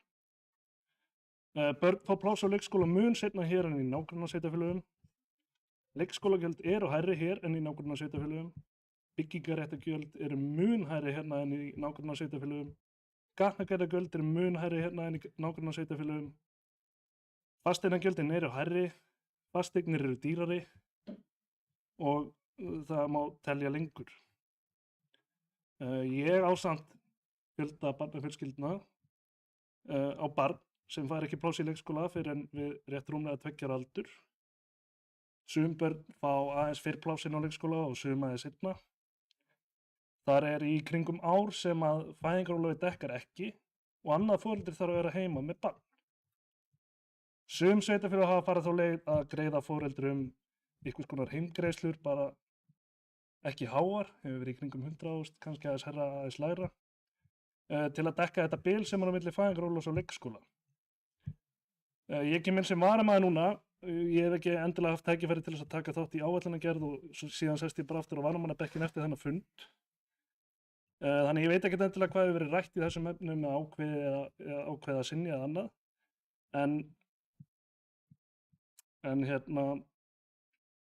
En ég veit að vandi barnafjölskylda er mun stærri en þetta sveitarfélag getur leyst eitt og sér. Þetta líka að gera breytingar á aðkomu ríkisins að þessum málum. En ég skora samt á meirihlutann að hafa ungmenni og barnafjölskyldur í huga við áætlanagerð og reyna að koma til móts við þennan gríðarlega mun sem fólk býr við hér í sveitarfélaginu miðað við nágrannasveitarfélög okkar. Já, fleira var það ekki en eins og ég segi, þú kemst inn við einsásaldur í mörgum sveitarfélögum 16 mánaða annars staðar. Hér er það í fyrsta lagi 16 mánaða en þá verður það mismunað eftir því hvenær eignast barn á árinu. Þannig að ég skora á ykkur að skoða þetta. Þetta er mjög mikilvægt fyrir barnafjölskyldur. Takk fyrir. Takk fyrir þetta, Matthías, og þá síðastur á mælendaskrá undir þessum lið Sveinn Ægir Birgisson, bæjarfulltrúi í D-lista. Forseti, já, bara áskorun tekin, Matti, ég ætla nú svo sem ekki að svara þér, en við höfum allan á kjörtímabilinu hefur verið tekið 16 og fórum líka eitt sinn í 14, en því miður hefur þetta bara veila verið hjá okkur alveg þetta bara staðan, en auðvitað viljum við gera betur og það er bara áskorun sem við öll þurfum að standa í. Það er rétt hjá Arnar, ég er nú ekki þekktur að líta í baksýnisspegilinn, ég vil ekki vera þekktur fyrir það, en ég var náttúrulega bara spurður hérna áðan, en sko, það sem ég kom inn á áðan bara varðandi skuldnar, ég er ekki sammála útsára að setja út á ykkur öðru, það er því ég er ósammála fulltrúum, þess vegna kom ég með fyrst að segja að þetta væri út á skuldasöfnunni. En ástæðan var líka að það voru 16 milljarðar teknir í lán, 5 milljarðar fóru í rekstur. Sveitarsjóður var ekki af neinum tekjum í COVID. Ríkið var meira af tekjum í COVID, myndi ég telja. Takk.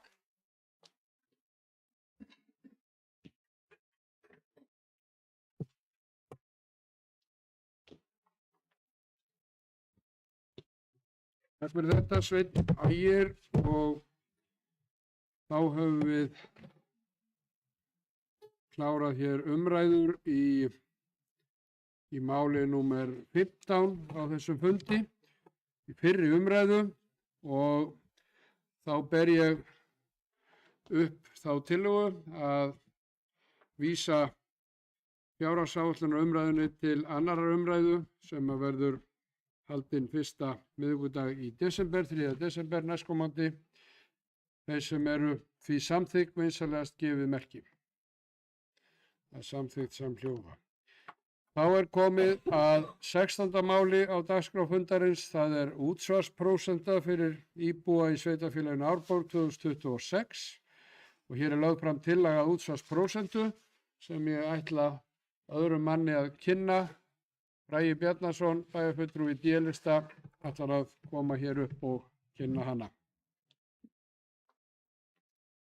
Forseti bæjarfulltrúi til. Takk fyrir það. Tillagan er að þarna verði óbreytt útsvarstillaga 14,97 fyrir árið 2026. Tillagan lögð fram. Takk.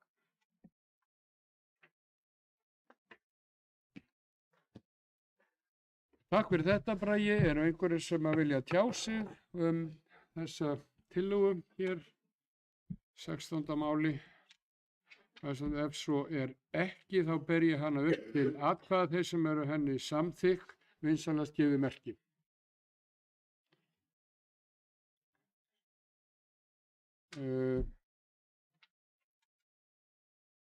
Já. Þeir sem eru henni mótfallin, það er samþykkt með einu atkvæði B-lista, einu atkvæði S-lista, einu atkvæði A-lista og 5 atkvæðum D-lista. Nei, já, 6 atkvæðum D-lista og 1 bæjarfulltrúi Sigrún Vídalín S-lista situr hjá og Arnar Freyr Ólafsson, bæjarfulltrúi B-lista, situr hjá. Þá er komið að fundargerðum sem að eru hér til kynningar í bæjarstjórn Árborgar. Það er 17. mál á dagskrá, 149. fundur bæjarráðs haldinn 7. nóvember síðastliðinn. Einhverjir sem vilja tjá sig þá fundargerð? Ef svo er ekki, þá förum við í 18. mál á dagskrá fundarins. Eigna- og veitunefnd, 47. fundur haldinn 4. nóvember síðastliðinn. Einhverjir sem vil tjá sig þá fundargerð? Ef svo er ekki, þá förum við í 19. mál á dagskrá, skipulagsnefnd, 52. fundur haldinn 7. nóvember síðastliðinn. Einhver sem vil tjá sig þá fundargerð?